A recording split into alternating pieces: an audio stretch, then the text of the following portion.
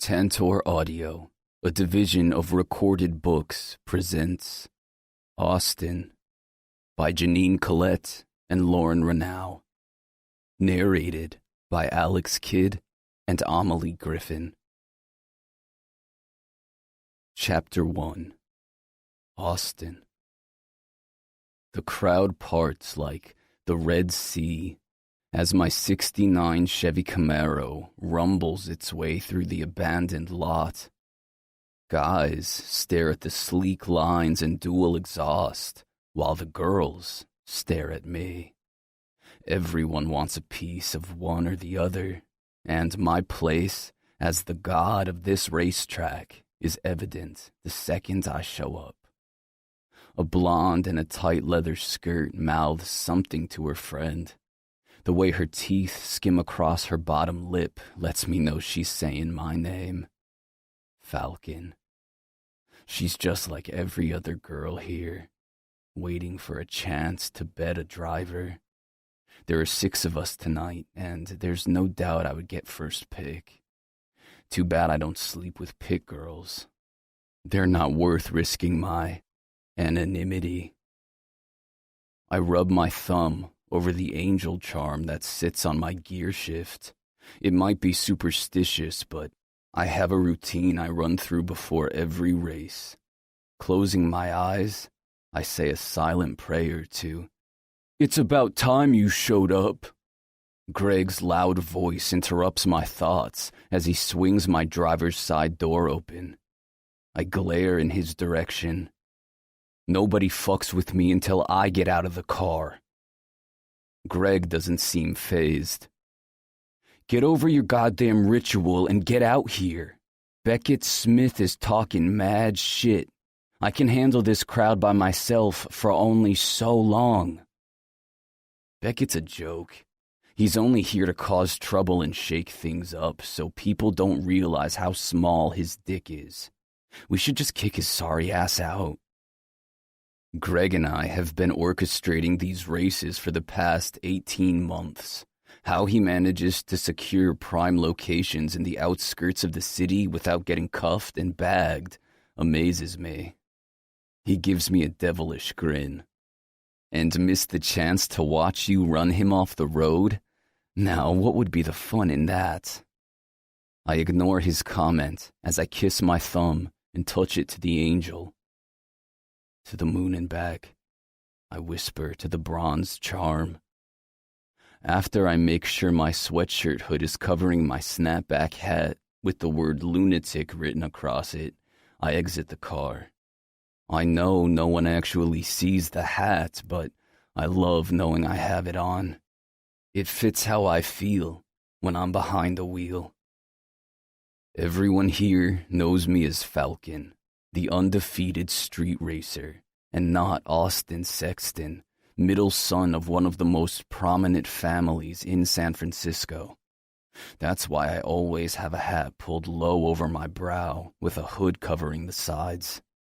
Luckily, the headlights of surrounding cars are the only lights in the area as Greg and I walk toward the pit.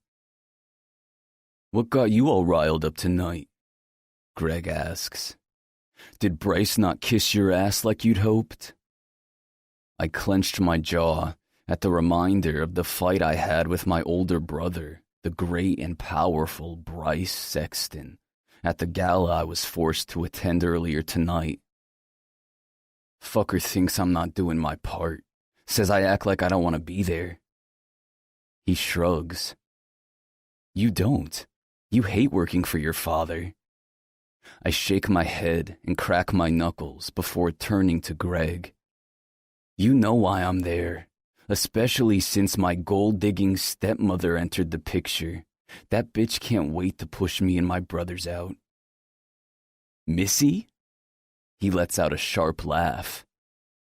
"When did Sex and Stilettos start selling papers?" "When she became a 25% shareholder of Sexton Media." Just the thought of my father giving half of his shares to that woman has me tightening my fist harder. It's all a disgusting insult to my late mother's memory. Maybe racing Beckett and winning will calm this firestorm about to blow inside me. We're approaching the pit, where Beckett is standing with a group of guys around his Mustang. I cross my arms and appraise his bravado. He's flapping his arms in a wild gesture while making a crying face. My blood was already boiling, but seeing him just lit it on fire. I stop and turn to Greg. What's Beckett been saying? He says Falcon can't handle him, and that's why he's not slated to race you. That you're... He makes a quivering gesture. Scared to lose. This isn't the place for that shit, and everyone here knows it. This is an invite-only event. Anyone who wants to race their car has to prove themselves at smaller venues around the area. When I find them worthy, an invitation is placed inside their car, along with an untraceable phone with only one number programmed to another untraceable phone. Mine. Greg might run this event, but I decide who's here, who races, and who has to go, never to come back. And Beckett Smith is about to get beaten and banned. I cross the dirt, get right up in his face, and point into his ugly mug, making everyone instantly shut up. You want to run your mouth tonight, or race? He turns in my direction and doesn't miss a beat. I'm here to race. Just wish you weren't chicken shit enough to go up against me. You're racing me tonight, I spit. Beckett stares at me, trying to act like he's tough, but I know he's not. Not so talkative now, are you? You're on, Falcon, he says in a mocking tone. It's about time someone showed you who's really boss around here.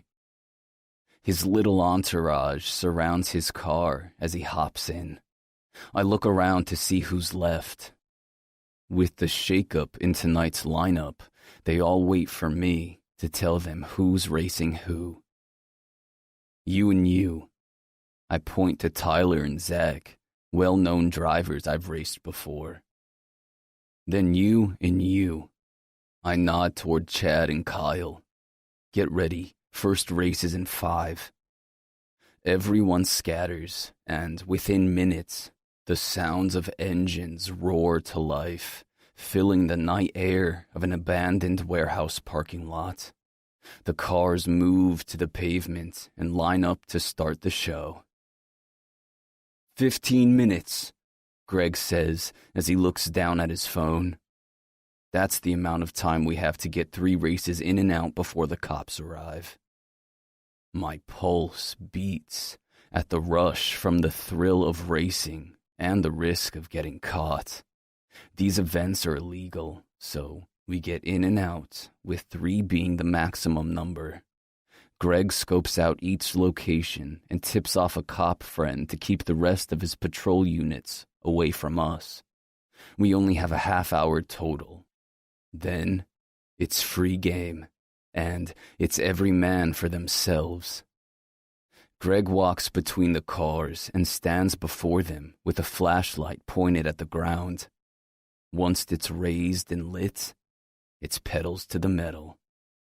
Tyler and Zach take off, and the mob goes crazy as we watch the cars drift in the pitch of midnight. We walk up to a chain-link fence and look out. All you see are taillights and the rumbling of a twin turbocharged big block reverberating from every direction. It's the sexiest thing you'll ever hear. Fuck me, Greg grumbles as he looks at his phone, his hand knuckle deep in his hair. Julie's here. I told her to stay at the apartment. You let your girl drive here? Where the hell is she? He's looking down at his phone, thumbing his texts. I don't know. She says she's by a freight container. Where the hell is there a fucking freight container? I gotta go find her before she ends up getting us all arrested. I curse under my breath. Go. Greg slams the flashlight into the chest of Tyler, who is coming out of his car after getting his ass handed to him by Zach. He looks like he wants to fight anyone who says a word, but thankfully, his gaze finds me first. I stand up a little straighter, nodding my head toward the second race, and make sure he knows it's not up for discussion. While Tyler acts as the race starter for Chad and Kyle, I make my way back to my Camaro and put on my helmet. This isn't just any muscle car. It's over 700 cubic inches of massive twin turbo muscle. I'll be hitting 100 miles per hour in seconds. When the race is over, I ready myself for the match with Beckett, who creeps up to the starting line inches at a time to make sure our front ends are perfectly aligned.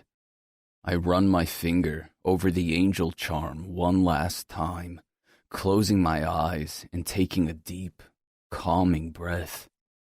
When I open them, I turn my head to see Beckett make the sign of the cross down his forehead and over his chest.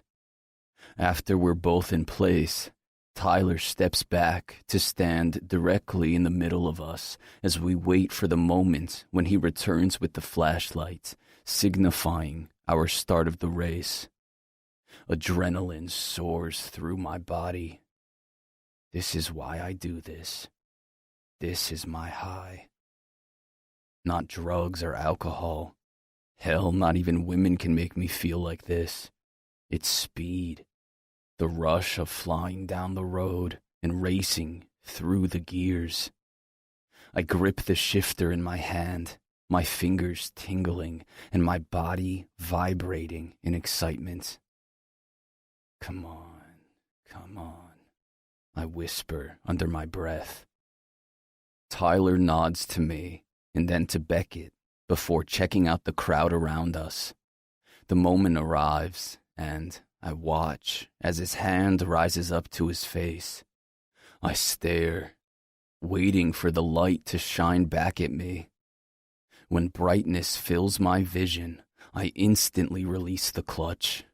My car jolts forward, and my head slams against the headrest. It takes a second to realize Beckett's not racing. Confusion stumbles my mind as I question what I saw. I know I saw a fucking light. I know it. I slam on my brakes. My eyes drift to the rearview mirror to see Beckett still at the starting line and everyone else is frozen in place. I throw my car door open. What the fuck? Tyler's eyes are big when Beckett hops out of his car. You jumped. I win. Beckett yells while pointing at me. I did not jump. That light turned on and I went. Are you saying it didn't go on, Tyler? It did, but... He lowers the light toward a group of people, the same way he did at the start of our race. Why the hell did you point the light toward the crowd? I stomp my feet to the pavement with each step I take, trying to relieve my frustrations so that I don't kill him with my bare hands.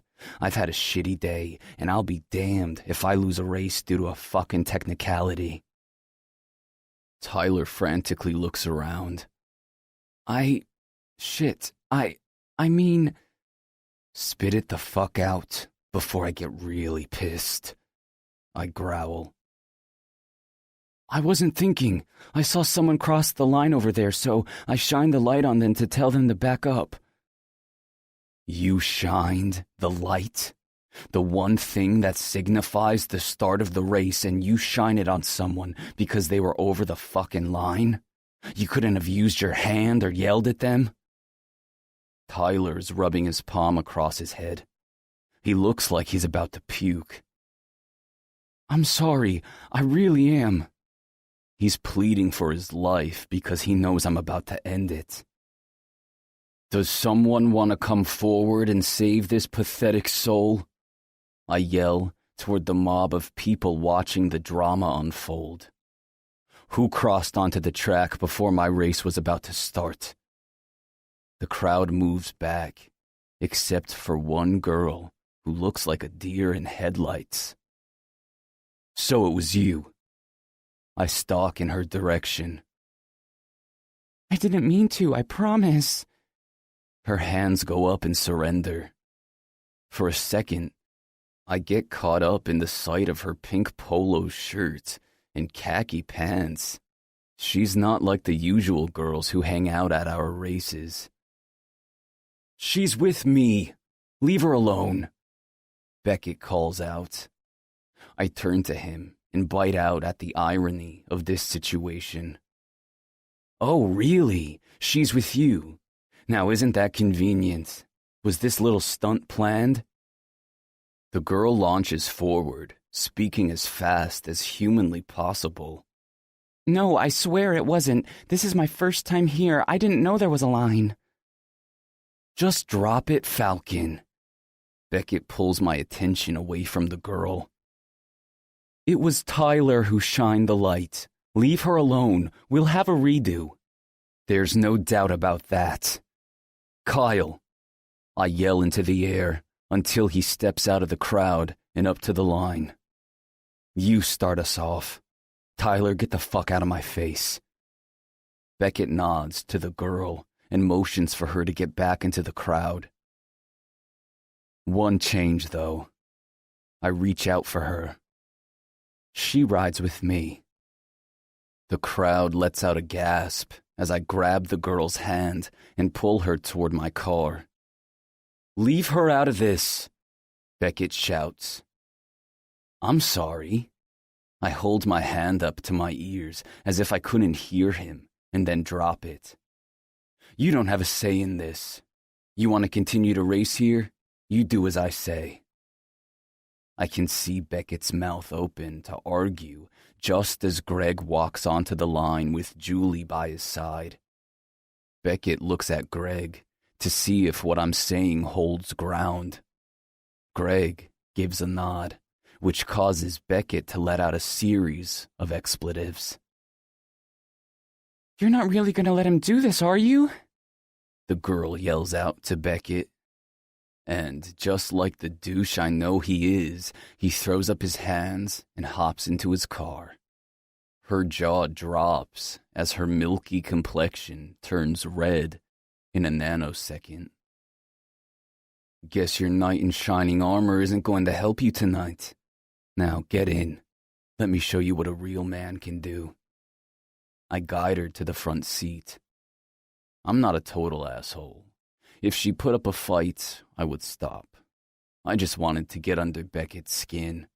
But there's something about the way she opens the door with determination and falls into the passenger seat of my car that makes me wonder if she's secretly thirsty for this race. You might want to buckle up for this. I slam the door once she's secure. After I enter on my side and close the door, I take my helmet off and quickly put my hat and hood back over my head. I hold the helmet out to her, trying to ignore the way she smells like a sweet peach. Put this on. She looks at it like I just handed her a tablet of acid. So now you care about my safety? Put it on and shut up. I drop the car into reverse and back up to the line. Oh, and I'd hold on if I were you. After putting the car into neutral, I rev the engine, causing the metal to shake, sending vibrations up my spine. She lets out a little squeak as she slides the helmet on. I try to ignore how adorable it sounds and get back in the zone. I briefly close my eyes, clearing my mind and preparing for the race. With my hands tightly gripping the shifter, my right foot hovers over the brakes while the other presses the clutch. Seconds tick away as Kyle walks to his place in front of us. After nodding to each of us, his hand rises, and it's on. The light shines bright, and I slam on the gas. My tires spin for only a second before I speed down the quarter-mile to where another flashlight lies on the ground. My body becomes dense in my seat. My heart and lungs feel light as air when the speedometer hits 120 miles per hour. It's a blast of euphoria as I cross the finish line. One I can only assume is synonymous with taking a hit of your favorite drug. 11 seconds are all it takes for me to win the race with not just one, but 2 car lengths ahead of him, even with his girl as added weight in my vehicle. There's a thumping sound as I slow the car down. It takes a second too long to realize it's the girl's helmet as it hits the passenger window. I'm glad as hell I made her put that thing on. I fist pump my hand as I scream out my release, only to hear the sirens in the distance. "What's that?" Beckett's girl asks. I drop the car back in gear. That's our cue to leave. "Don't you dare." She starts to argue, but there's no time. I take the back road around the warehouse and onto the side streets that lead away from the highway where the police would be coming in. My foot is lead on the gas as I move us through the Lower Bottoms neighborhood in Oakland. "Stop the car," she shouts as she grasps the oh shit handle above her window. I run through a red light. No can do, sweetheart. This is a do not pass go, do not collect $200 moment. "Great, so I'm gonna die at the hands of a guy who makes Monopoly references."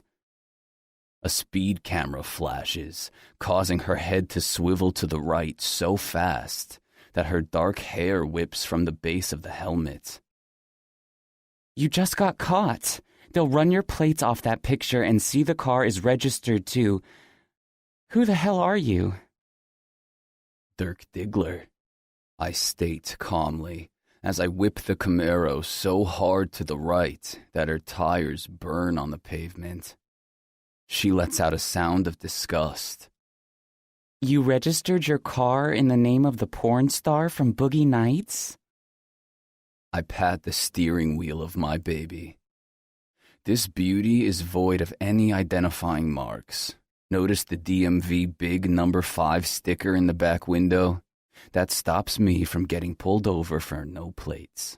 I can do whatever I want, wherever I want, and no one will know who did it. Something about my comment must really tick her off because she starts kicking her feet, banging them on the dash while her fists pound the roof. She's screaming as loud as she can, which is really fucking loud. "Stop the car! Stop the car! Let me out!" I can't just pull over. She yanks on the handle, trying to open the locked door. When her hand moves to unlock it, I jerk to the curb and step on the brakes, causing us to lurch to a stop. "Are you crazy?" I yell. She flings her door open, making my dome light beam bright in the otherwise darkness. We're in a shit part of town, and if I were a total prick, I'd tell her to walk home. But I'm not, so I can't. I open my door and turn to her, resting my hands on the roof of the Camaro. "Get back in the car. I'll drive you back to your prick of a boyfriend." "No, thank you. I don't want to be in this car for one more second." She removes the helmet and tosses it on the seat. When she rises, the light of the overhead street lamp flickers on, illuminating down on her. I was going to say something, but my mind has gone completely blank. She's looking at me with these hazel eyes that are wild and vibrant, glowing in stark contrast to her long, dark hair. we're having a virtual standoff across the roof of a car. Me staring at her, and her glaring directly back at me. Fuck. Chapter 2. Jeannine. I wish I could laugh at the ridiculousness of this guy as I watch him fumble with his hat and the hood of his oversized sweatshirt. This whole Eminem 8-mile routine has got to end because his need for being incognito is freaking me out. Either he just got a bad haircut or he's on America's Most Wanted list. And I'm not gonna stick around to find out.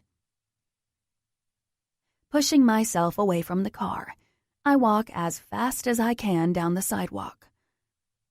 My heart is beating 1,000,000 miles a minute as my breath desperately tries to keep up with its erratic pace. "Get back in the car," he shouts. I quicken my pace. I'm not getting back into that death trap. How the hell did I get into this mess? Oh, that's right. Beckett. How dare he not fight for me? He gave up and allowed this guy to practically throw me in his car. I pull my phone out of my back pocket and tap on the Uber app. I don't know where I am, but thankfully GPS does. Based on the amount of graffiti on the sides of the buildings and the man I just passed, smoking from a questionable-looking pipe, I can only assume we're in the ghetto. And, as it turns out, I'm not getting reception in the outskirts of Oakland. Damn it, I curse, as the little icon roams in a circle, trying to connect me to a driver. I raise my hand in the air, as if that will miraculously connect me to a signal. Heavy footsteps jog after me, followed by Falcon's deep voice in my ear. I'll bring you home. I'll drive the speed limit. Just get in the goddamn car.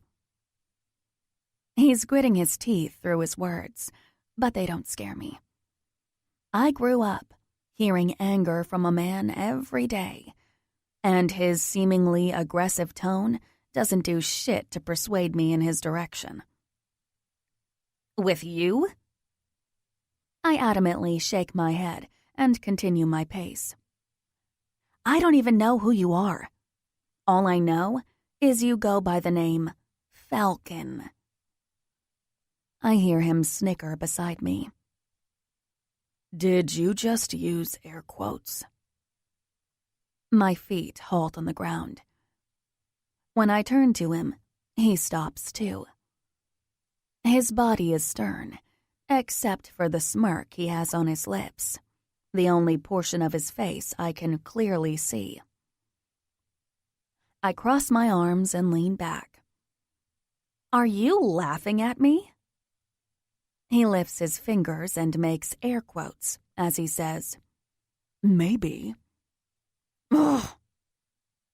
I throw my hands up and continue walking, my legs trembling as I wrap my arms around my body to control the blast of coldness rushing through me. I jump when he charges forward, blocking my path. You're coming down from the adrenaline rush. That's why you're shaking. I look up at his tall, 6'2" figure. I'm no slouch, but his presence is the type that would make most people feel small. Most people. Not me. I'm just cold. Sweetheart, it might be the Bay Area, but look around. There's no fog tonight. The deep baritone of his voice sends a chill up my spine. Says the guy wearing a sweatshirt, I counter. He takes a step closer. I bet your fingers are tingling in a way you've never felt. His words make me stretch them out in defiance. And you have to keep straightening your posture because you feel like, if you don't, you might trip and fall from the shakes. He leans in even further. His breath is hot on my skin. You keep rubbing your arms like you're cold, but really, it's the blood flow rushing back in. I hold up my hands in protest. You can just stop right there. Because you know I'm right. He grins, and it makes me want to smack him. No, because I don't want to hear your voice anymore. But I want to see your face. No. He takes 2 steps back. Are you a felon? Only serial killers hide their faces as much as you do. And don't tell me it's because of the street racing, because no one else was being so secretive. I point to his car that's sitting on the dirty gray street, like it has a neon sign above it that says, "Steal me." Oh my God. Did you steal that car? His jaw twitches. Baby, I don't need to steal a thing. His use of the word baby is purely condescending and laced with a cockiness that can only come from having money. If you're so well off, then you can afford to wear something that fits. I nod to his black sweatshirt. You look ridiculous. You wore khakis to a street race. Let's not discuss fashion choices right now. Oh, so you'd prefer the bimbos in leather? As a matter of fact, yes, I do. Instead, I'm stuck here with you. So you will get back in the fucking car, because regardless of what you're wearing, you're live bait out here. You think you're scared of me?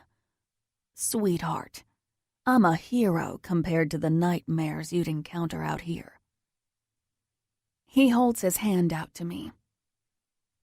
If I didn't know better, I'd think he was genuinely concerned for my safety. Damn it, he's right. And I hate it. I can't give in that easily, though. I stand my ground, leaning back on my heels and crossing my arms in defiance. Show me your face. He lets out a long groan and punches into the air while turning around and yelling under his breath. You exasperating woman. I tap my foot as I wait for him to do as he was told. A car playing obnoxiously loud music slows down at the sight of the Camaro. It inches by before taking off. After staring at it drive away, he turns his attention back to me, probably wondering when I'll give up this game of chicken. Little does he know, I never lose. Seeing he's not going to oblige me, I continue my walk away from him, holding up my phone again in search of some damn reception. Fine, I hear him call out behind me. I turn as he places a hand on his hood. I don't know why I'm doing this. I should just leave you here, alone. He bows his head as he pulls the fabric back, removing his hat and shaking out his brown hair. It's sticking up a bit, where he has a cowlick, and the way it falls on his forehead is kind of endearing. It's not long, per se, but it has just enough length to become unruly when not styled. He straightens his back and squarely looks at me, showing me his face. And damn if it's not one of the best-looking faces I've ever seen. A square jaw with a 5 o'clock shadow, accenting sharp cheekbones and a straight nose. His brows are dark and arched to follow the curve of almond-shaped eyes. And When he looks back at me through thick lashes, it's the dark blue eyes that make my breath hitch. He must notice my reaction because he squints at me, questioning my thoughts.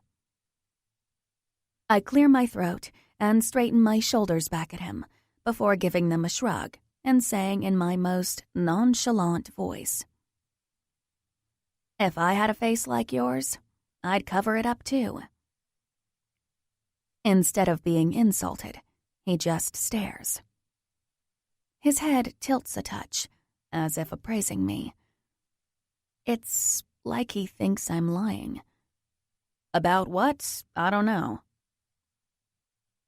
As I make my way back to his car, a group of men turn a corner behind him.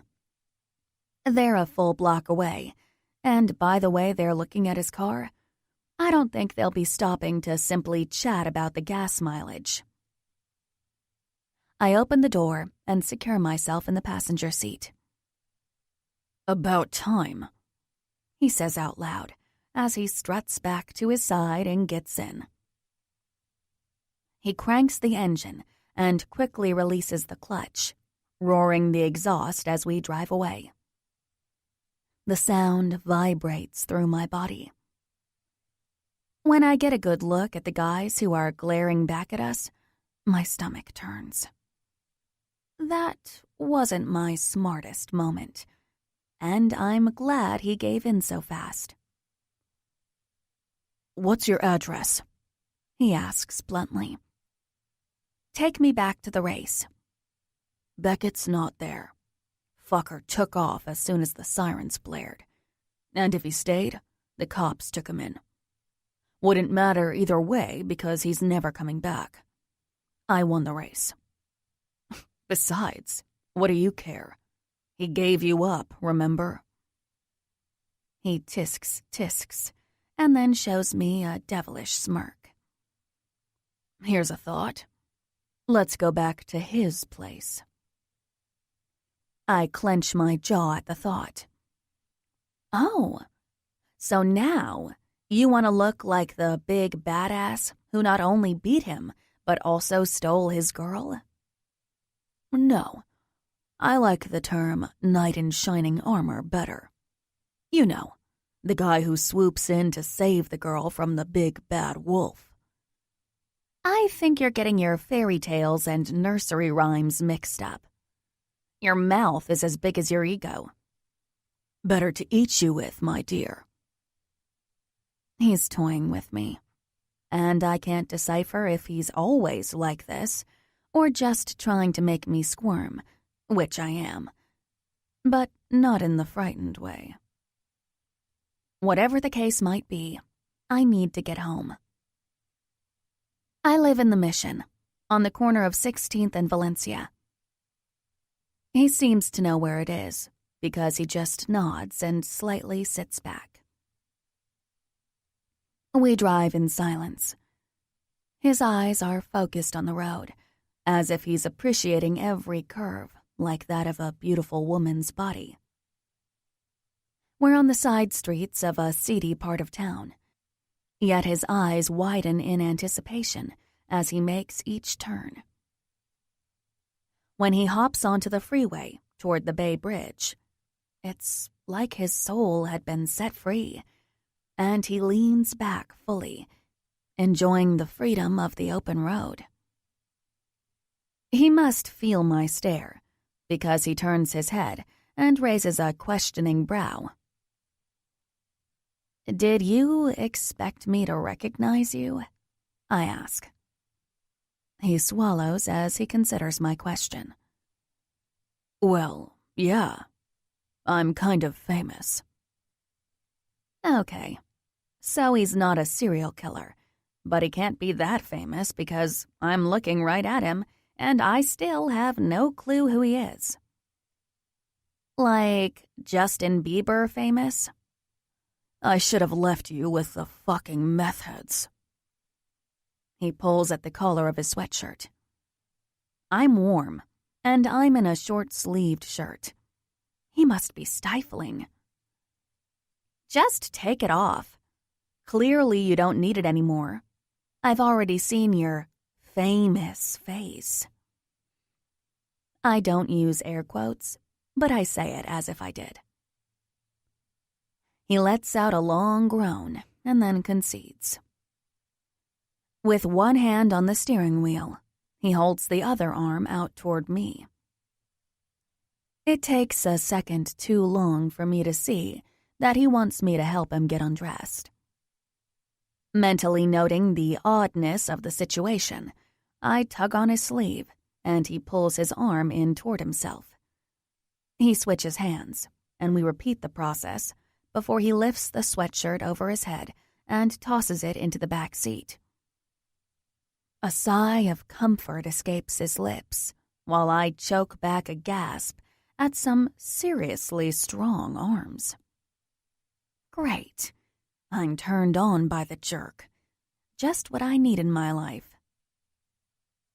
Like what you see, he says. I have to clench my jaw to fight my body's reaction. I give my head a little shake as my eyes fall to the Foo Fighters t-shirt he's wearing. I'm a huge Dave Grohl fan, I say, trying to find some type of normalcy for the remainder of the drive. He leans forward and taps his iPhone. His speakers roar to life with the opening chords of Everlong by the Foo Fighters. This is one of my favorite songs, but only when it's played acoustically, which is what he just happened to put on. Figures. You have good taste in music, I say nonchalantly as I sit back in my seat. His lips tilt up in a slight grin. Only this version, though. Did you hear it when they played it on Howard Stern? I hate that he knows that. I don't want him to be someone I have common interests with.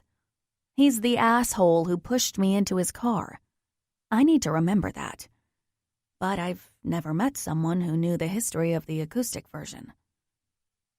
In any other situation, I would be totally turned on and excited to open the conversation about other music trivia. But I bite my lip and only respond with, yeah. As it turns out, we have a lot of the same music tastes. Our iTunes accounts could be synonymous, and we listen in ease as we sail toward the city. The bright lights of San Francisco against the blackness of the bay draw closer with every song.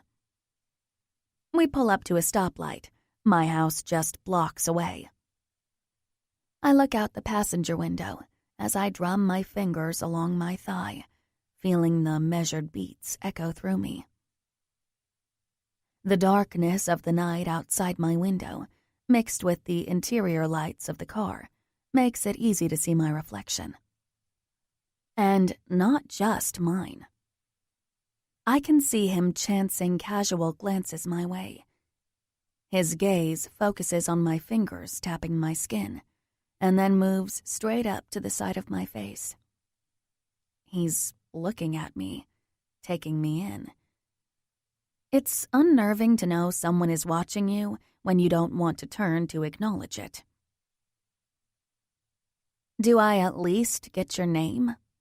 I ask as a way to break the spell. In the glass, I watch as his mouth opens and then closes. Do I get yours? I turn to him in surprise, realizing I never gave him my name either. He drops his gaze and refocuses back on the road. I guess we'll just leave it at that. Names don't matter because I never plan on seeing you again, he says. I fight the unwelcome sting his words leave in my eyes and point to the corner nearest my building. Here is fine. I'm not leaving you on some street corner. And I'm not showing you where I really live. He forcefully breathes out his nose and shakes his head. Okay then. Here you are. I'll see you around, Pile. Pile? What's that supposed to mean? Seems pretty fitting, considering how you got into my car in the first place. I take in a sharp, insulted breath. With a clench of my jaw and a grunt, I swing my door open and jolt out on wobbly feet. Thanks for the ride, Falcon. You can sure as shit believe I threw in some air quotes. Wait. Eva dramatically holds out 2 hands as she takes in the story I just told her.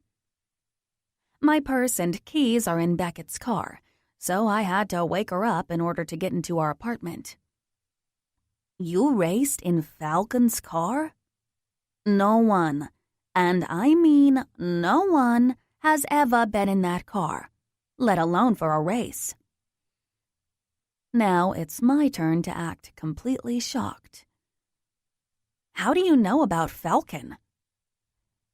Eva and I have been friends for years and roommates for the last 2. While her ability to know everything about everyone astonishes me, I wasn't quite prepared for her to be well-versed in the world of underground street racing. Remember that guy, Russell, I dated for like 6 weeks last summer? He used to go to those races. That Falcon guy is a legend. My eyes roll so far up into my head, I think they might freeze there. Ugh, I'm so sick of hearing about how he's some god. That's all Beckett kept talking about on the ride to that stupid race. Why is everyone obsessed with some douche in a Camaro? She climbs on my bed and sits on her knees, excited to tell me what she knows. He's so secretive about everything. Only a few people even know who he really is. I hear talk that he might be a famous actor or a politician's son or something. He's not anyone I recognized. You saw him? She yells in disbelief. No one has ever fully seen him. He hides under that hat and hood, so you can only get glimpses of his face. I pull my eyebrows together at how absurd that sounds. Yeah, I demanded he take his ridiculous lunatic hat off, and I saw him as clear as day. The bed shakes as she bounces up and down, eager for the info. So, who is he? I don't know. Some prick who demanded I get in his car and then threatened my life with his driving. Stop it. She hits my shoulder and then tosses her long black hair over her own. You needed to be manhandled like that. Don't deny it. I let out a little groan at her. She's right. I might have been scared while it was happening, but no matter how much I try to fight it, tonight was definitely the most exciting night of my life. I close my eyes, only to relish the rush of sitting in that car, waiting for the flick of a flashlight to determine my fate. When it went off, it was wild, terrifying, and awakening. My stomach dropped as Falcon took us from 0 to 60 in what felt like a second, making my body ripple with fear. I gripped the seat, digging my fingernails into the worn leather. Every second had me praying for my life. Yet, when it was over, I had an odd sensation of loss. I've never been so terrified with so much adrenaline rushing through me. Everything in my body was on fire. Yet, when he stopped, all I could think of was how to get out as soon as possible. I'm a walking contradiction, but I blame Falcon. My phone vibrates from my back pocket, making me open my eyes and pull it out. Beckett's face fills the screen. Eva is staring at me with raised brows, pulling her hair back in a ponytail as I answer the call. Seriously, Beckett? I could be dead in a ditch by now, I say, as soon as I hit accept. Where are you? His voice is laced with concern. Too bad he's about an hour too late. Not in a ditch. His breath is ragged on the other end. I shouldn't have let him take you. That's the understatement of the year. He only pulled that shit to prove a point. If I fought for you, it would have gotten ugly. Better for him to think you're just some girl I hook up with, 'cause if he knew who you really were, he might have done much more than make you go for a drive. It was the right thing to do. No, Beckett. Making sure I was safe with you would have been the right thing to do. It was probably for the best. If you were on the sidelines, I wouldn't have been able to get to you when the cops came. I should have been with you, I yell, pulling my hair at the base of my scalp. God, why did you let that prick boss you around like that? The way you had talked shit about him behind his back had me believing that he was your bitch, not the other way around. Way to kick a man when he's down, Shay. Way to bail on me, Beck. Eva whistles through her teeth at my tone. Even though I'm royally pissed at him, I know he doesn't need my grief right now. Beckett has so much going on in his life, and these races give him a reprieve.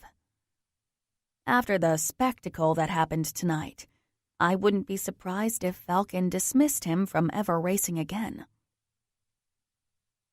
I can hear Beckett breathing loudly on the other end. I fucked up. I know, I make the wrong decisions. His downtrodden attitude hits me right in the gut. It's from the way he grew up, always being told he wasn't enough. Beckett goes from being on top of the world to beating himself up in seconds. You're just trying to find your way. We all are. I sigh, slumping on my bed in defeat. He lets out a sarcastic laugh. Easy for you to say. You're on the road to success. Are you ready for your new job tomorrow? No. I let out a soft laugh. I only got the call on the way to tonight's race that I was hired for an executive assistant position. That's what you get when you work with a temp agency. Jobs in print media are hard to come by these days, and I'll take whatever I can get. I'm not ready, but I will be. You should know that about me by now. That a girl. So, you're okay? His question sounds more like, are we okay? Yeah. Eva was home, so she let me in. I need my bag, so you owe me breakfast tomorrow. Early. I don't want to be late on my first day, I demand. Deal, he says. And kiss the Latina princess for me. I owe her for taking care of you tonight. I wink at Eva, who is listening in on the conversation. The three of us say our goodnights before I hang up the phone and plug it into the charger on my nightstand. Eva slides off the bed as I pull down my covers. He leaves you in the hands of a stranger, and you forgive him on the first apology? I have to. I sigh as I start to remove my pants, getting my pajamas on. You know the hell our dad put him through. I'm all he's got. She gives a nod in understanding. You're too good. She walks to the door and leans on the frame, her head tilted to the side. Do you think you'll see Falcon again? I tuck my shirt over my head. Most definitely not. Too bad. I bet he's a great lover. I pause, confused. Now, why in the world would you think that? Her lips spread wide as her brows rise and fall wickedly. Don't lie. You think so too. I pick up a pillow and throw it toward the doorframe as she walks away. It's easier than telling her she's most likely right. Chapter 3. Austin. Good morning, Mr. Sexton. Martin, a security guard, greets me as I walk through the 2-story lobby of marble and granite. The word Sexton is in bold black letters on the wall behind the security desk, letting anyone who enters know who owns this place. I pass through the turnstile without having to swipe a badge, and when I get to the elevator bank, an attendant waits to push the call button. Once the elevator doors open to the 22nd floor, and Stephanie, my assistant, is waiting with a portfolio in one hand and a large coffee in the other. It's our Friday tradition.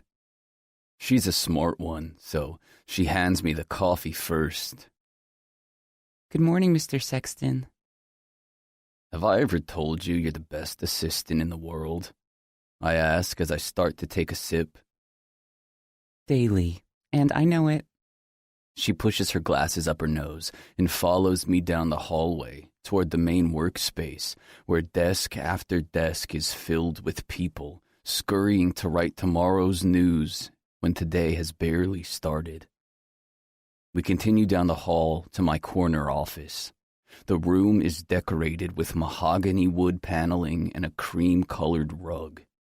The floor-to-ceiling windows at the far end have a fantastic view of the Golden Gate Bridge and, my favorite, Alcatraz. When I look at it, I hear Sean Connery's deep brogue in my head.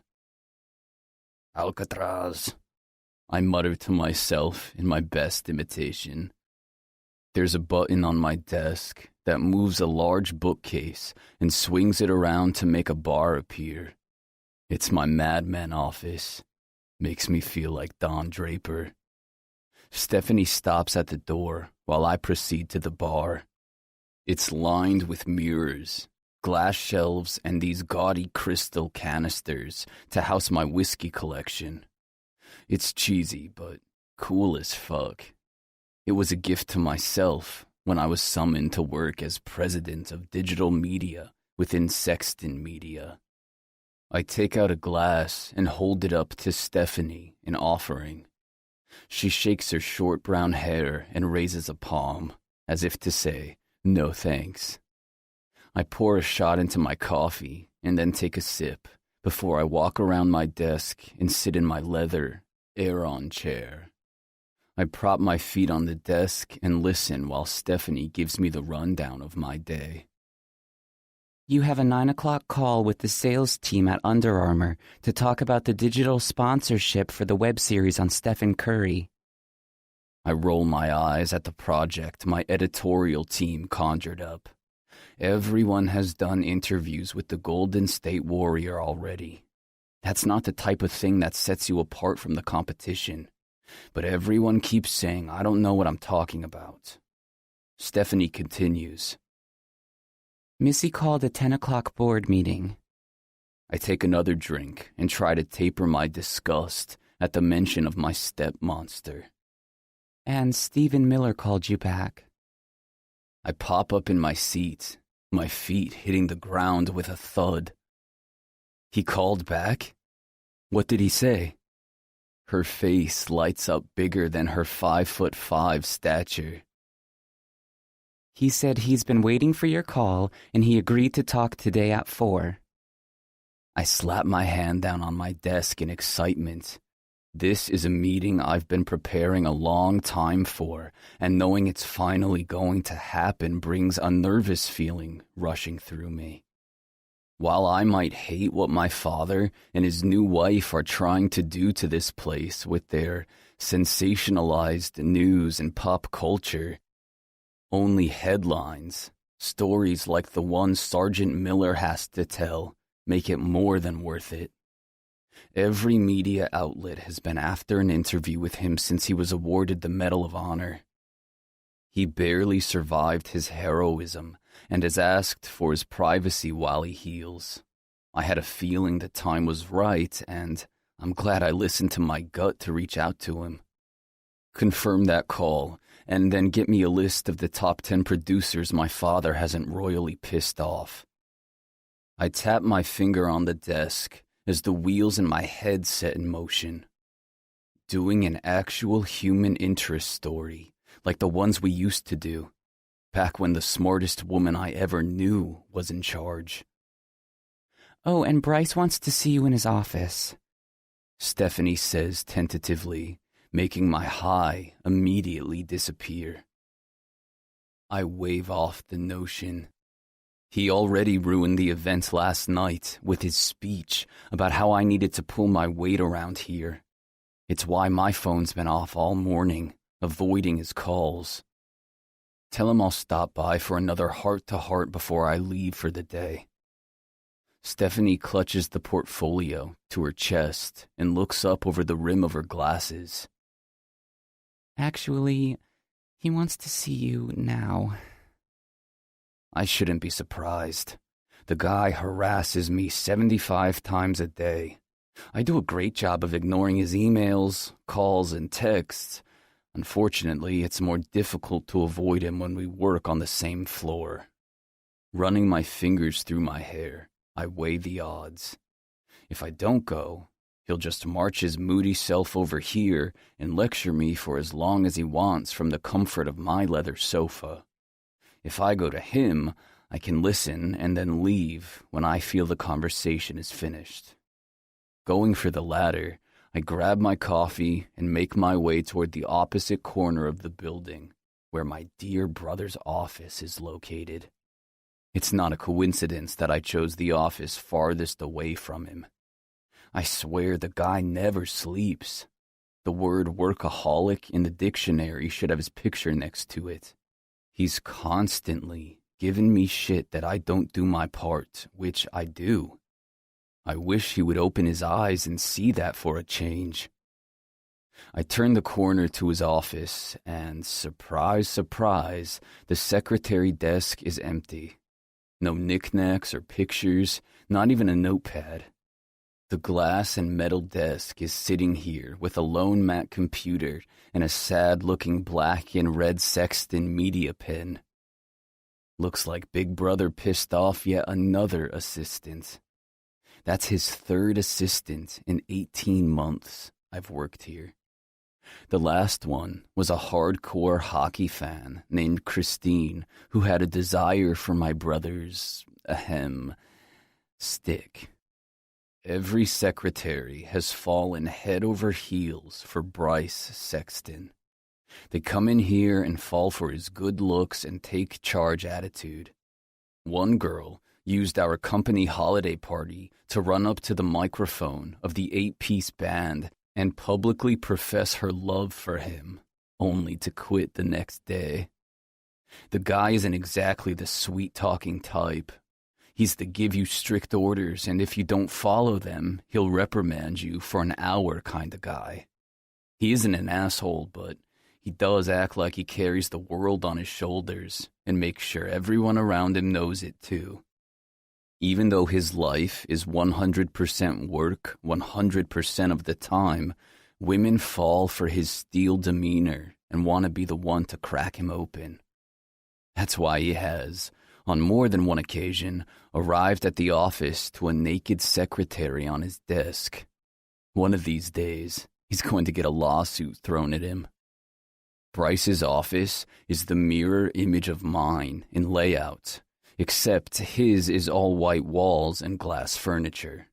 He doesn't have a bar, but I know for a fact that he has a couple bottles of Johnny Walker Black hidden in his bottom drawer on the right side of his desk. I was half expecting you to avoid me today, he says, without taking his focus off his computer screen. If I'm one thing, it's accountable. Bryce looks up at me, with those dark, cold eyes he inherited from our father, and shrugs in agreement. That's about as much of a compliment as I'll ever get from him. I walk over to the conference table and take a seat at one of the swivel chairs. The wheels roll back as I fall into it. I see him give me his signature look of disagreement, chin down as he glares at me over the rim of his glasses. You can always tell when he's had a shitty night by the way he can't get his contacts into his dry eyes the next morning. Adjusting my tie, I say with a snicker, "I see your assistant list today." New one starts this morning. She's down in human resources getting an ID card. We need to talk about something important. Please tell me it has something to do with you needing a new assistant, because I love to hear when you make a mistake. Funny how you like to make jokes about my sex life when you've been with women I wouldn't touch with a 10-foot pole. I squint my eyes at him, hating that he knows so much about me, including who I lost my virginity to. His office phone rings, and he answers without caring that I'm sitting here, waiting for the one-on-one meeting he summoned me here for. Frustrated, he's putting me off when he demanded I be here. I lean as far back in the chair as it will allow, testing it to see just how low it will go before I fall back. "Yes, Missy." He grimaces, taking his glasses off and rubbing his eyes with the back of his hand. "Austin is here. We'll both be at the meeting." He sighs into his phone. When I push further with my feet, the front wheels of the chair lift slightly off the ground. "We'll discuss your new plan then." He's rubbing his forehead with his thumb and pointer finger, the aggravation palpable. I don't know why he entertains her as much as he does. Between me, him, and our younger brother Tanner, we have an equal share in half of this company. 16.67% each, to be exact, while she and Dad share the other half. With my arms up, I try to free fall back, but the damn chair doesn't budge. Instead, it catapults me straight up, interfering with my desire to cause havoc in any way I can. He hangs up the phone, and I know he's going to discuss Missy, but I don't have the patience for that this morning. Instead, I point toward the door where the assistant will sit. Is she hot? Bryce growls at me. It's her first day. So? He rises from his desk and gives me a pointed glare. I just met her an hour ago. The temp agency hired her. He walks away from his desk and into his private bathroom, leaving the door open as he adjusts his tie. He looks so much like our father did at his age. Dark hair over a serious brow and square jawline. He never misses a shave or a morning at the gym. And at 6'3", he looks like he can conquer the fucking world. Except for me, of course. I call dibs on banging your new assistant, I shout out. I'm fucking with him. He knows I don't date women who work for us, but I'm trying to point out that he shouldn't either. His deep voice booms from the bathroom. You can't call dibs on my secretary. Why? You want to crack at her first? I hear that didn't go so well for you in the past. Bryce walks out of the bathroom, his jaw clenched and his fists balled tight. Can we please discuss the issues at hand and not what your actual hand will be doing when you don't get in her pants? I grin. It's on. You know I love a challenge. Bryce shakes his head as he reaches for a folder off his desk and slams it on the table in front of me. Bolton Energy is shopping for ad space. They're the biggest residential solar energy company in the world, and everyone from NBC to Amazon is pitching them for placement. I lift the colorful file off the glass table and thumb through it. I've seen their ads before. They usually feature a family of 4 having dinner in their home that's completely run on green energy. I notice an article about water recycling and how they've developed a cost-effective machine that can be installed on any home boiler. It's an amazing company, but I don't see how the content we're providing is something they'd want to invest in. I don't even try to hide my dismay for where the company our mother built is heading. Since Dad gave Missy a position in the company, our content has been a far cry from the down-home roots we used to have. Now that she's part owner, I can't even imagine what she'll do. Bryce runs a hand through his dark hair, my comment aggravating him, to say the least. No shit. That's why we need to restructure and get the content back on track. If you didn't dick around so much and actually helped run this company, I wouldn't be going head to head with Missy on a daily basis and losing every fucking time. Here we go. The conversation we keep on coming back to. I jolt up from the seat and get eye to eye with him. Tell me how you really feel, I spit out. It's time you grew the fuck up and started pulling weight around here. I can feel my jaw protruding through my skin with how hard I'm clenching my teeth. We are one wrong move away from losing this company. Dad and Missy are going to sell it piece by piece to the highest bidder unless you get your shit together and fucking help me. The notion of our family business being sold shocks me. Not that I don't think my father and stepmother would try. Neither of them cares about Sexton Media. All they see are dollar signs, and this company is worth a pretty penny. My brow furrows as I try to figure out what in the world Bryce is talking about. They can't do that.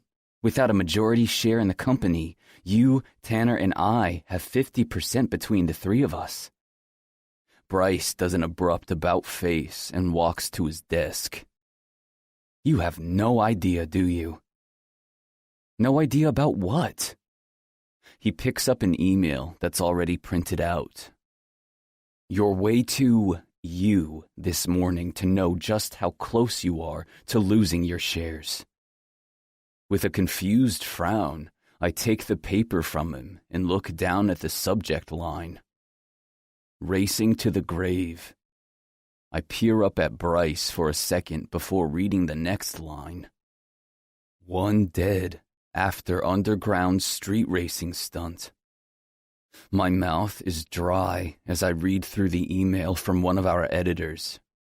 It seems that, after the police showed up last night and the mob dissipated, a driver plowed his car headfirst into a freeway underpass as he tried to get away. I look at the name of the victim. Tyler Renshaw. My stomach drops, and I feel like I'm going to be sick. Last time I saw the guy, I was screaming at him for shining the light and giving us a false start race. Now, he's fucking dead because he was just trying to get home. I try to control my emotions as I look back at Bryce. He doesn't seem to be affected by my reaction to the article. Turn your phone on. I bet Greg's been trying to get a hold of you all morning. He stands behind his desk, resting his palms on the table, towering over me. Our own newspaper is running with that as their lead story tomorrow.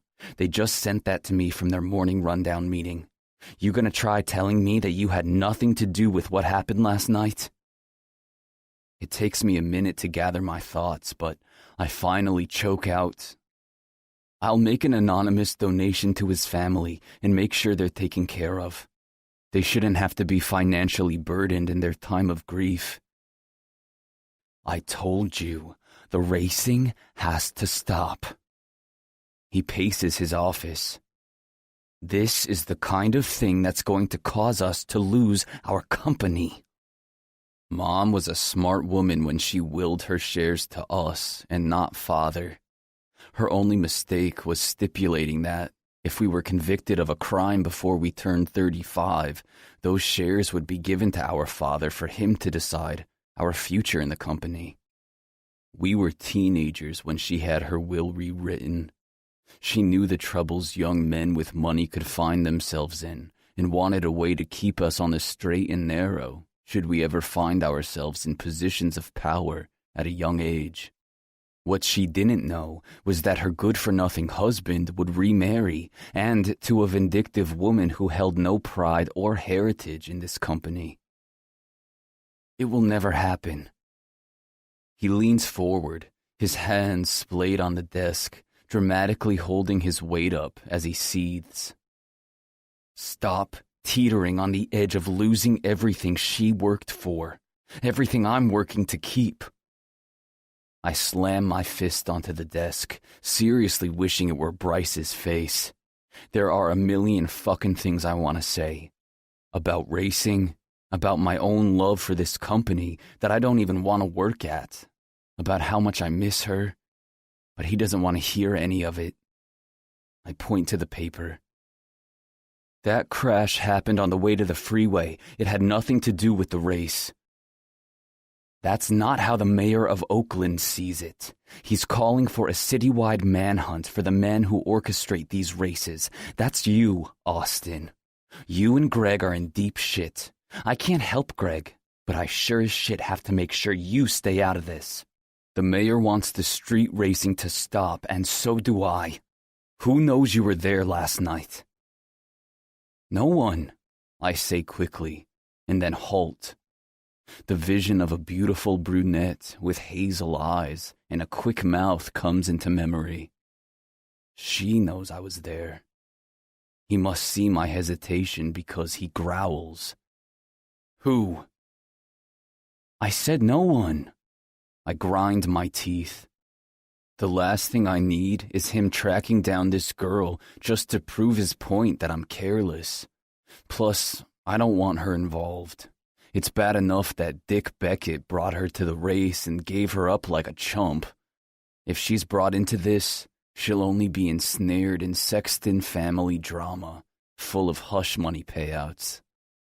Not that I should care about her. She was a royal pain in my ass. I had to beg multiple times to get back in the damn car when she'd rather walk up and down the crime-ridden streets of Oakland by herself at night. She might have seen my face, but judging from her reaction, she had no idea who I was. She's probably forgotten what I look like already anyway. I'm about to open my mouth and tell Bryce he has to mind his own goddamn business when his office door opens and the room suddenly fills with the overpowering aroma of peaches. Normally the smell stems bad memories through my body, but for the first time, other things are coming to mind. A woman's voice says from behind me, Oh, excuse me, I didn't realize you had company. Bryce waves the woman in. Come in. Now's as good a time as any. Just please knock next time. I was finishing up a conversation with my brother. Austin, meet my new assistant. I'm sorry, I've forgotten your name. I let out a laugh at the level of pompousness my brother has reached. Well, my brother might not have the decency to remember your name, but I turn around to shake hands with his new assistant and come face to face with her. I hit the proverbial brakes. Hard. My words fail as my heart slams right into my chest.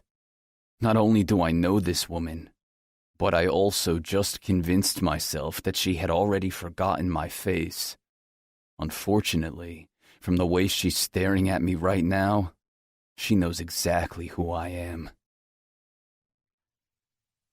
Chapter 4. Jalen. There is no way I'm seeing this. I blink a few times in utter disbelief. How is the guy who forced me on a wild ride last night standing in front of me right now? He looks the same, yet so different. His dark, wavy hair is styled back, And instead of jeans and a hoodie, he's wearing a navy blue suit that was obviously tailored to mold his muscular shoulders and wrap around his tapered waist.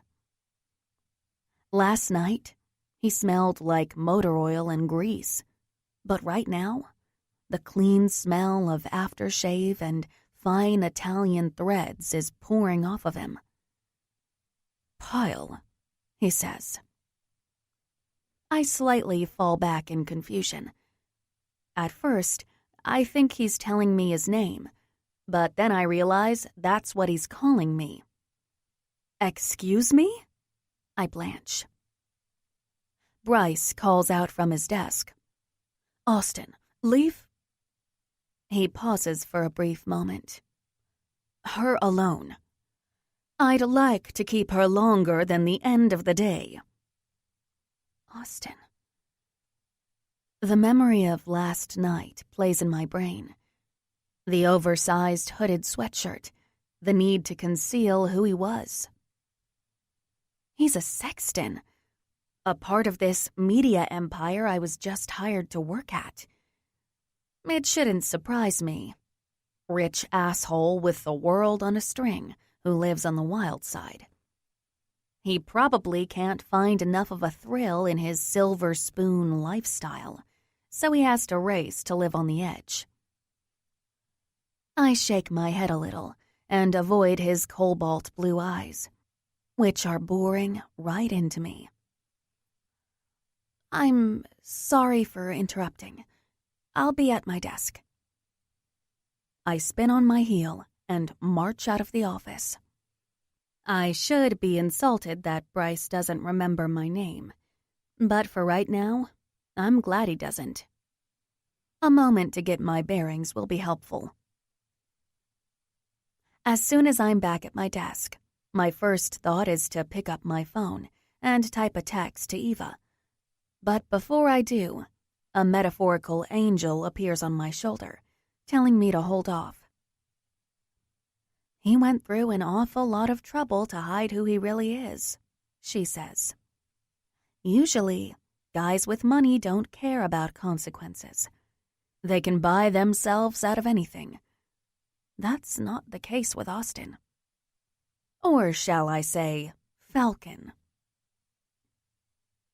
At the same moment, a little devil appears on the opposite shoulder. Last night's race ended tragically. Falcon's carelessness with these races puts innocent people in jeopardy. The angel hits me in the head with her wand. People like Beckett, who willingly go there. And shall I remind you, Jeannine, that you begged him to take you last night so you could see what these races were all about? I stare at my phone and chew on my lip. The little angel wins. I hate that little angel sometimes. I turn on my computer, familiarizing myself with Bryce's schedule and going over the reading human resources asked me to complete by lunch. Of course, I can't concentrate on a damn thing because I'm dying to know what is being said behind that door. Does Bryce know his brother races? Is Austin telling my new boss that I was at the race?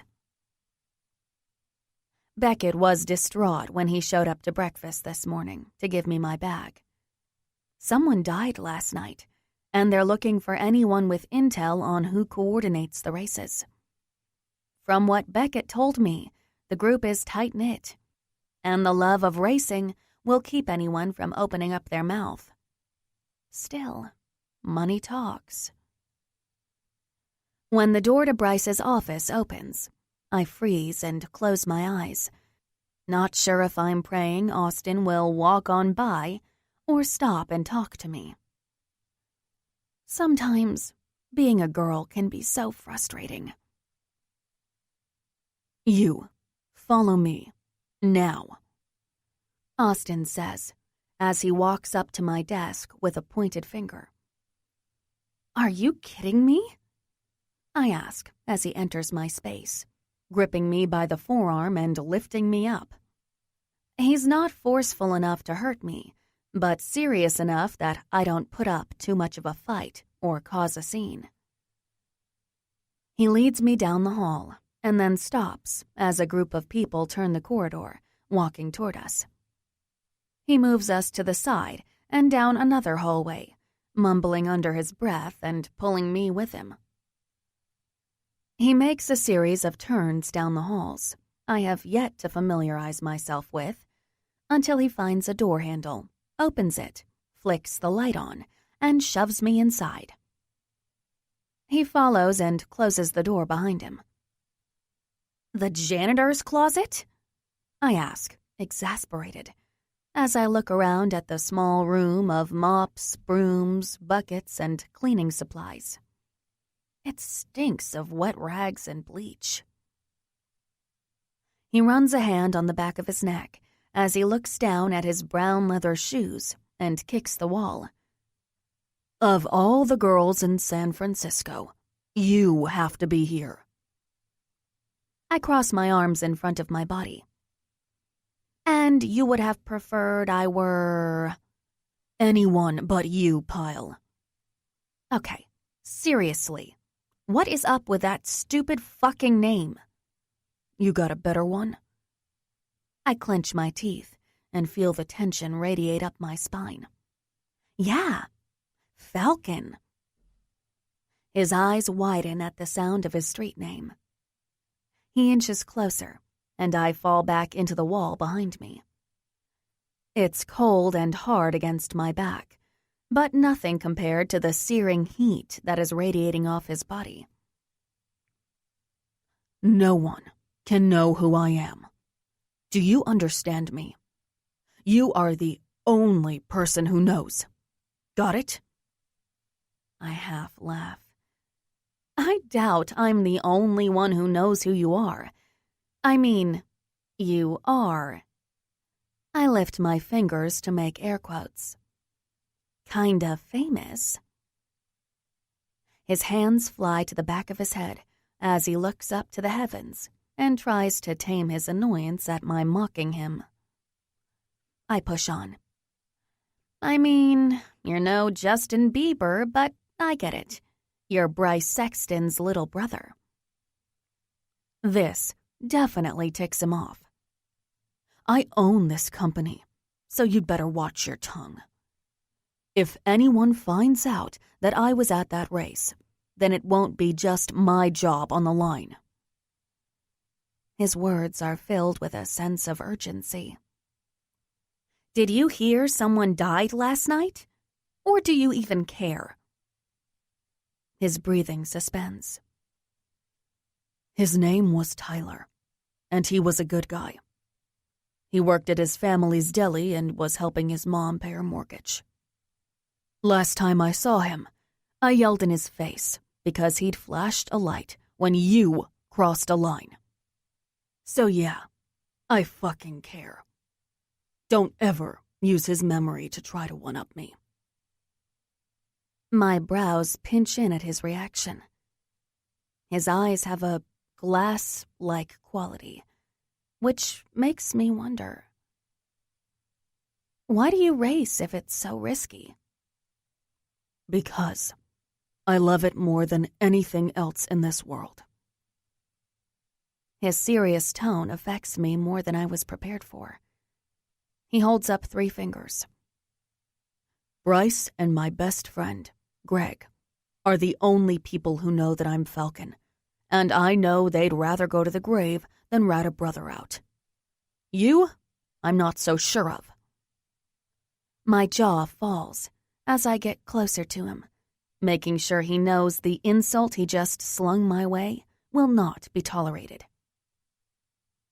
Not that I give a flying fuck who you are or what you do, but I'm not hard-pressed to sell anyone out. That's not my style, I say. His hand palms my cheek, and I flinch back, my body hitting the wall behind me once again. I shake my head, confused by his actions. "What is your style?" His strong, lean body presses against mine. If I wasn't so damn mad, I might notice the way his heart is beating wildly out of his chest, or how his Adam's apple bobs as he swallows hard. But I'm mad, so I don't notice any of those things. At all. Oh, who the fuck am I kidding? There's an overwhelming sensation arousing through my body, one that is pulling me toward him, eager for the connection. I can feel him, not just his body, but also his energy. He's like the engine of his Camaro, vibrating within me. I don't know what he's thinking, but I can feel his thoughts, and they're magnetic. When my eyes meet his, the intense pull of those blue orbs bore into mine. His pupils are wide and dark, as if he feels it too. It's enough to make me lose my breath. I try to fight it, but it's like my hands have a mind of their own when they rise and skim his chest, feeling the sculpted muscles beneath his shirt. His body jolts at the contact, and that only makes me want to travel down the front of his body, feeling every ridge. I make my way down to his waist, to the defined abs he's concealing with his clothes. Way too many clothes. His hands are strong and callous, yet one moves softly from my cheek to under my chin, slightly lifting my face. Our lips align as his other hand wraps around my waist, bringing my body into his. I feel drunk, dazed, as I breathe in the intoxicating scent of Austin Sexton. Where is that damn angel from before? I shouldn't be here. This shouldn't be happening. I need to stop this. Yet all I can think about is what those lips might feel like when pressed against mine. I grip the sides of his waist and pull him those few extra centimeters toward me, desperate to get as close to him as possible. He must feel the need as well, because he laces his fingers through my hair, holding me even tighter. Our mouths are so close, I can feel his hot breath on my lips. An electrical current soars through my body when his lips crash into mine. It's fiery and passionate. His thumbs run circles on my cheek. It's a sweet gesture to match his visceral kisses. I've never been kissed like this, taken like this, owned like this. Austin pulls back and leans his forehead against mine. We're still holding on to one another as we try to catch our ragged breaths. You like to live on the wild side, don't you? He asks. I can't help but laugh, despite my shallow gasps. I'm rewarded with a gorgeous grin that makes my stomach flutter. I run a thumb over his lips, needing to feel them one more time. Last night, I didn't know his name, but now I feel like my world just exploded. What was a girl like you doing at a street race last night with a dirtbag like Beckett? He whispers. And just like that, the moment is broken. Anger radiates up my spine as I push Austin away. Go to hell. If the lighting was better, I might have seen a flash of hurt on his face. Whatever that reaction was, it quickly morphs into that cocky, arrogant stance that he wears so well. He doesn't fight back as he falls to the other side of the closet. Looks like I've found your weakness, he says. And I've found yours, I counter, glaring at him. His mouth drops, and his eyes widen as he looks back at me with concern.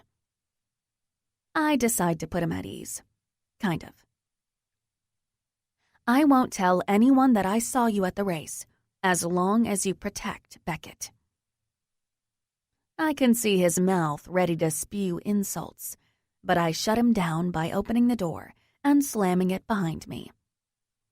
When I'm out in the hall, I'm beyond thankful to see it's empty.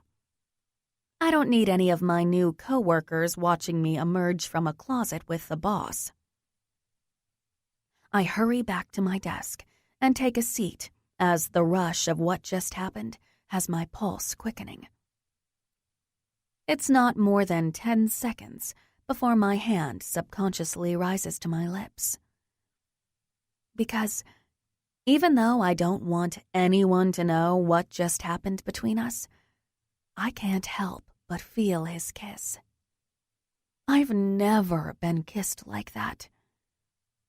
It also looks like I won't ever be again. Chapter 5. Austin. I slam my palm on the closed door and curse under my breath. Fuck. My back falls hard against the wall as I take a few seconds to gain my composure. With my dick solid as a rock and my heart revved up, my brain is having a hard time telling both to calm the fuck down. I rub a hand over my eyes and pinch the bridge of my nose. This day has turned out to be the opposite of what it should have been, and it's not even 9 o'clock. Pulling my phone from my pocket, I power it up and tap on Greg's name. Before he finishes saying, "Hello?" I'm shouting, "What the hell happened last night?" "Tyler's dead," Greg says with a raspy voice. I spit into the phone. I know. There'd better be a good reason I found out from Bryce and not you. "Try answering your phone, asshole." His breathing is heavy.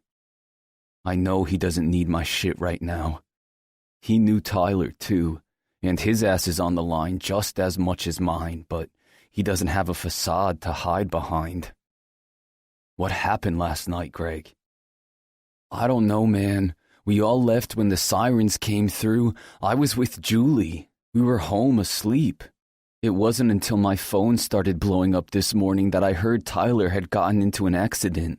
He was getting on the freeway on his way back to Richmond. Car lost control and slammed into a barricade. The police are looking for us. They know he came from a race." Greg lets out a sigh. "Yeah, he was in the car with friends. One was taken to the hospital, but everyone else is okay.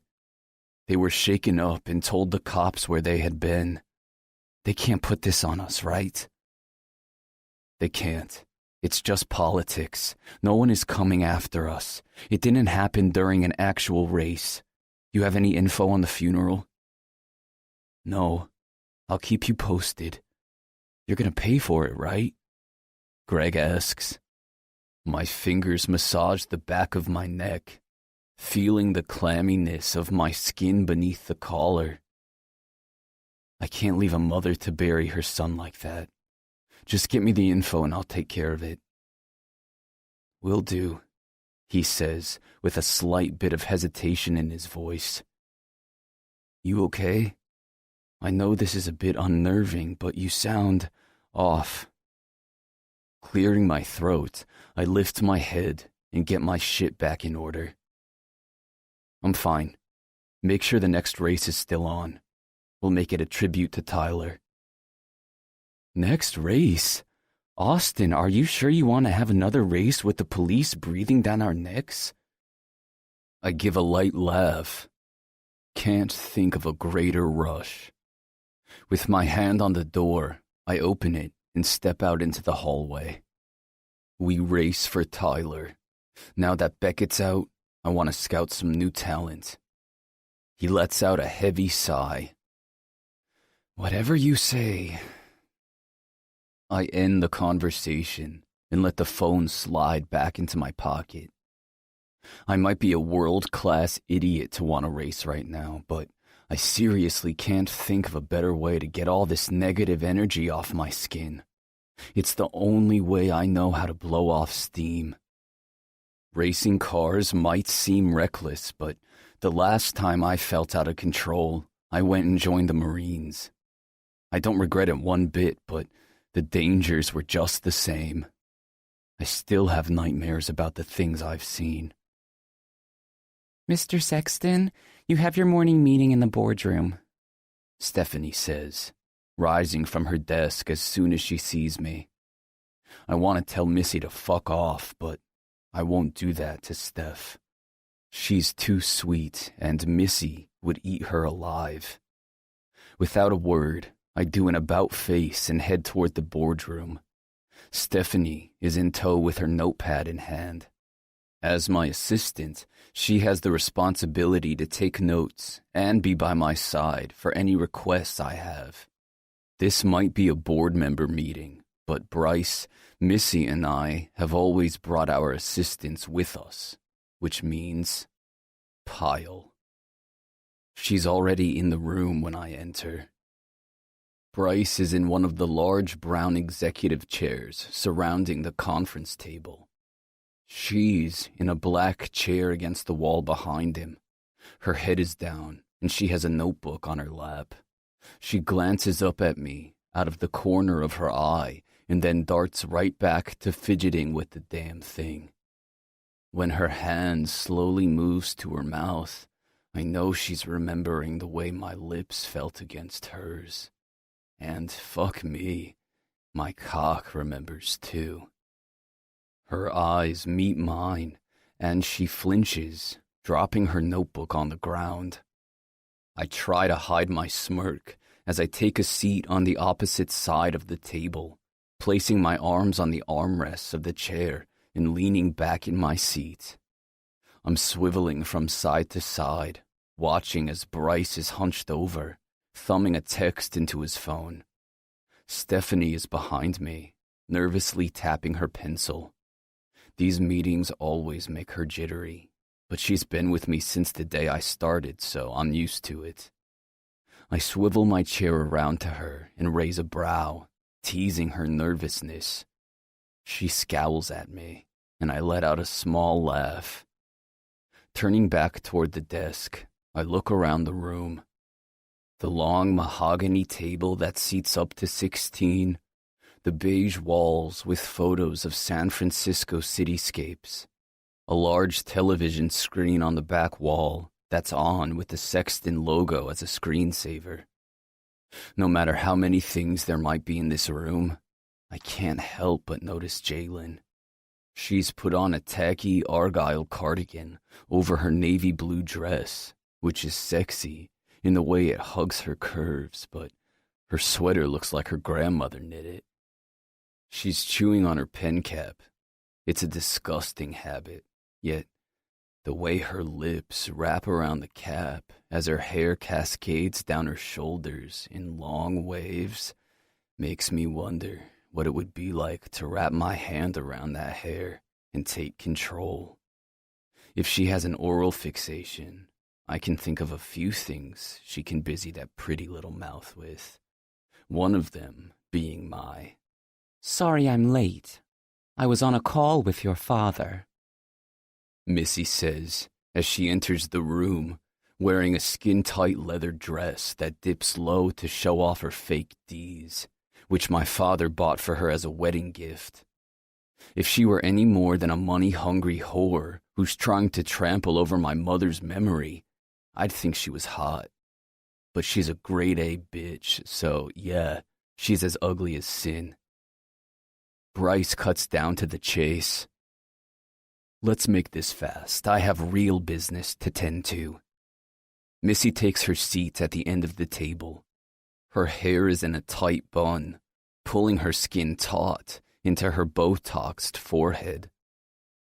Bryce Sexton, are you insinuating that this isn't real business? She asks, snidely. If this were an executive meeting, shouldn't Dad and Tanner be here? Bryce asks, causing Missy to smile. Her assistant, Marcus, walks into the room and closes the door behind him. He hands her a binder and then heads back to stand at the door like a bodyguard. She slowly opens the binder. Are you sure you want your assistants in the room? This is confidential information. They stay. Bryce answered before I do. Stephanie has signed a non-disclosure agreement, as I'm sure Pyle has too. Plus, Bryce and I can't trust Missy as far as we can throw her. We decided early on, the more witnesses, the better. Missy doesn't argue with Bryce. Knowing her, she looks down at the girls like ignorant little office wenches when they do more work as executive assistants than she'll ever do. Missy crosses her hands over the binder and begins. As you know, your father has signed over half of his stake in the company, 25%, to me. With this gift comes great responsibility, and certain changes need to be made in the company. Your father and I have found a buyer for the print and digital properties of Sexton Media. Bryce looks like he's about to pounce, but I chime in first. Doesn't matter what you want, it's a majority vote. We've been in discussion with Tanner, Missy says with a sinister grin. And he seems like he can be persuaded. Bullshit, Bryce bellows. I nearly jump out of my seat. Tanner would never sign off on that. He knows what this company meant to our mother, and he'd rather die than let you take it apart. Austin, honey. She has a condescending tone. Your mother has been dead for 8 years. It's time you stopped the charade that she had anything to do with the success of the company. Marina Sexton was the face. Edward Sexton is the brains. My blood boils, and the simmering rage has just turned into a blistering inferno.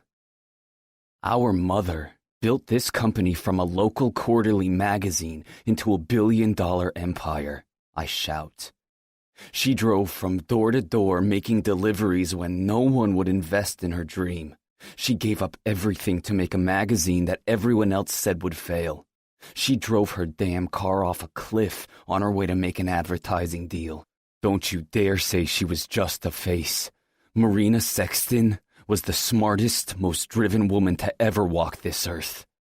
I can feel the heat simmering under my skin, and my finger throbs from the way I pounded it against the conference table with each word of my statement. Bryce rises and glares at me. The same terrifying glare our mother used to give us when we were out in public and she wanted us to stop fighting with each other. He might be a replica of our father, but when he tilts his head and raises his brows in that way, he is all mom. He hates when I lose my cool in front of Missy, and so do I. I run a hand through my hair and push it back. As I take my seat, I look over at Pyle. Those hazel eyes are glassy, and that bowed mouth has slightly dropped, as if she is surprised by my outburst. Welcome to Sexton Media, sweetheart. Bryce sits back down as soon as I'm in my seat. Missy seems pleased with herself for chancing such a rise out of me. She looks my way and gives a closed-mouth smile. As I was saying, Edward is tired from 2 decades of hard work. He wants to retire. Bryce makes a mock laughing sound. Retire from what? Daily rounds on the golf course and afternoon naps in the steam room? You'd better watch how you talk about your father, young man, Missy states in a steely voice. Young man? Bryce snickers. Missy, you're a year younger than me. She flippantly dismisses the comment. We've already discussed this, Bryce. Your father and I are selling the company. Here are the financials for the acquisition. She pulls out 2 booklets from her binder and tosses them down on the conference table toward Bryce and me, like she's slinging a shot across a bar. As I open my booklet, I look at Bryce, who's giving me an "I told you" expression. I clench my jaw and thumb through the pages. You're looking at those rather quickly, Austin.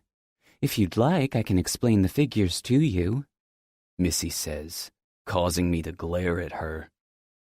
Our digital revenue is $350 million. The online revenue from the news operation is $318 million, and our reach across our 50 websites is 41 million unique visitors per month. I quip, making Bryce look at me with a raised brow. I turn to him. I've been reading the financials since I was 13 years old. You just assumed I didn't know basic math. Bryce laughs lightly to himself, but then morphs right back into his pissed-off face. I toss the booklet on the desk and rise. Doesn't matter how good those numbers look. We have enough money to afford anything we want. This company is worth more in memory share and heart than what's in that thing, I say, motioning to the booklet that would make us billionaires. Pyle is staring at me again with these big doe eyes, and I can't fucking take it. Why the hell did we think it was a good idea to have assistants in here again? Missy leans forward, her steady glare beating up at me. Sit down, Austin, we're not done. I'm not about to listen to her, but Bryce gives me the nod to sit down. I shake my head, but do as he requested, because we are the only team here, and we have to be a united front. Stephanie leans forward and whispers into my ear.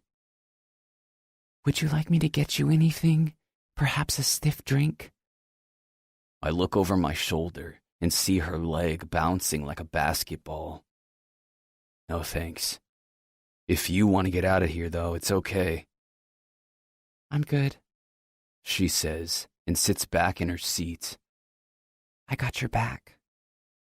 With a sideways grin, I tell her, that's my girl. When I turn back at the table, I see Bryce is still poring through the financials, and Missy is searching through her binder. Pyle, on the other hand, is looking my way with pinched brows. Her gaze isn't on me. It's focused on Stephanie. Missy leans back in her seat and crosses her legs. Take the papers home and study them. Your father and I will discuss it with you in greater detail at a later date. Her arms are draped gracefully on the chair as she continues. In the meantime, we have to keep this company as sharp and sexy as possible to attract even more buyers. Our first venture is going to stem from San Francisco and go into the heart of Hollywood. She puts her hands in the air like she's showcasing a marquee as she says, The secret world of street racing. My stomach falls with her words, especially when she immediately looks my way. It's been done 1,000 times before, Bryce drawls, as if bored with the idea. But Missy doesn't miss a beat. Not the way we're going to do it. She rises from her seat and grabs the remote control from the table. The screen comes alive with raw footage of races. Drag racing, highway and road racing, cannonball runs, she says, listing off the different variations of street racing. Across the country, these races are not sanctioned. They're dangerous, and they have law enforcement cracking down. That doesn't sound very sexy, I mouth, just in time to see Vin Diesel's and Paul Walker's faces on the screen. I should have known this was going to be her tie-in. The beautiful Paul Walker died at the hands of a skilled driver as they were taking a drive at a charity event. It woke up the nation. People are more aware than ever about the dangers of racing. The proposal is more aggressive than anything she's capable of. I raise my brows toward Bryce, who gives me an eye roll. We both know she has zero credit in putting this together. Nevertheless, she continues. Despite his death, Fast and Furious is a box office goldmine. The franchise has generated over $5 billion worldwide. The story has the sex appeal from the film already built in. It has the audience from the movies, and it has the social concern of the people who are seeing the rise in street racing increase with each film. The screen continues to play videos from the film and morphs into real-life crashes, deaths, and chaos from the reality of street racing. I turn away from the screen, not because of the street racing, but because of the images of crashing, the death that follows, the memory of the hurt, the pain of loss. It all hits me hard. We get the picture. Bryce grabs the remote off the table and turns the television off. With a huff, he leans back and adjusts the clip on his tie. You did an excellent job on that presentation, Marcus. Thank you, Marcus says quickly before stepping back into the shadow of the doorway. Missy doesn't look too pleased with him acknowledging that he did all the work. With a wave of her hand, she motions for Marcus to approach the table. His head is bowed as he takes 10 steps toward her. When he reaches her, she curls a finger, telling him to move even closer. He bows down to put his ear up to her mouth. Despite the closeness, she practically screams into his eardrum. Get me a latte.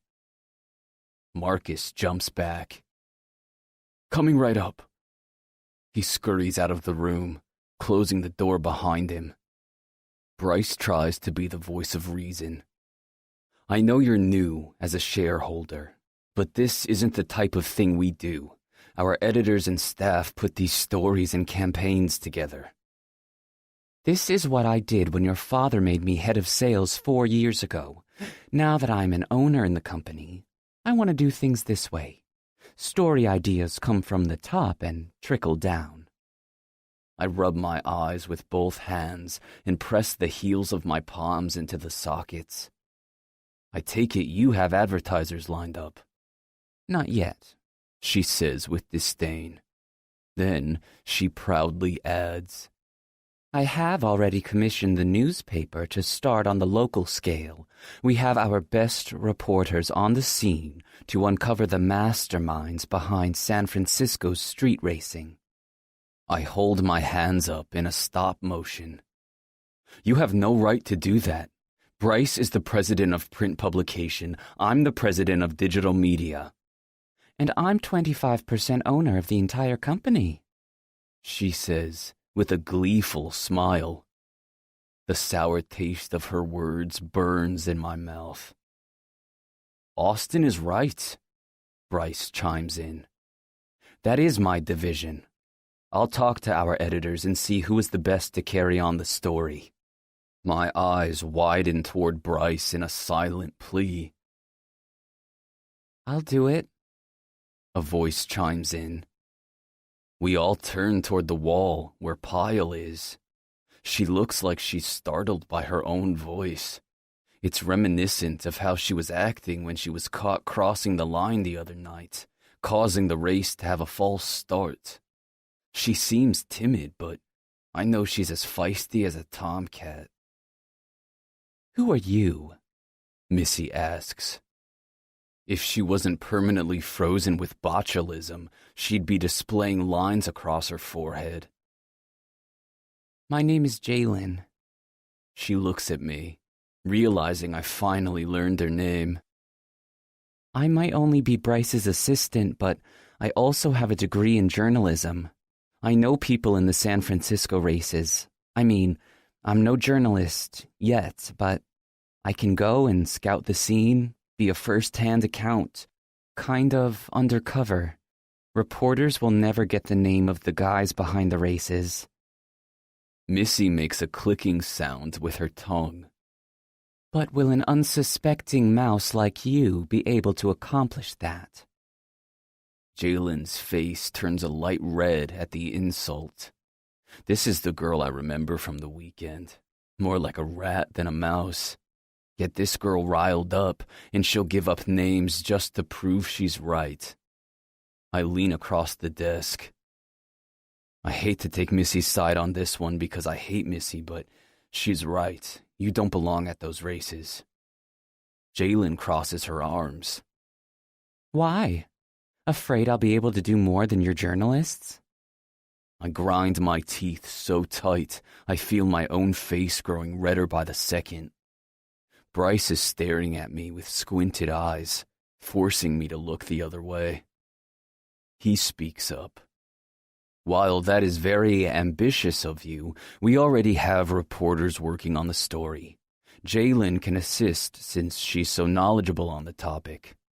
He rises from his chair, adjusting the button of his jacket. If you'll excuse me, I have a print division I need to be running. I laugh in the back of my throat at the comment and the fact that he is marching his ass out of the room with Jeannine in tow. Missy pushes away from the desk, the unhappiness of being superseded by Bryce written across her face. She stands up and walks out of the room with her binder under her arm and her head tilted up further than it should be. I, on the other hand, am still here. Would you like a flask? Stephanie asks. Next time I get called into one of these meetings, remind me to drink the bottle first. Chapter 6. Jeannine. I can't get to my desk fast enough. My heels shuffle along the padded carpet in the hallway, causing me to almost fall when my stilettos get caught in one of the threads. Working in the plush environment of Executive Row can have its downside. Are you out of your mind? Austin's words are heard before he even reaches my desk. I look around to make sure no one sees him addressing me like this. Sure, I should let them think he's a prick who yells at employees, but I don't need anyone knowing we have a history, albeit a short one. Will you keep your voice down? I hush him, glancing at Bryce's closed office door. Austin doesn't seem to be intimidated. He comes around my desk and gets right up in my face. You excited to tell the world that Austin Sexton is the man behind the races? I step back. Ugh, give me a break. A big break. Like the one you're gonna get for outing me as Falcon. You're more of a pile than I even thought. My jaw literally drops at his insinuation. You self-indulgent asshole. I'm doing you a favor. He leans in closer, and I cross my arms in an attempt to keep him at a distance. How so? What's your end game? You want money? Because I got plenty of it, baby. What you don't have is class. I say too loudly, and then bring my volume down to a shouting whisper. I don't want your money, and right now, I'm thinking twice about helping your sorry ass. I did that so Bryce would put me in charge of the investigation and not someone else. It worked, so you're welcome. His brows rise as he gives a sarcastic laugh. You think Bryce fell for your little scheme? I already told you. He knows I race cars. He hates it, but he knows. He only gave in to save me from one of Missy's cronies doing the work. I slap him upside the head. Exactly. God, it's a good thing you're good-looking, because sometimes you act like a real idiot. He blinks at me a few times and rubs a hand on his head where I hit him. You think I'm good-looking? Oh, shut up. I step away and around the desk, just in time for Bryce's door to open. His dark eyes are aimed right at Austin. In, he says, Austin rolls his head from side to side before following Bryce in. I can hear their muffled voices on the other side. I know I should be at my desk to get back to itemizing the notes from the meeting, but it's way too tempting. So, instead of doing the right thing, I place my ear against the wood door and listen in. Bryce is talking. How does she know you race? Don't lie to me, Austin, because I saw the way you were looking at her, and it's not because you want in her pants. Okay, I'm going to pretend that doesn't oddly lift my ego. She was at the race this weekend. She made her way into my car, and I drove her home, Austin replies. I could punch him for making me sound like a pit floozy. You fucked my assistant? I said I drove her home. That's all that happened. Austin seems pretty adamant to explain that there is nothing going on between us, until he adds, I kissed her, though, in the janitor's closet. Jesus Christ, Austin. You're gonna cause us to lose our company. I'm not. I'm good. I have everything under control. This is just like you. Save it. Save your ass, you mean. Now, I have to go tell my editor-in-chief that a temp is going to be working with him on the biggest local story they have coming up. You do whatever that girl wants to keep your name away from this, Bryce states. And no more racing, Austin. I mean it. I hear feet moving toward the door, so I rush back to my desk and get to my seat just as Austin flings the door open and slams it shut. His blue eyes are glaring wildly at me, like an animal ready to attack his prey. Little does he know, I'm no prey. Take me to your next race, I demand. I'm not racing anymore. Bullshit. You and I both know you can't stay away. He swallows as he appraises me to figure out what I'm up to. Even if I was going to race, I wouldn't bring you. I nod my chin toward the door. You heard the man. Do whatever the girl wants, I say with a smile. I want to go to the next race, and I want Beckett to drive. Austin curses under his breath. You're still sticking up for that asshole. I'm still sticking up for you, so what does that mean? He inches closer to the desk. His large hands are splayed wide on the top of the glass as he leans close. Too close for a boss to be near an employee. Still, I can't help but be drawn by the darkness in his eyes as he stares deep into mine. You're crazy, he states. My heart starts racing again. Visions of the last time we were this close run through my mind. Just an hour ago, in a closet, this man was devouring me. And, if I'm correct, my body liked it. My brain, however, is smarter. I know to stay away from him. He might be wealthy and absolutely gorgeous, but he's everything that is wrong with good-looking, wealthy men. He's so arrogant. While my body and brain are at odds at this moment, my heart is singing its own song.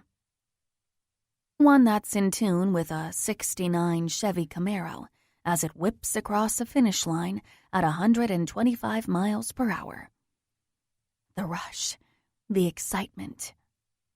The thrill of danger is swimming through my veins and pulsing at the tips of every nerve in my body. He was right last night. I might have told him I hated every second, but when I got home, all I could do was replay the moments that passed quickly while racing down the road. I was scared, but God damn it, it was the freest I'd ever felt. I know it's wrong, but now I'm craving that feeling like a drug.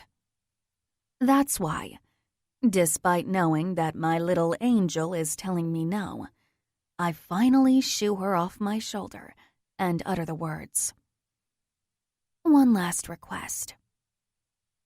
His eyes squint, glaring into mine, daring me to ask for yet one more thing from him. Little does he know, his anger only fuels my fire.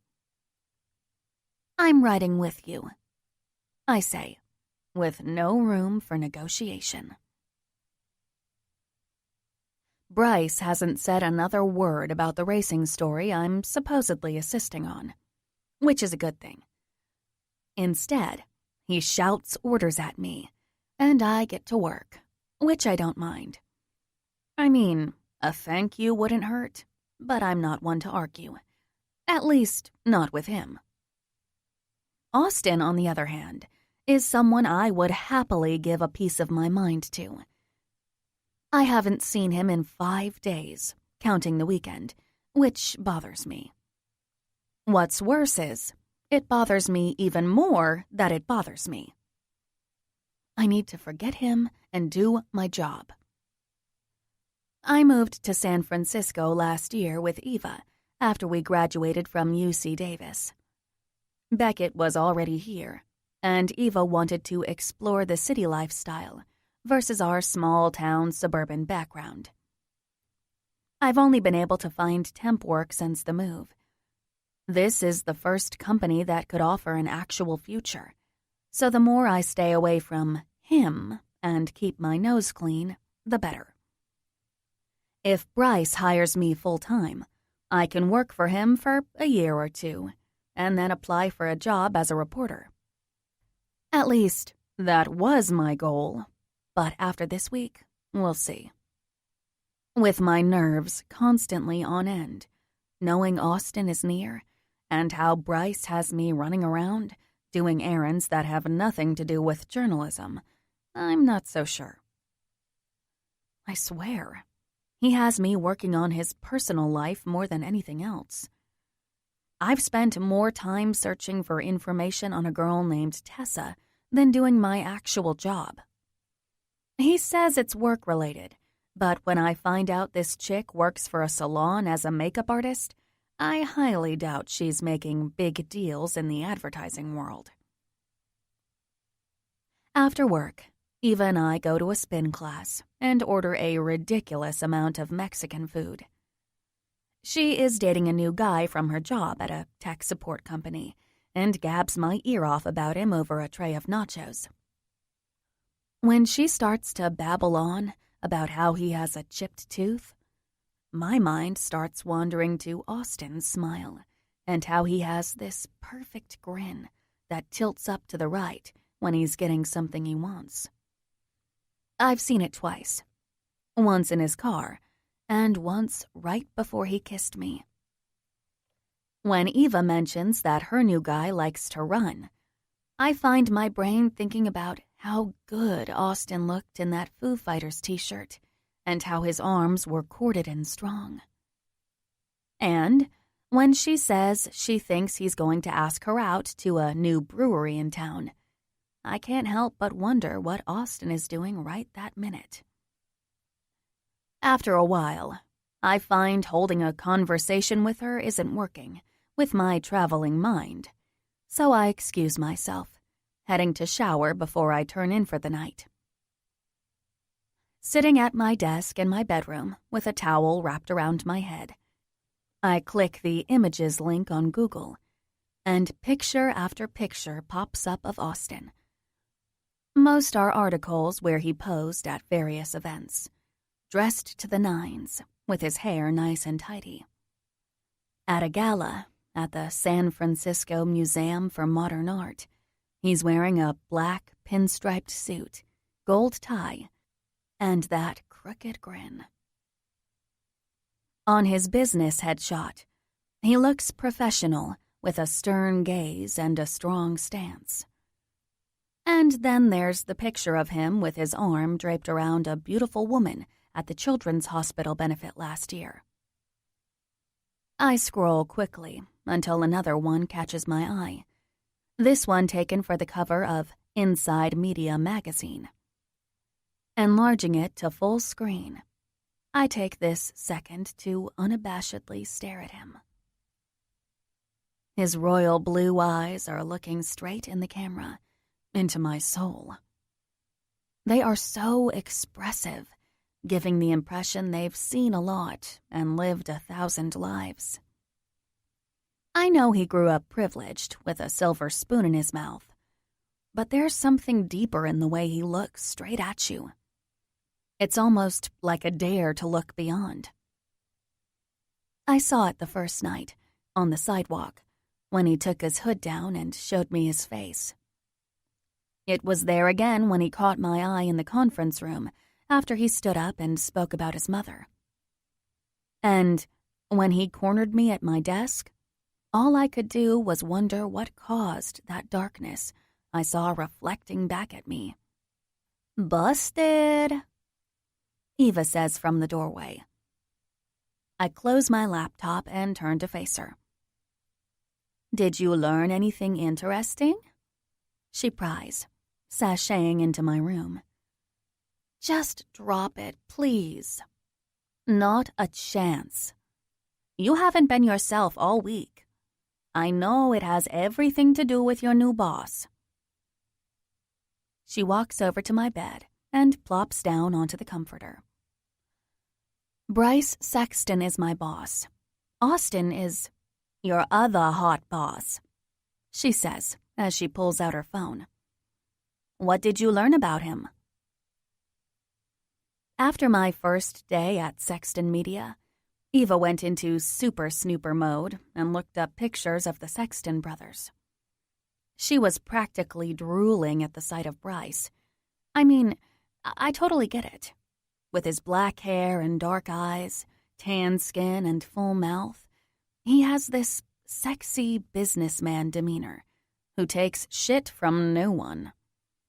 He's gorgeous by most women's standards, but he's no Austin. I slam my palm into my forehead. "Stop it, Jalen." "Dude, I get it. The little brother's hot." She leans over and grabs a pack of Twizzlers off my nightstand. She takes a bite and waves the floppy candy in the air as she speaks. "I just don't understand why he gave you such a hard time on your first day. What's his story? Tell me what you learned by snooping on him." I didn't tell Eva that Austin was Falcon or that he kissed me. I know she wouldn't tell a soul. That's not her style. It just doesn't seem right to share his secret. I pull my feet up onto my desk chair and hug my knees. He graduated from Stanford and then joined the military right out of college. He was in the military? How old is he? 26? Eva does the math in her head. And he's already out? Aren't they normally 4-year terms? So, if he graduated college at 22, he'd just be getting out now. And he's already been working at Sexton Media for a while. Something doesn't add up. Maybe he got kicked out, I guess. Eva takes another bite and talks as she chews. Normally, that would ruin someone's life. But I guess not a Sexton boy. He just went back to working for good old daddy, making millions. I have so many questions, and the internet has only so many answers. I can't imagine Austin in the military. How did this race car driving, fine Italian suit wearing son of a millionaire who owns part of a media empire find himself in the military? What branch was he in? Where was he stationed? Why did he get out early? Good thing you don't work for him. Sounds like he could be drama. Eva rises from my bed and heads toward the door. Her lavender robe sways as she walks. I'm hitting the hay. Sleep tight. Have a good night, I call out to her as she closes my bedroom door behind her. I grab my brush off the nightstand and start combing out my hair when my cell phone lights up with a text. I don't know the number, but the message makes my heart race 1,000,000 miles an hour. We race tonight. You have 20 minutes, or I'm taking off without you. Holy shit, I say out loud. I look at the time and see it's 11 o'clock at night. I'm sitting here in fuzzy pajamas with a wet head. I pick up my phone and type back. Is Beckett racing? 3 little dots appear and then disappear. They appear again and stall. Either he's typing back a dissertation or he doesn't know what to write. Finally, a message comes in. Be there in 10. If you're not ready, I'm taking off, and he's not racing anymore. Ugh! I shout as I jump up and race to my closet. I grab a pair of skinny jeans and I pull them up my legs so fast I almost tear one of the belt loops off. In my dresser, I pull out a chunky cable knit sweater and toss it over my head. I'm hopping around my room as I put on my socks and then slide on a pair of riding boots because I won't have to waste time lacing them up. In the bathroom, I slather on some BB cream and apply mascara. My hair is still sopping wet, so I quickly run the blowdryer through it. It's not polished or pretty, but it's dry, so I won't freeze in the San Francisco chill. I stuff my license and cash in my back pocket and grab my phone and keys as I head out the door.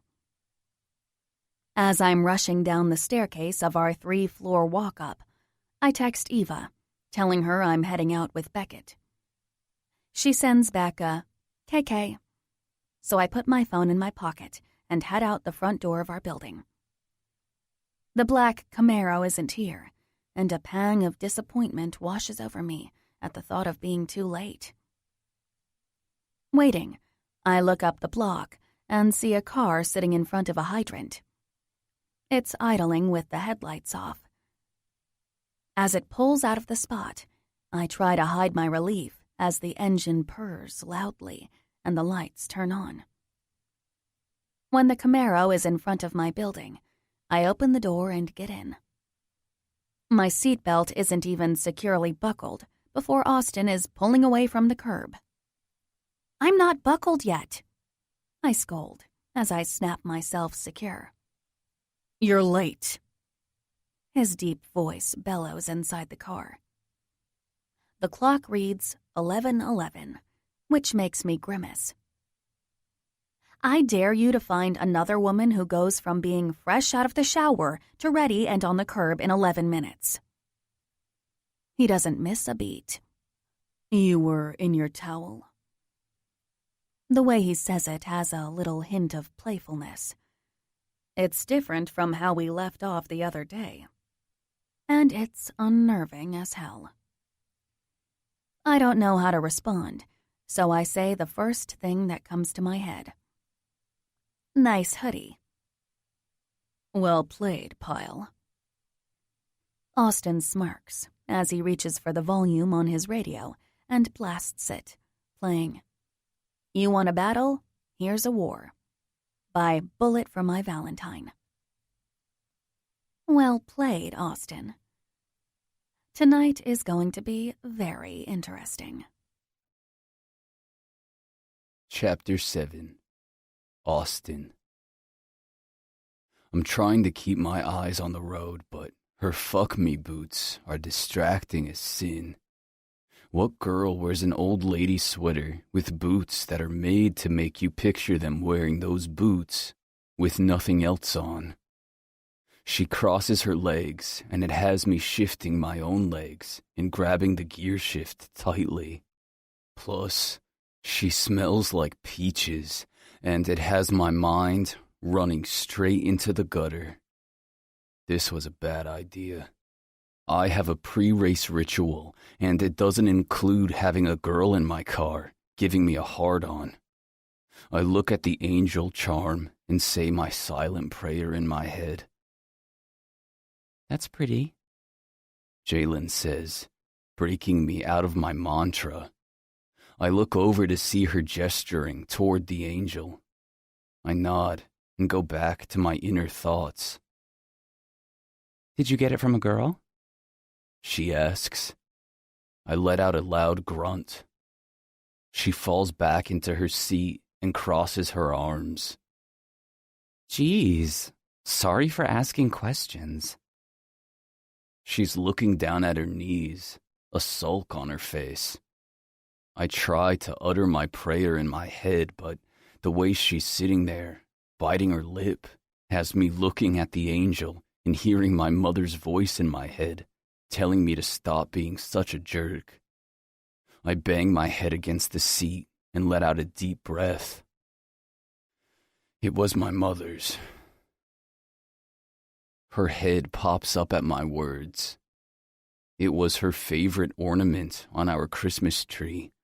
I don't race without it. Jeannine takes a moment to reply. Her brows are pinched in as she stares at me. Makes me wonder if she plans on looking at me in astonishment the rest of the way to the race. She heard my speech in the conference room last week. She knows my mother died, and now she knows I keep an ornament in my car in her memory. It can't be that big of a deal. How did she die? She asks, and I immediately regret telling her anything. Car accident. Don't you remember me shouting the other day that she drove herself off a cliff? When I said that, I meant literally. She lets out a sad sigh at first, only to be followed by an intake of breath at the punchline of my sad story. Serves her right for prying. Surprised you didn't Google our entire family, I say. She looks down, and if it wasn't so damn dark, I would swear her cheeks turn red. I did Google. First Bryce because he's my boss, and then you. I know I'm going to regret this, but I ask. Learn anything interesting? Yeah. You were in the military. What division did you serve in? You ask too many questions. I could just look it up. If it were on the internet, you would have found it already. Stop looking for a story you don't want to read. The conversation is enough to break the boner I had in my pants. I grip the steering wheel tighter, praying we drive the rest of the way in silence. Then tell me this. Why does a guy whose mother died in a car accident end up risking his own life racing cars for fun? Jesus Christ, are you trying to fuck with my head before a race? Do you understand how totally fucked up that question is? Wow, sorry, I wasn't planning on... She goes back to sulking in her seat. Her face is looking in the opposite direction, so I can't see her. I fix my eyes on the highway in front of me and try to get back into the zone. Weaving from one lane to the other, I drive us over the Bay Bridge and farther away from San Francisco. Lights by Journey comes on the radio, and I grunt to myself. This was always my mom's favorite song, but it's one that's so played, especially living in San Francisco, and I can't stand it. After rubbing my thumb over the angel, silently saying hello to my mom, I reached to change the channel. Don't you dare change that song, Jeannine shouts out, pushing my hand away from the dial. I glance over at her. You like this song? The glare she gives me only proves I've hit yet another nerve with her. Do you have something against people who like this song? I take a deep breath. If only she knew. I turn my attention back to the road, feeling her anger hitting me straight on. I've never met a woman whose skin I can get under so easily. As fun as it is, there's this tug in my gut that's telling me it's not as much fun as I think it is. Her fingers are playing with the edge of her sweater, which is odd because she's usually a confident, in-your-face type of woman. If I can piss her off this much, I wonder if I can soothe her just as fast. Marines, I say. Her head slowly turns around to face me with those large doe eyes. I served in the Marines for 2 years before I was discharged. Her lips part, as if to ask another question, but she must think better of it because she just nods and sits back. Her chest rises with a heavy breath as she lets out a sigh. We exit off the freeway and go onto a service road that is no longer in use as the city prepares to reconstruct the exit ramps. Cars are parked all along the lane. Tonight's race is going to be faster than ever because we're racing out in the open. I adjust my baseball cap, pull my hood over my head, and rub my thumb on the angel. To the moon and back, I whisper under my breath.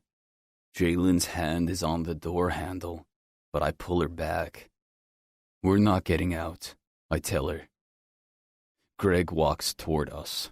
I don't miss the bug-eyed expression he's giving me at the sight of Jalen as he approaches. I roll down my window. What's the word? All's agreed and with witnesses. I sprayed a blue line on the ground about 50 yards ahead. Pull up, I'll give the signal, and you're on.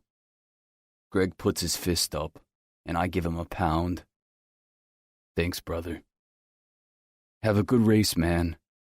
He taps the top of the Camaro and gives another look toward Jalen. He and I will have a discussion about this later. Now is the time to race. I close the window and roll toward the race line. Jalen looks around the car as I grab the helmet from the back seat and hold it out to her. She takes it with both hands and is about to put it on her head when Beckett's car pulls up next to ours. You're racing Beckett again? Her voice is loud and annoyed. I said let him race, not let him race you.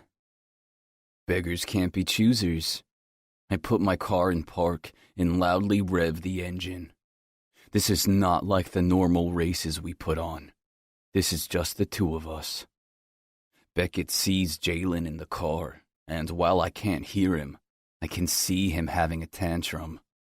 Jalen turns to me. Her nose is scrunched in the way she gets when she is pissed at me.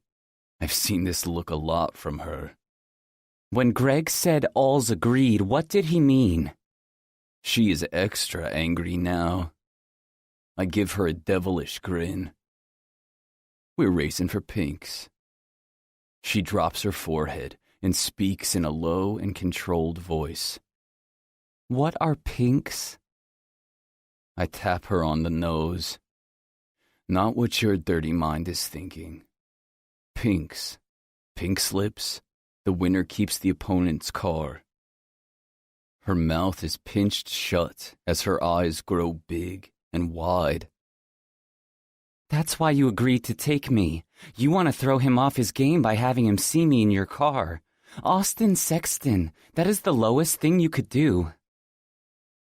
You don't have much faith. You've already deemed Beckett a loser. She squints her eyes at me. You think he could win? Not a chance. I just think it's interesting that you don't either. Jalen turns her body toward the door, but I drop the car into gear. Too late, honey, race is starting, I say, at the sight of Greg standing in front of my and Beckett's cars with the flashlight pointed down. Get that thing on, now, I demand to her, making her place the helmet on her head just as Greg raises the flashlight. He lights it up, And we're off. The car roars to life like a bomb detonated and explodes down the straight and narrow. I drop the gear down to third as I relish in the feeling of my spine hitting the back of my seat. Beckett's nose is in my peripheral vision as I pop it into fourth and rush past the finish line. There's no time to stick around and revel in the victory because this race was a wham, bam, thank you, ma'am. I turn onto a dirt road. Greg said it would take me to an abandoned piece of interstate that wraps around to a straightaway and out of this part of town. Jalen rips off the helmet and tosses it into the back seat. You're an asshole. I wish you would stop calling me names. My words come out harsh. You're the one who demanded I let him race. Racing for pinks isn't something new to the racing circuit. He's a big boy. He knows what he bought into. You're a millionaire, Austin. You don't need to race guys for their cars. You do it for your pride. Fuck yeah. It's a win. A win for you. And if you lost, you could just go and buy another car. Ordinary people don't have the means. That loss not only hurt his pride, but it also hurt his entire life. How is he supposed to go to work in the morning? Calm down, Debbie Downer. He can keep his car. It's a heap of junk anyway. I grip the steering wheel tight. Her desperate need to protect this asshole really boils my skin. What is up with you and that jerk anyway? You act more like his mother than his girlfriend. I'm not his girlfriend, you prick. Do you really think I'd have let you kiss me if I were in a relationship? Beckett's my brother. She adjusts her position and slams back into the seat with a huff. His sister? Why did you tell me you were his girlfriend? She leans toward me with a glare. You assumed. That's what you do, Austin. You assumed I was his girlfriend. You assumed I was a rat, and now I can see the wheels spinning in your head as you're trying to assume something else about me. This is it. My name's Jalen Smith. I'm from Sacramento. My mom died when I was 10. My dad is a grade A douche. And my brother is the only living family I have who doesn't make me want to pull my hair out. I didn't know who you were until I met you in Bryce's office. I'd never heard of... She raises her hands to make air quotes. The Falcon. And up until last weekend, I hated street racing. This is me. So stop trying to make me out to be some malicious force sent to ruin your life. Just like that, for the first time in my 26 years on this planet, I'm rendered speechless. This girl, with her smart mouth and sassy attitude, just floored me with her words. We drive in silence. I don't know what to say, and she doesn't seem to want to say anything. Every so often, she raises a hand to the spot just under her eye. A whisper of a whimper can be heard. She doesn't want me to know she's crying.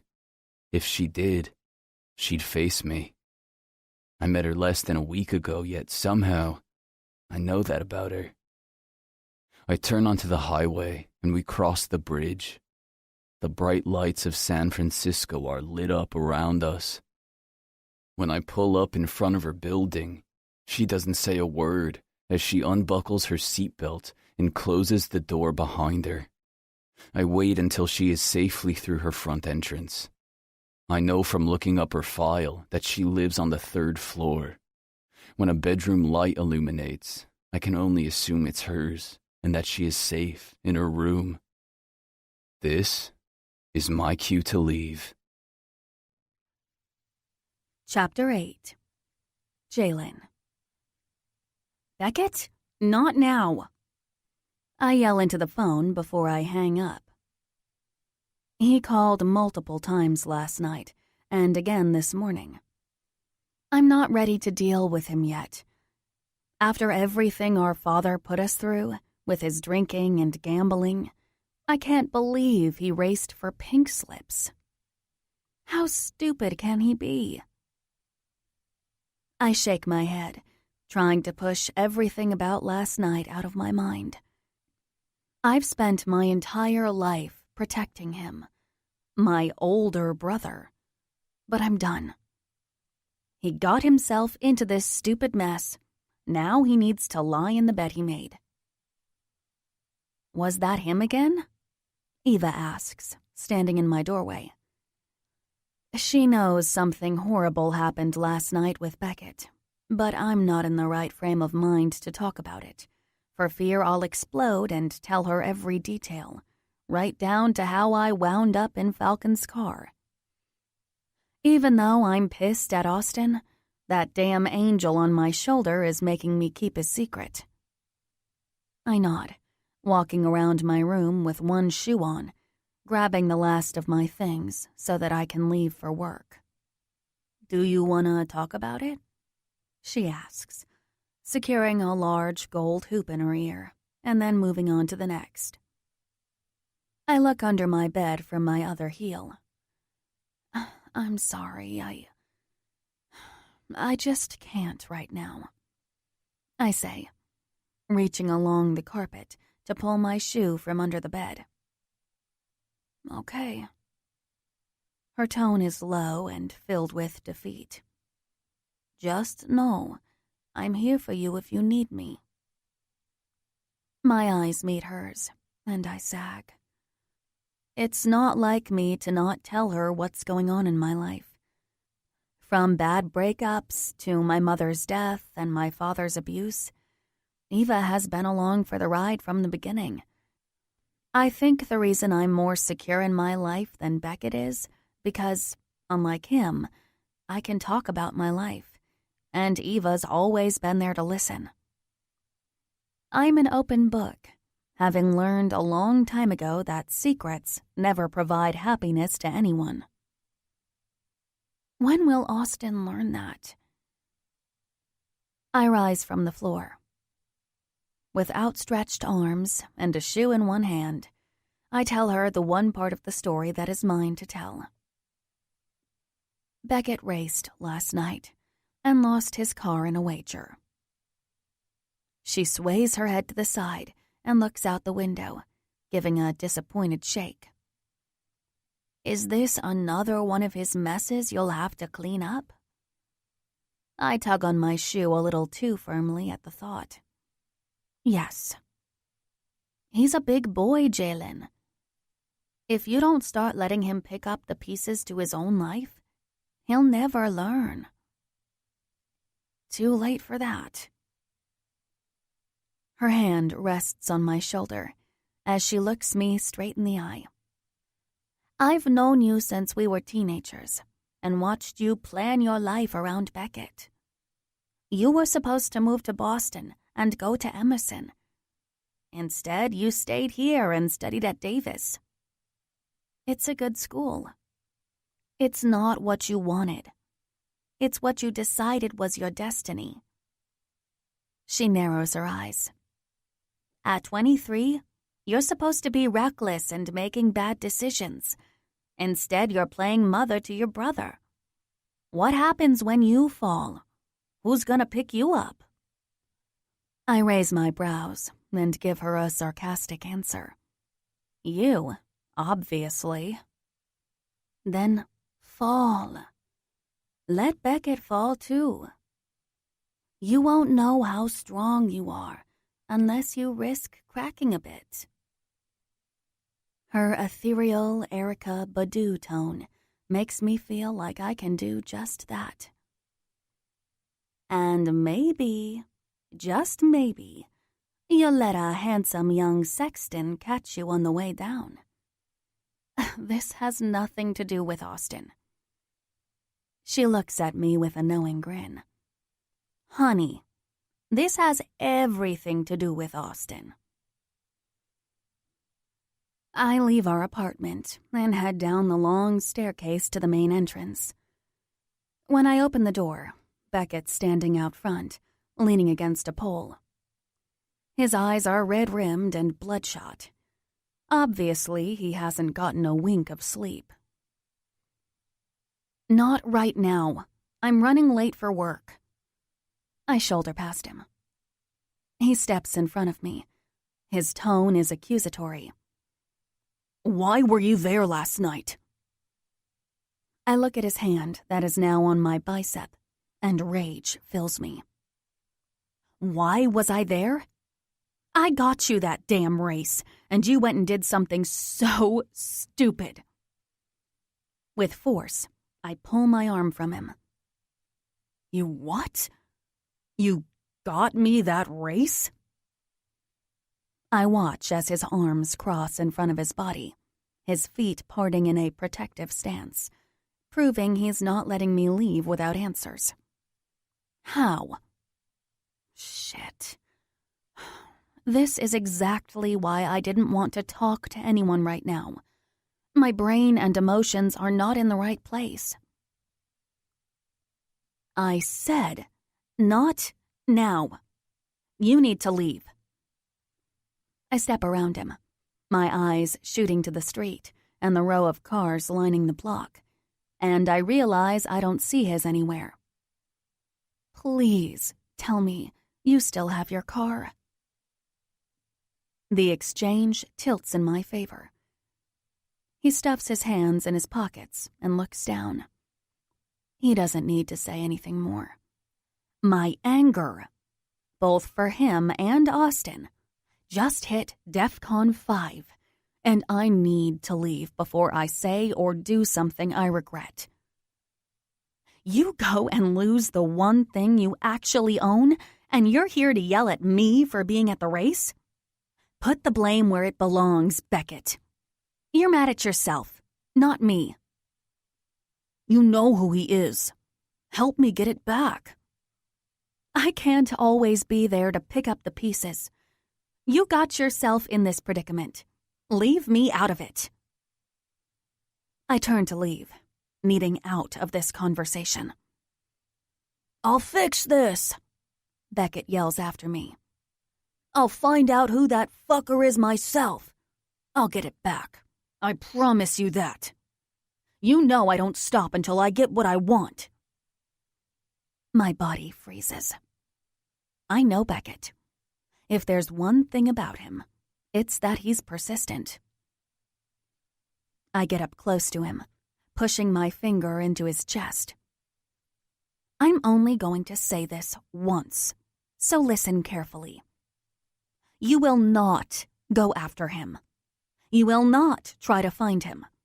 You will take your loss and move on. You hear me? To my surprise, he lets me storm off down the street. I'm sure I just surprised the hell out of him, as I did myself. I've never raised my voice to my brother, and I'm not sure what came over me, but it felt so good to finally say exactly what was on my mind. My entire bus ride to work, I focus on bringing down my emotions that have gone from anger to guilt and are now morphing into a sad kind of hurt. I was 10 years old when my mom died of cancer. The day of her funeral, Beckett went out and set fire to our treehouse. It was a dilapidated old thing, but it was our safe haven. I still don't understand why he chose to take his anger out on it. Was it the memory of happy times he wanted to destroy, or did he secretly hope to get burned in the flames? The fire was put out quickly, but the after effects lasted for years. My father gave Beckett his first beating that night. I can still hear his cries and the slap of leather on his bare skin. You'd think that'd have been enough to make Beckett run the straight and narrow. It had the opposite effect. It was almost like he wanted to be punished. For 13 years, I've been following in his shadow, trailing behind to make sure he doesn't veer too far off course of what I think is the right path he needs to be on. That's why I begged him to take me to the race that first night. He didn't want me to go, but I stole his keys and bullied my way into the passenger seat. I had to see with my own eyes just how he was going to self-destruct next. Him losing his car is not a surprise. Hell, I half expected it. I can't blame Austin for something Beckett did willingly. If it wasn't Austin, it would have been some other driver. As I enter the lobby of Sexton Media, I pray Austin keeps his distance from me today. I'm still mad at him. I'm still hurt. I don't know. Bryce's office door is closed when I get in, so I take the time to put my lunch in the refrigerator in the break room and grab Bryce's mail from the postal center. Before heading back, I run to the restroom to look myself over, making sure my face isn't an open book of emotions. At my desk, I busy myself with reading the dailies and printing a cross-line comparison of all the papers Sexton Media owns in the fashion that Bryce likes the information to be presented. My mind is laser-focused on the task, but when the door to Bryce's office opens, I don't have to look up to know that the person who is exiting is Austin. All my attention is fixated on those steely blue eyes as he slowly closes the door behind him. His look is disarming, so different from when he's Falcon. When he's in disguise, I feel more empowered, knowing that I have him at his most vulnerable. But when he's in his corporate stance, in his dark gray suit and blue tie, standing like a man of power and promise, I could easily let myself be the vulnerable one.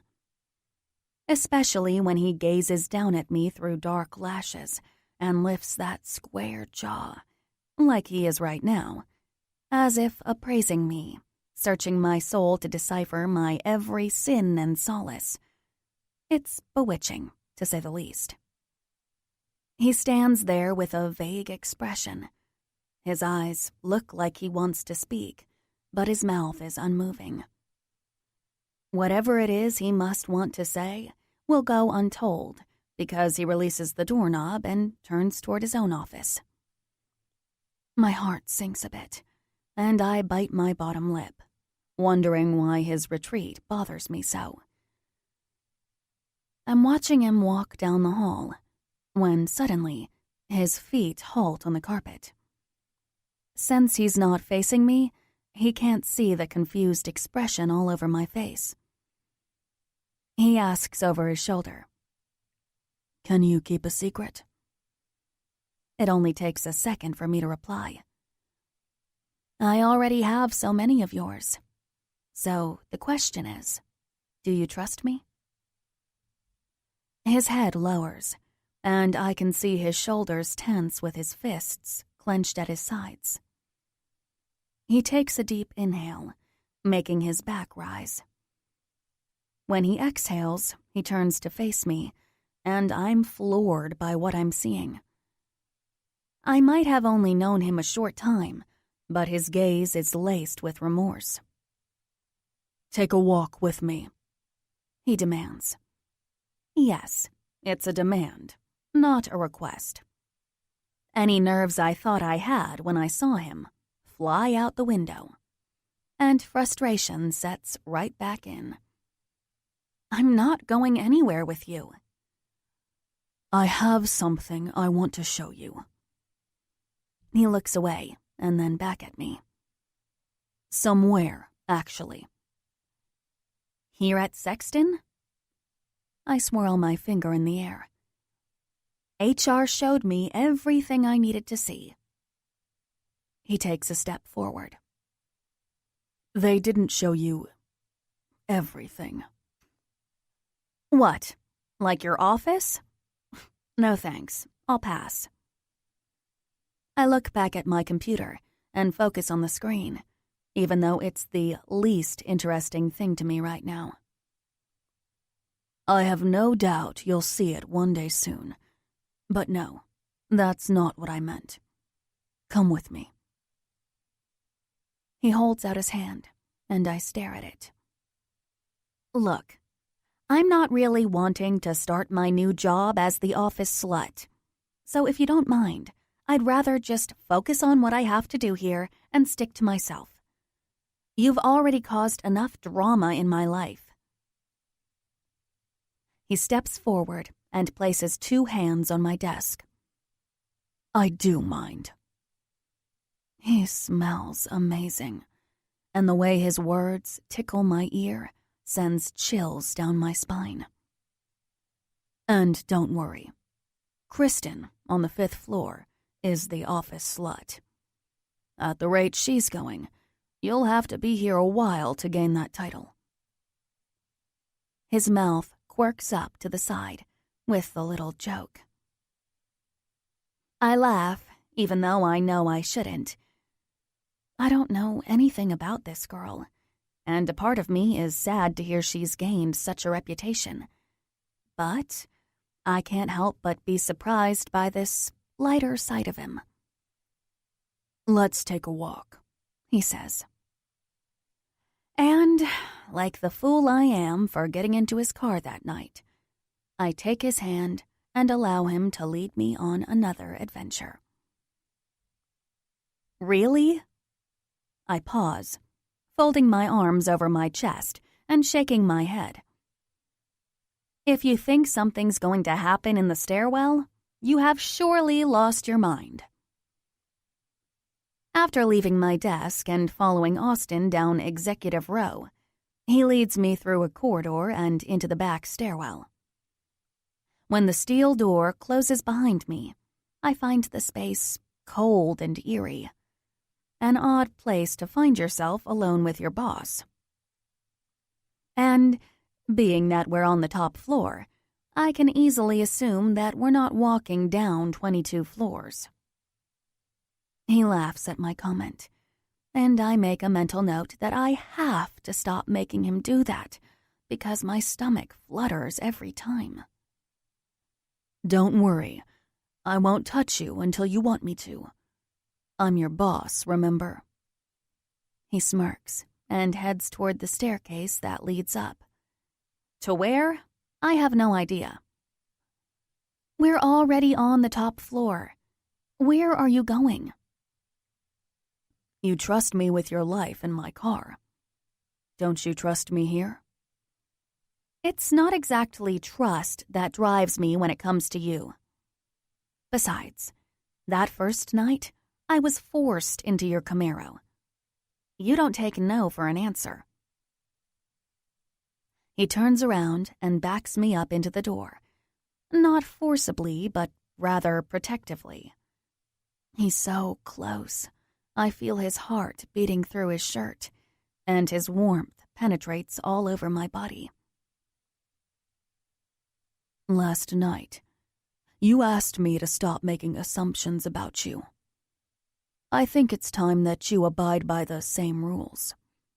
I have never, and would never, force a woman to do anything she didn't want willingly. My eyes open wide, and I swallow. His knuckle grazes my cheek. All you had to say was no, and I would have left you safely with Greg. But you wanted to be in my car, just like you want to be in my pants right now. My eyes narrow as I do a double take at the words he just uttered. You mean you want to be in my pants? Way to deflect. I like this about you, Pyle. He steps away from me and turns toward the stairs. Why do you keep calling me Pyle? We start ascending. That's what happened when you decided not to give me your name. He's already 10 steps up and about to turn the corner. You know it now, so you can stop. He pauses his steps, glances down at me over the railing, and winks. Where's the fun in that? I huff and continue, shaking my head in frustration at this man. We reach the top of the staircase, only to realize there's no door. Just a small room of 3 walls with the only light coming from the stairwell we just walked up. How is there a staircase that leads to nowhere? What is this place? The Winchester Mystery House? I ask. He points at a ladder that's up against the wall, with a shit-eating grin covering his face. Yeah, that ain't happening. I look down to my pencil skirt and high heels. I can't climb that in this. You can't, or you won't. He cocks his head to the side, crossing his arms over his chest. I shake my finger back and forth at him. Oh, no, I don't fall for that shit. The whole, if I dare her, she will crap isn't working on me. You'll do just fine. Here, hand me your shoes. You can climb barefoot. You must have taken a lot of girls up here to know I'd do better without shoes. Quite the opposite, he says, causing me to raise a brow. I figured, if you're going to know my secrets, you might as well see my hideaway. My head twitches in contemplation, but I try to recover quickly. I've realized that it's best not to overanalyze anything Austin says or does. So, are you going to come or not? He asks. I look around the dark room. Behind me is the staircase going back to our floor. In front of me are cylinder blocks of a 4x4-foot room with a ladder hanging on a wall. The little devil appears on my shoulder and urges me on. He's not going to kill you on the roof. He knows he's too pretty to go to jail. For once, I listen to the red lady. I lean down to remove my shoes, handing them one at a time to him. Fine, but I go after you. No looking up my skirt. I glare at him, making sure he knows I mean business. And damn it, it makes him laugh again. He begins his ascent with my shoes in hand, and I follow behind him. I can't help but wonder how it's possible that this man keeps getting me out of my comfort zone. Every time I'm with him, I'm doing things that would normally terrify me. Driving in race cars, stepping up to take on an investigative journalism assignment, climbing a ladder to my possible death. He stops, and I hear him fiddling with the lock of a hatch on the ceiling. Once it pops open, he swings it up, and I hear it slam against the roof. Light floods the area around us, and I feel a swoosh of cool air swirl down. He continues his climb, and within a few more rungs, I'm making my way over a railing and stepping onto a gravel roof. After handing me back my shoes, he waits as I slide them back on. His hand reaches for mine, and he walks me to a corner of the building. What is this? I ask as we approach an outdoor living room set under a fabric portico. The drapery is swaying in the gentle breeze that we're awarded with from being this high up. Under the portico is a curved couch with cushions plusher than my bed, which wraps around a gas-lit fire pit next to an inviting chaise lounge that I'd love to take a nap on. Several accent tables and plants are placed around, including some candles enclosed in glass lanterns of various sizes. The only thing that's missing is a cocktail bar, and then this would officially be a nicer setup than I'd ever seen on any vacation I'd been on. Want a drink? He asks as he reaches under the seats and slides out a drawer that's actually a mini fridge. You have got to be kidding me. What? I have water in here if you don't want alcohol. I mean, you are on the clock. He playfully tilts his head. I point toward the water and catch it when he throws it to me. Untwisting the cap, I take a sip and walk around the furnished area that sits on the center of the large rooftop. There are sand-colored rocks on the floor, which looks to be imported, and a black rail around the perimeter of the building. Up here, we have a 360-degree view of San Francisco, and it's breathtaking. How in the world did you get this up here? I ask, noting there is only that one ladder as a point of entry. Come on, I'm a sexton. I want it, I make it happen.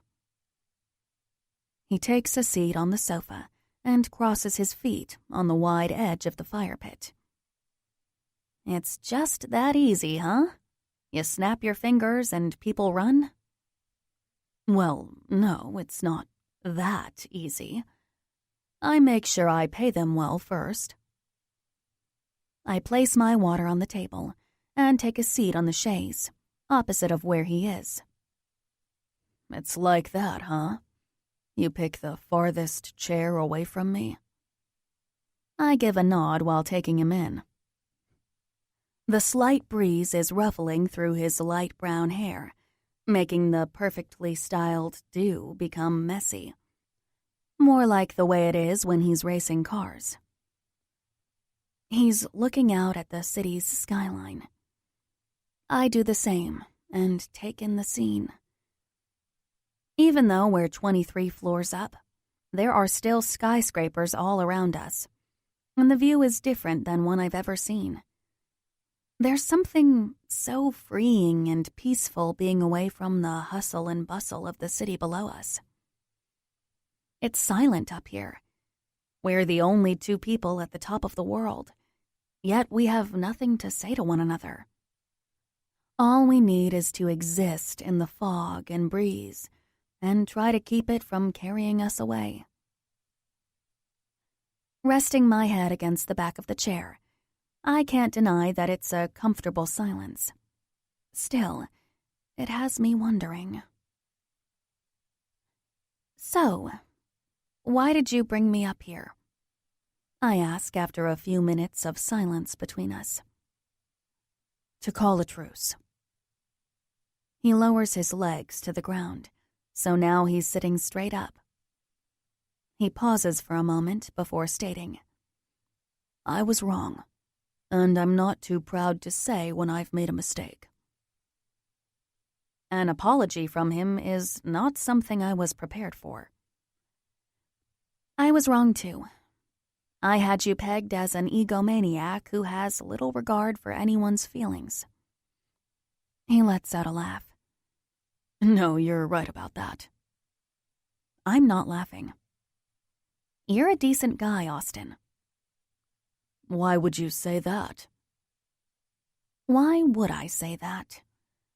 It's something that's been sitting with me for days. A connection I feel to him, despite wanting to run the other way. The way you spoke out about your mother, defending her to Missy. I look away and swallow down the emotions threatening to creep up into my eyes. I lost my mom when I was a child. I know how hard it is to grow up without one. When I turn my head toward him, it's to see his serious gaze and nod of understanding. He stands up, reaches in his pocket, and produces a key. This is for you. He hands me what I can only assume is Beckett's car key. I told you I wouldn't keep the car, but I thought you might have your own plans for it. Thank you, I whisper, grabbing onto his hand. He stills. His body, which was turned back toward where he was sitting, is now angling toward me. I look up at him. Austin, if you really want a truce, I want one of your secrets. One more, I mean. His brows are furrowed as he stares out toward the bay. The sun beats brightly on his face as he looks back at me with honesty. I'm terrified we're going to lose our company to Dad and Missy. I shake my head. Not if I have anything to say about it. He smiles. So, the temp is going to save the company? I'm going to try to keep your name out of the races.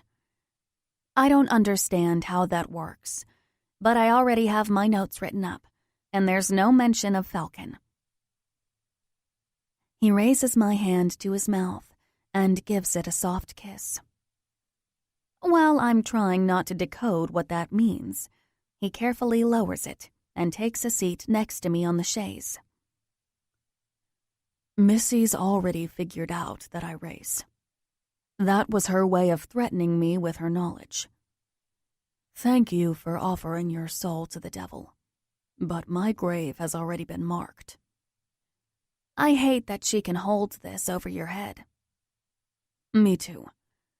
That's why this place is so special. I feel calm up here. It's beautiful, I say about the rooftop, even though my attention is fixed on him. I'm glad you're here.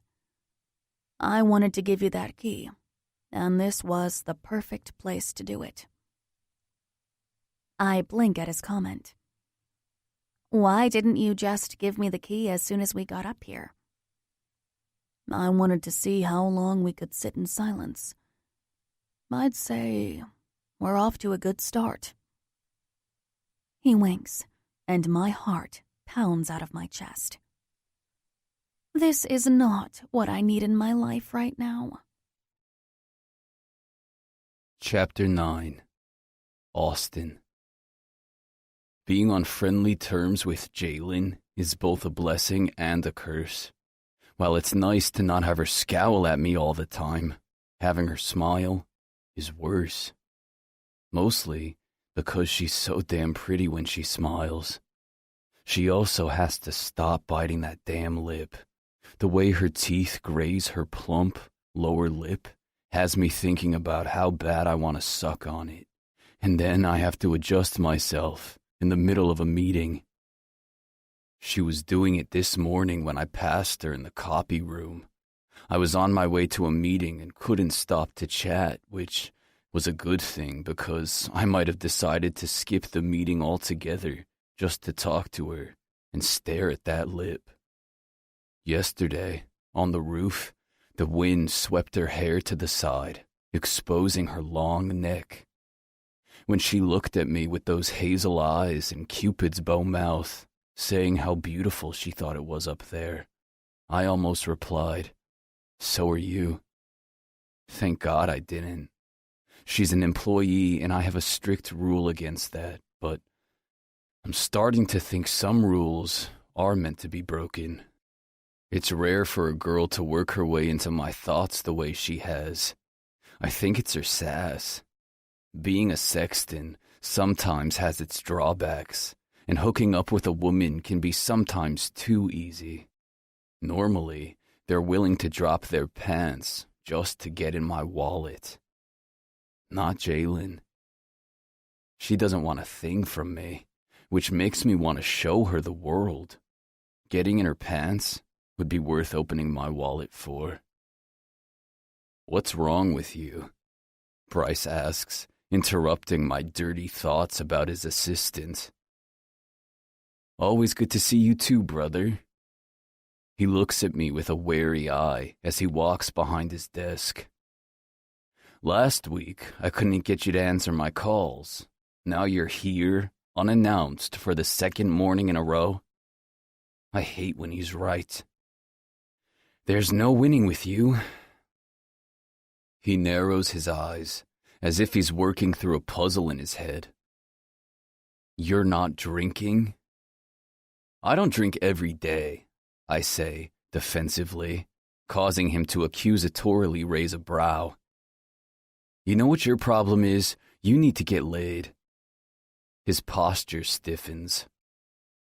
"What I do on my personal time is none of your business." Did I touch on a soft spot? What's the matter? No assistance to... My words trail off as my attention goes right to the door when Jalen is seated on the other side. Bryce doesn't seem to notice my distraction. It only happened twice, so stop making it seem like I sleep with all of my assistants. And for the record, I didn't sleep with the last one, so it would do us both a world of good if you stopped spreading rumors. Yeah, I mutter. Just tell me you actually did something today besides think about my damn love life. His love life? I rapidly blink my eyes and try to figure out what the fuck my brother is talking about. When it comes to Bryce, the words love and life aren't synonymous with one another. He's driving on autopilot to becoming the world's first living heart donor. I throw the file I'm holding onto his desk, Frisbee style. Finalized and signed. Yes, that's the Under Armour account. They're taking digital and print ads out on all platforms. You're welcome. We've been working on this account all year, and at one point, Bryce swore it was a waste of time. Maybe now he'll get off my back. He opens the file, verifying what I already told him. Tossing it back to the desk with a nod, he goes back to typing on his computer, like what I just said wasn't a huge deal. That's it? No, hey, good job, little bro. You want me to kiss your ass for doing your job? No, I want you to kiss my ass for saving that account. You could have just emailed it to me. And miss seeing the happiness and joy on your face. Fuck off. As always, nice chatting with you. I exit the room, shaking off the feeling that he tends to leave me with, and am confronted with another awkward feeling. Disappointment. Bryce's quick-tongued assistant is not at her desk. I peer into the newsroom, but don't see her in there either. I could go on a stalking mission, but that would be, well, stalking. Instead, I head to get a cup of coffee. I'm walking down the hall when my cell phone rings. Tanner, with his ridiculous man bun, shows up on my screen. Please tell me you've cut that hair of yours, I say as I answer.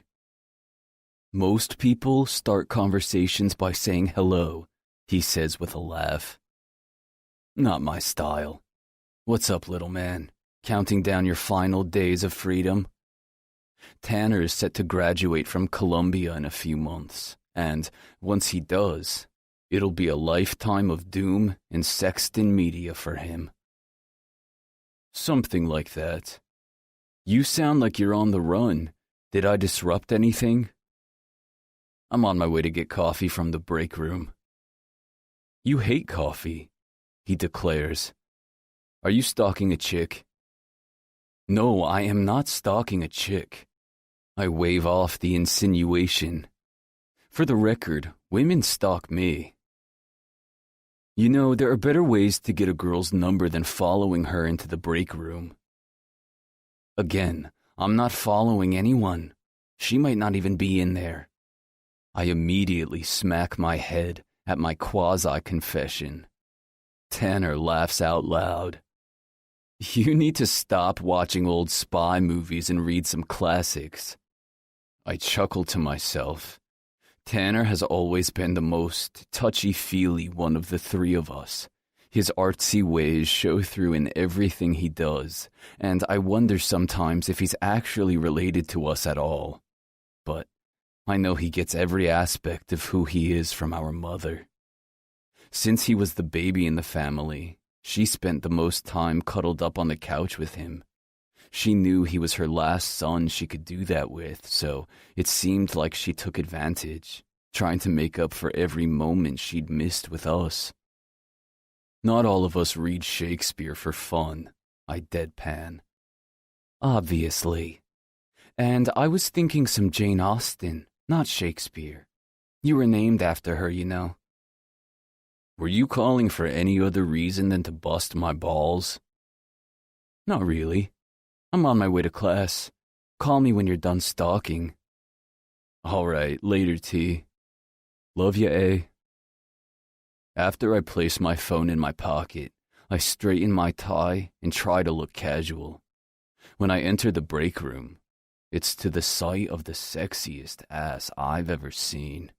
She's bent over, looking in the refrigerator. I lean against the door frame to take her in. Oh, sorry, Mr. Sexton.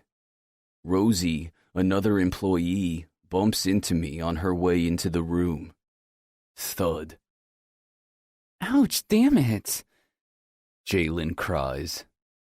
I turn to see her rubbing her head where it must have smacked against the top of the fridge. You okay there, Pyle? Her eyes narrow, and I grin in response. Please stop calling me that, and... She rubs her head. I'm fine. Yes, you are, but your head doesn't look okay. I approach her, laying my hands on her head to examine her bump. The skin is pink around her hairline, so I tenderly rub a thumb over it to see if it hurts her. I can feel her body quiver and then stiffen as she pulls away, glaring at me. Isn't this sexual harassment? Making sure my employee is okay after she hit her head? No, not at all. So, you take care of all your employees like this? Her teeth graze that lip again. I see Rosie making coffee in the Keurig, and I bring her in to have someone on my side. She used to work in my department until she got promoted, and we love to rile each other, so she knows I'm all fun and games at the office. Rosie, how long have you known me? I ask her. Long enough to know I've never seen you in here, she says with an expressive grin. Would I ever do something that borders on sexual harassment? She lets out a quick, hearty laugh. I'm staying out of this one. With her coffee now made, she reaches out her hand to Jeannine. I'm Rosie, by the way. You're new here, right? Jeannine takes her hand. Pleasure to meet you. I'm Jeannine, Bryce's new assistant. Ah. She pauses, taking a sip of her coffee before glancing over to me with a knowing look. In that case, Austin is the good brother. It's Bryce you have to worry about. Jalen's eyes go so big. I sit back on my heels. See? I'm the chivalrous one. Thank you, Rosie. Now, I didn't say that. She hits my arm. By the way, good work on securing the Sergeant Miller interview. I heard that's going to happen. She gives me a motherly pat on the cheek and opens the door. Good luck, Jeannine. It was nice to meet you. You too, she replies, before tilting her head down and suspiciously eyeing me. You're the good brother? Apparently, but don't take my word for it. I state with a grin, thumbing toward the door where Rosie just walked out of. But Jalen's not laughing as she runs her hand across her forehead. Seriously, is your head okay? Yes, I'm fine. She offers a small smile. Just one of those mornings. I nod and watch as she walks over to the counter and grabs a coffee pod from the drawer. I rub my chest as a nagging thought hits me in the gut. Can I ask something of you? She gives me a wary eye. Depends. I lean my hip against the counter and sink my hands into my pockets. Don't sleep with Bryce. She nearly drops the mug she just took out of the cabinet. Excuse me? In the past, he's had an assistant or two try to get him in bed. It must be the Sexton's sex appeal. I mean, I get it. We're pretty fucking good looking. I'm making a joke, but she's not laughing. She's just looking at me like I'm the biggest asshole in the world for insinuating that she wants to sleep with my brother, who is also her boss. I lean over and hit the button for the machine to make her coffee. Say something. Her shoulders fall back and her chin rises. Austin Sexton, I have a million things to say, but while your comment was wildly inappropriate, I will respect the fact that you are my employer, so I will keep it to this. My sex life is none of your business. Yes, ma'am. She goes to turn, but then thinks twice and points a finger at me. I don't know what you have against your brother, but he has been nothing but courteous to me. Standoffish and quite frankly stoic at times, but he is a good man. You, on the other hand, just can't seem to keep your damn thoughts to yourself. Well, Her cheeks redden. And if I did want to sleep with him, or anyone in this company, it wouldn't matter what you thought about it. So you do want to sleep with him? She stomps her foot. No. But you just said... Don't say it, or I will pour this hot coffee all over your $1,000 suit, she threatens, with her mug held high in her hand, and I believe her. I sway to the side. Actually, it's a $5,000 suit. She lets out a harumph. You're incorrigible. I watch her leave, and I kick the closest thing next to me, which happens to be the garbage pail. Trash falls all over the floor, and I curse out loud as I take a knee and clean it up. Yes, me, in the suit I just bragged about, picking up other people's garbage. If Jeannine were here, she'd tell me that it serves me right. She'd also get down here with me and lend a hand because she's a decent person. Too decent for a guy like me. I stand up and wash my hands in the sink, noticing she left her purse sitting on the counter, wide open, showing feminine hygiene products lying across the top. I know her reaction to what I said is not because she's hormonal, but I'm sure it didn't help. In all my years as a single guy, I haven't had to deal with a girl during her time of the month. The only experience I have is from my mother explaining it to me when I was 10. I remember coming home from school, dropping my backpack on the ground, and declaring at the top of my lungs that girls were disgusting. When she asked what had brought on this sudden change of heart, I explained what we had learned about in school that day. The look on her face was unforgettable. With a pout, I crossed my arms in front of my chest as I listened to my mother say something I'd never forget. Don't put down the things you don't understand. A woman's heart and body are far stronger than a man's. That's why God gave her the ability to do something that you cannot. Create a life. And I'll be damned if I let you grow up to be the kind of person who runs away from a girl just because of what is happening with her body. What am I supposed to do then when this disgusting thing happens? You buy her candy. I open the refrigerator door and see a container marked Jeannine. Inside are a peanut butter and jelly sandwich and an apple. I grab her purse and her lunch and decide it's time I do exactly as my mother instructed. Chapter 10. Jeannine. Let's go over all the ways today sucks, shall we? First, I missed my bus and was late to the office, only to arrive and realize I forgot my security badge and had to go through the process of getting a temporary one before finally getting upstairs. I messed up my morning analytics report for Bryce and accidentally copied my cable bill, which I brought to work to pay on my free time, and had it bound between Bryce's proposal for his 9 o'clock meeting.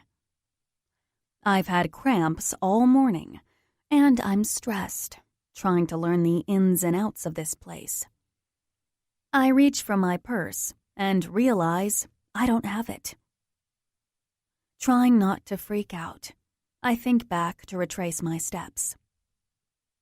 I enter the break room, and where I'm positive I left my bag is now bare of everything, except for a few plastic cups stacked neatly.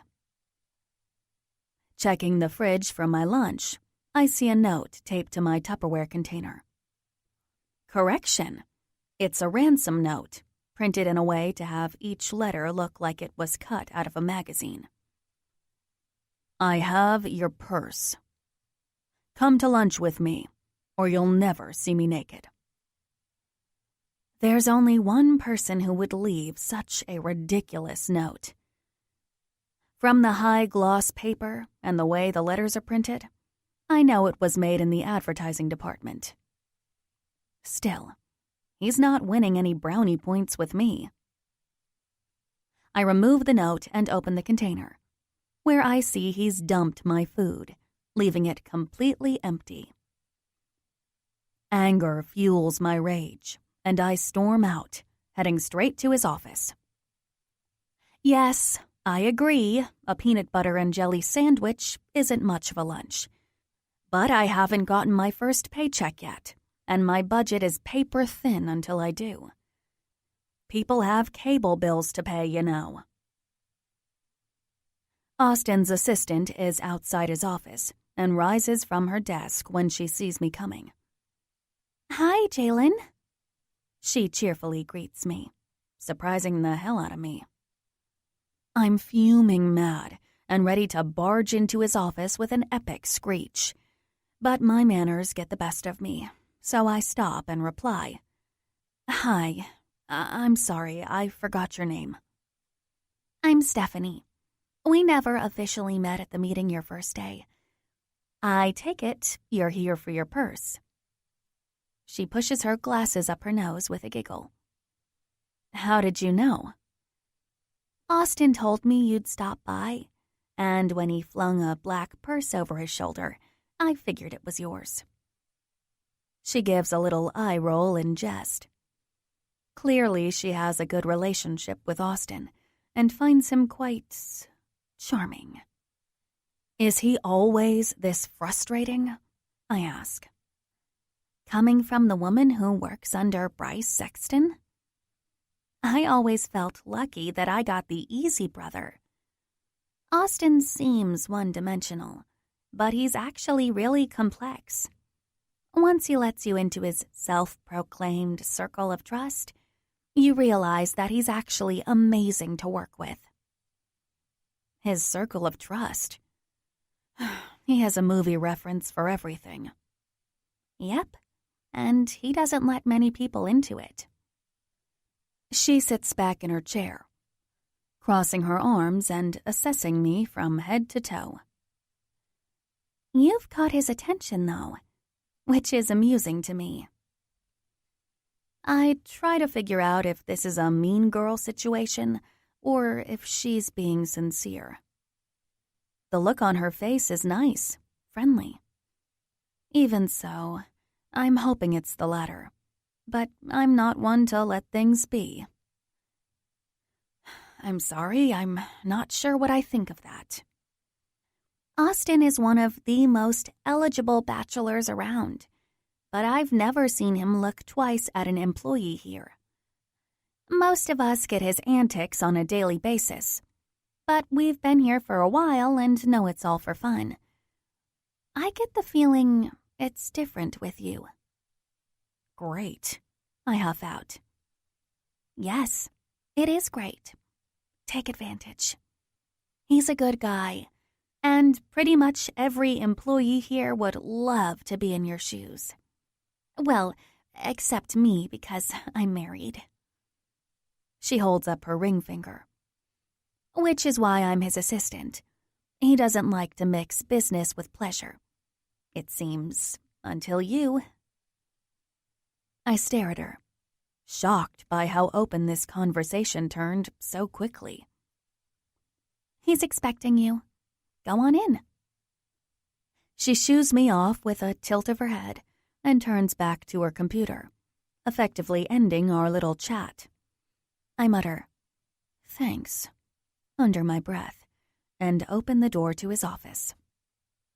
He's sitting at his desk with a pen in hand and an open binder. His eyes glance up to meet with mine. My chest tightens, and my body flushes at the beautiful man staring back at me. I close the door behind me with a thud and fall against the weight of it. We stay locked on each other for a few breaths before he stands to come closer. As he walks toward me, my mind is frozen by the way his large frame fills the room, feeling like it takes up every inch and surrounding my entire view. I imagine him in his military fatigues, all broad-shouldered and strong thighs under a uniform of honor, and I have to clench my legs to stop the sudden ache. I've never been affected by the presence of a man the way I am with him. Fine. I admit it. I'm attracted to him. So damn attracted. His chin rises as he marches over. Authoritative. Every step feels like it's vibrating my very being. I push my back against the door, taking a deep breath as he steps up so close, and I feel his warmth pour all over me. "You have my purse," I say with a swallow when his hand presses against the door, trapping me in. "I also have your apology," he says. His eyes look around my face, taking me in with every pass. His mouth parts, and the tiny pulse of his neck is beating wildly. "I shouldn't have told you not to sleep with Bryce." "No, you shouldn't have." "I'm also going to apologize in advance for telling you that I don't want you dating anyone either." Ugh, this exasperating man. Why do you even care? I don't care. I pause, feeling my forehead crinkling as I look up at him in confusion. "You like me."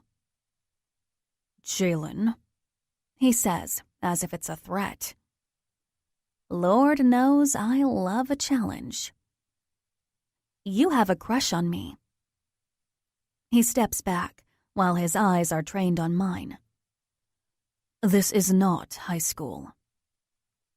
"You want to get in my pants," I tease with a devilish laugh. "Trust me, if I could turn it off, I would." Oh, snap. Did he really just... You want to turn off the fact that you want to get in my pants? My words came out barely coherent. "Yes," he answers honestly. "No." I swallow. "No?" "Jalen." He starts, but stops. His eyes glaze over, laced with remorse. For what, I'm not sure. My hand tentatively stretches out. I place it on his chest and feel it beating. No, pounding against the skin. My lashes flutter as I look up into his clear blue eyes. "What are you thinking about?" His cobalt eyes turn midnight as he stares back at me. His Adam's apple bobs with a swallow. "You." His hand rises to my cheek and rubs a small circle along the skin. "I can't stop thinking about the way your eyes change from green to brown, depending on what color shirt you're wearing, or how you have this tiny vein that pops out of your forehead when you're mad, which is a lot. I can't stop thinking about how you chew on pen caps, or how you're always biting this lip. His thumb moves to my mouth, pulling my lip out from between my teeth. His hard body steps closer, molding to my soft one. He leans in ever so slowly, his hand now cupping my chin as that deliciously woodsy scent infiltrates my senses. I let my fingers travel up his chest and over his throat, cradling his jaw in my hand. His face is a mixture of rugged and soft, just like him. Are you going to kiss me, Austin Sexton? I ask. No. He leans in even closer. No. My eyes fall to his mouth, and I'm done for. Never. His lips lightly touch mine, checking for reassurance. When a slight moan escapes my body and my shoulders drop, he moves in more. Pressing firmly against me and sweeping his tongue out for a taste. His kiss is soft and tender, making my entire body light on fire with a craving for more. I kiss him back, wanting every drop of what he's offering, but he pulls away. My heart is racing like wildfire, and my mind goes blank as I tame the ache swirling within me. His forehead leans against mine as he takes a deep breath in. Yep, that's what I thought, he whispers. My mind finally decides to make a presence. That's what you thought? His mouth tips up with a smirk. You want me. I push him away and raise a hand to wipe my mouth. He stops me. Don't wipe it away. A kiss like that doesn't deserve to be wiped away. My mind freezes again. I hate that this frustrating man kisses like a god and leaves me in a puddle of goo. He turns, and once I have my space back, my brain decides to work again. This changes nothing. This changes everything.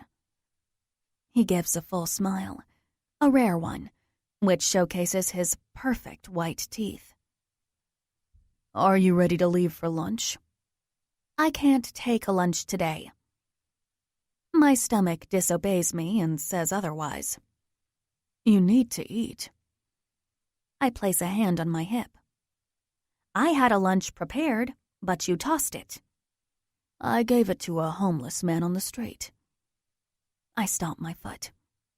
Yes, it's childish. But what other reaction do you have when someone you're mad at says they did an incredibly decent thing? That was my lunch. That was barely rabbit food. He grabs his keys and wallet off the desk. Come on. I know a great burger place right around the corner. My mouth salivates at the thought of wrapping my lips around a greasy burger that I'm sure is to die for if he's recommending it. I haven't had a good burger in a while. Unfortunately, my budget only calls for the fast food variety, and they don't hold a candle to a real, stacked, delicious restaurant version. Damn him. He hands me my purse, opens the door, and gives a gentlemanly gesture as he says, Ladies first. I'm ordering dessert, too. His eyes light up as if he just remembered something. He reaches into his jacket pocket and pulls out a bar of Godiva chocolate. I curve a brow. What's that for? My mother said to always buy a lady candy. I suspiciously eye him, but take the candy anyway. I mean, it is Godiva. His deep laugh vibrates as he closes the door behind us. Stephanie, I'm taking a long lunch. I turn to him. Not long. I have to be back at my desk in 30 minutes. He groans and looks at his assistant. Stephanie, I'm taking a short lunch. I look at her, and she's grinning from ear to ear. Good luck, she whispers to me. I don't want to tell her that I think I'll need it. We wait for the elevator, and I pray someone will be in there when it opens. To my dismay, it's empty. We enter, and he presses the button for the ground floor without looking at me. My heart pounds as we stand side by side. I look at our reflection in the steel doors. His wavy dark hair and tan skin is similar to my own, but that's where the comparison ends. His features are squared with sharp angles. I'm daintier with soft curves. He's the freeway, jetting through the mountains, and I'm like a scenic drive along the coast. Still, it has me wondering what it would be like to be up against this hard mountain of a man, feeling every ridge of his body and claiming it as my own. I'm not one to have such racy thoughts in the middle of the day, but that kiss has left me feeling insatiable. My hand rises to my mouth as my finger skims my lips at the memory. I'm not going to kiss you again until you're ready, he says. My head pops up, and our eyes meet in the reflection of the steel. Why kiss me at all? I had to see if you were worth the chase. The elevator dings, and the doors slide open. He turns to me, winking before he exits.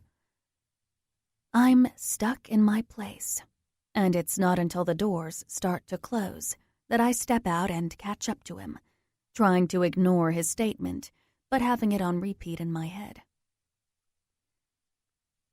The extremely fancy restaurant is only a few blocks away. We make our way through the afternoon crowd, and he opens the door, holding it for me to walk through. Hello, Mr. Sexton. Your usual table today? The hostess asks, with the batting of her lashes. 2, please, he responds, placing his hand on the small of my back to bring me forward. The girl's eyes widen, and her smile falls when she realizes I'm standing here. She recovers quickly and goes back to hostess mode. This way, please.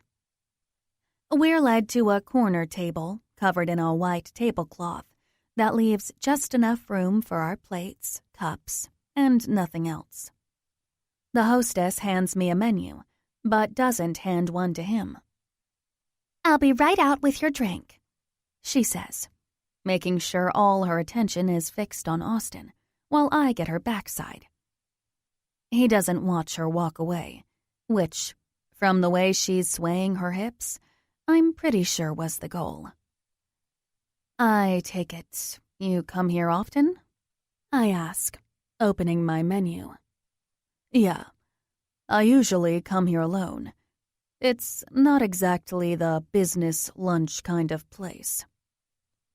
I think the hostess has the hots for you. We fucked last week, he says nonchalantly. I take in a sharp breath, dropping my menu. I'm kidding. I just wanted to see your reaction. He smiles, placing his napkin on his lap. Ha ha, very funny. I lean over and pick my menu up off the floor. Thank you, I thought it was. The waitress approaches our table with a small glass full of ice and a brown liquid filling only an inch or so. Just as you like it, she says. I'll have an iced tea. I lean forward to get her attention. When her head turns my way with a closed-mouth smile, I give her my own and watch her leave. Austin seems oblivious as he takes a sip of his drink. Do you always drink in the middle of the day? Yes, and most mornings. He stops and raises his eyes to the ceiling in contemplation. Not so much in the last week or so, but yes, I enjoy a cocktail or two. Now, this. He taps the glass. This is special. I only have it when I come here. It's Louis XIII cognac. Is that something special I should know about? Only if you're into cognac. And like to throw away money? He laughs. Yes, I guess you could say that. But why have money if you can't enjoy it? I lift my eyebrows and shake my head, looking down to my menu again. I have no clue what that feels like. The waitress brings my drink and asks, "Are you ready to order?" She's looking at me, and I'm still clueless over the menu. She'll have what I'm having. Austin answers for me. I will? I glare at him. I seem to know what you like more than you do. Trust me on this. The waitress grabs my menu and leaves. He eyes me as I sip my iced tea. Do you want that spiked? I shake my head. I don't drink. Leaning back, he punches a hand on his heart like I just drove a knife through it. Why not? My father's an alcoholic. He stops his mock theatrics and straightens up. His hand goes straight for his glass, but then releases it. It's okay. You can drink. I don't think everyone who drinks has a problem. You may have vices, but addiction doesn't seem to be one. How can you be so sure? He asks, looking away. Your eyes. You can see a lot in an addict's eyes. I also don't want to tell him I see other things in his too. Like right now. He's looking at me like I just uncovered a greater truth. Something he has been searching for, but can't seem to find. So, what did you order me for lunch? I don't usually let men order for me, I state, as I fluff my napkin on my lap. It's chivalrous. Remember, I'm the good brother, he grins. It's barbaric, I deadpan. I'm only here because you threw away my lunch. He chuckles. Peanut butter and jelly. It's a delicious meal. He holds up his hands in retreat. Not gonna hear me complain. My mom made it for me every day when I was a kid. Then why wasn't it good enough for me to eat? Because a beautiful woman deserves a beautiful meal, he says. And I find I don't have a retort. Damn, I hate when he wins. Tell me about this big interview you got. The one Rosie mentioned in the break room, I say, trying to change the subject. Do you remember hearing the name Sergeant Miller a few years ago? I'm sorry. Sergeant who?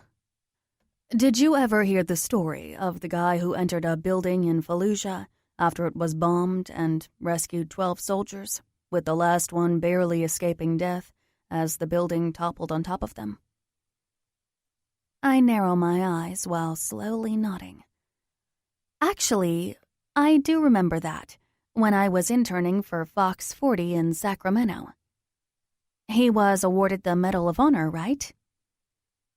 He reaches for his drink, holding it in his hand, but not taking a sip.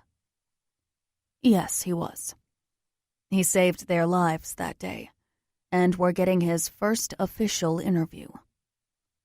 His first one? That was a few years ago. Yes, it was. He was severely injured from going back for the 12th guy. Wow.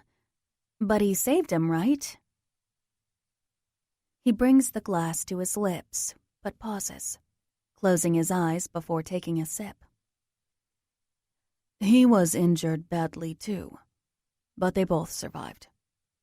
Sergeant Miller burned over half of his body and broke his back, along with getting some amputations.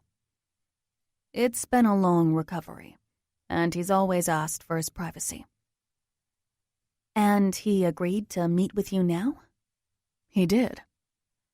Man, so this is a big deal. His eyes glaze over for a brief second before he abruptly changes the subject. So, Miss Journalism Major, why did you decide to work at Sexton Media? He asks. I needed a job and you were hiring. The temp agency sent me, remember? It was a huge plus that it was in the media industry. That's it? It's that easy?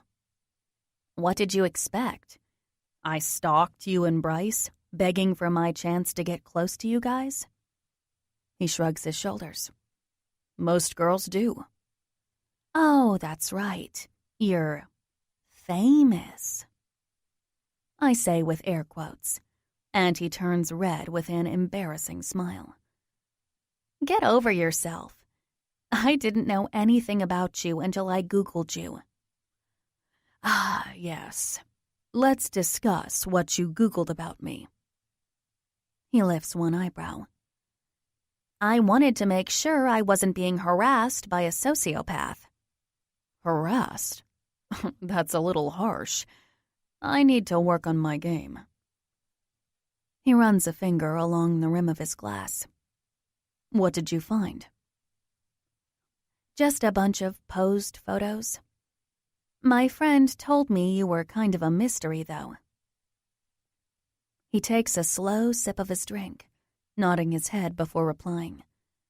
So, you're talking to your friends about me, too? Get off your high horse. She asked me about my day, that's all. Well, no need for Google. I'm right here. What do you want to ask? Last time we talked, you said I asked too many questions. Well, I'm in a better mood today. Ask away. He holds out his arms in offering. I feel like I've been given the key to a secret vault. I have so many questions, but I know he'll close up if I ask the wrong one. I think for a minute, looking at him in this crisp suit, a stark contrast from the hooded driver called Falcon, who has been haunting my dreams since the day he told me to get into his car. Why do you race? I ask the simple question. Because I like the rush. Sex and fast cars. Those are my things. I close my legs at the mention of sex, and he must notice because a grin creeps up on his face. Then why do you hide who you are? His jaw twitches as he thinks about his answer. My attention is focused on the way his lips pucker and are only drawn away when he answers. It's twofold. You have no idea how much it sucks being known by everyone, except you, of course. Everywhere I go, people want to talk, get to know me, be my friend. But they really only want my wallet or my connections. I like the freedom I get at night when I'm Falcon. I nod in understanding. That's fair. You seem to go a little too far with keeping up with the disguise. Dirk Diggler and all. As you know, it's not exactly legal, and my getting arrested could have a more severe consequence than jail time. He adjusts his cufflinks for no reason. He seems like he just needs something to do with his hands. When he's done, He looks up at me and continues speaking. My family didn't always have money. My mom started a local magazine almost 30 years ago. She used to talk about putting Bryce in the stroller and walking door to door, delivering magazines because she couldn't afford a delivery boy. That magazine grew to be the most successful in our county by the time I was born, and I spent most of my childhood going with her to businesses, getting advertisements for the magazine, and on interviews. She wrote most of the articles on her own, all human interest stories. She said that was what made it so successful, the heart. He takes a deep breath and continues to reminisce. Anyway, my mom was brilliant. She expanded into other states, built a publishing warehouse, had a delivery route, and started taking over failing magazines and newspapers when I was in middle school. Every dollar she had, she poured back into the business. She invested in a digital presence, something my dad thought was a waste of money, and fought her tooth and nail over. She did it anyway, creating an internet magazine. That is how Sexton Media made its first million. By the time she died, we had more money than we knew what to do with. That is why she wrote her will the way she did. He looks up at me and speaks as if he trusts me with his soul. Bryce, Tanner, and I inherited her half of the company. If any of us gets convicted of a felony, we forfeit our shares to our father. I'm taken aback by the idea. Why a mother would put something like that in her will is confusing. Were you bad kids, so she thought you'd do something that would land you in prison? He laughs lightly. The complete opposite, actually. She didn't put it in there because we were bad. She did it because she wanted us to stay good. She knew that, if she died young, we would be way too young to come into this fortune. Too many men have made mistakes at the hands of money. She needed to hold us accountable. That's also why she put in there that we have to work for the company for a minimum of 20 years. Why didn't she just leave her shares to your father? Maybe she knew he'd want to sell it. He's not like her. He was a good dad when we were kids, but the money, it changed him. I slowly nod my head, taking it all in. Is that why you joined the military? That's a conversation for our fourth date. His tone changes, altering the mood from semi-somber to oddly flirty. Fourth date? I ask, just as the waitress is arriving with ketchup for the table and extra napkins. We've been talking for so long, I almost forgot we came here to actually eat. When she walks away, I notice Austin is taking another drink, as if he didn't just declare we'd be going on another date. Fourth date? I ask again. His eyes crinkle at the sides when he sees my slack-jawed expression. He slightly leans in and states clearly, dating is like racing a car. First, you have to see the track, feel it. In this case, taste it, like I already have. My mind drifts back to that kiss, and a tingle runs up my spine. On the second date, you do what's called tracking the curb. You commit every delicate detail to memory. You want to feel every curve so you can ride it with your eyes closed, he says. When it comes to us, I'll make you a deal. I'll give you another one of my secrets, and you'll let me explore every peak and valley of your smooth skin. I let out a tiny gasp as I imagine what it would feel like to have his hands on my breasts. He continues.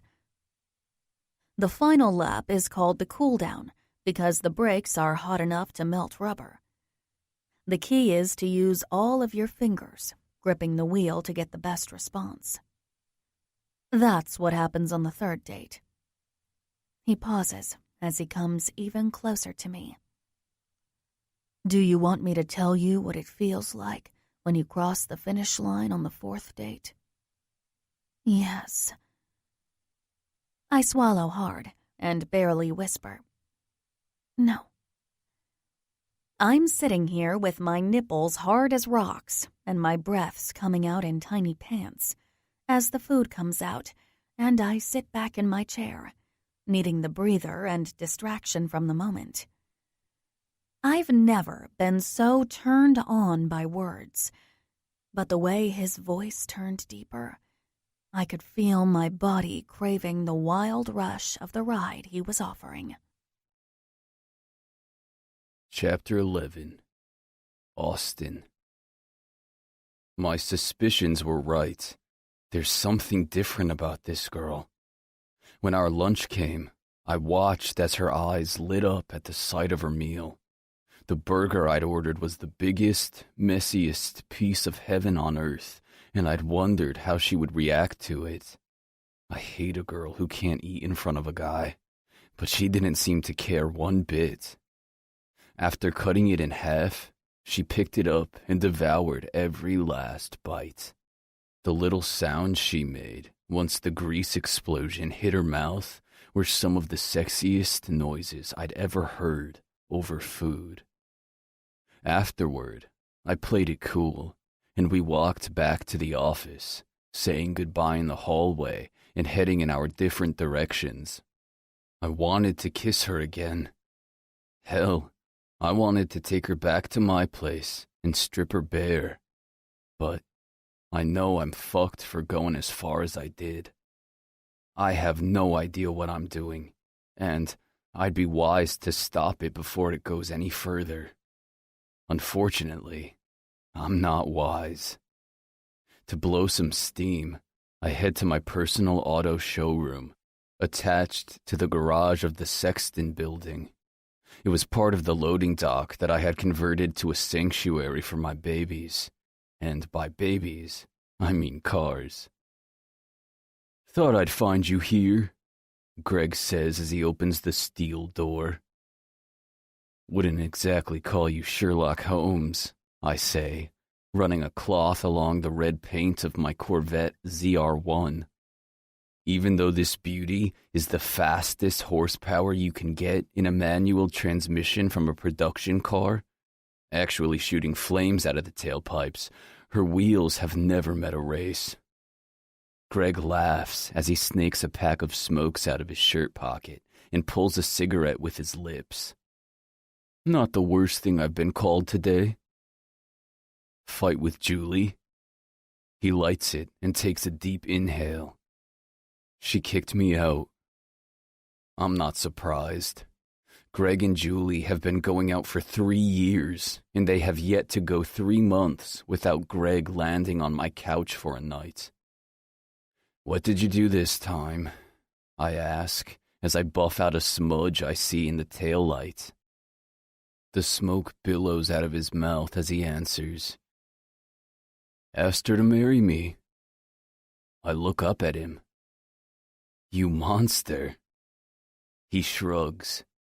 It probably didn't help that I asked after she threw a shoe at me for coming home at 4 a.m. I rise, cross my arms over my chest, and appraise him. You proposed to your girl to win an argument? He takes another drag. No, I was going to do it eventually. She just has this wild look in her eyes when she's mad. I fucking love it. With a laugh, I shake my head at my friend, who is a goner for a girl who is as less likely to be tamed as he is.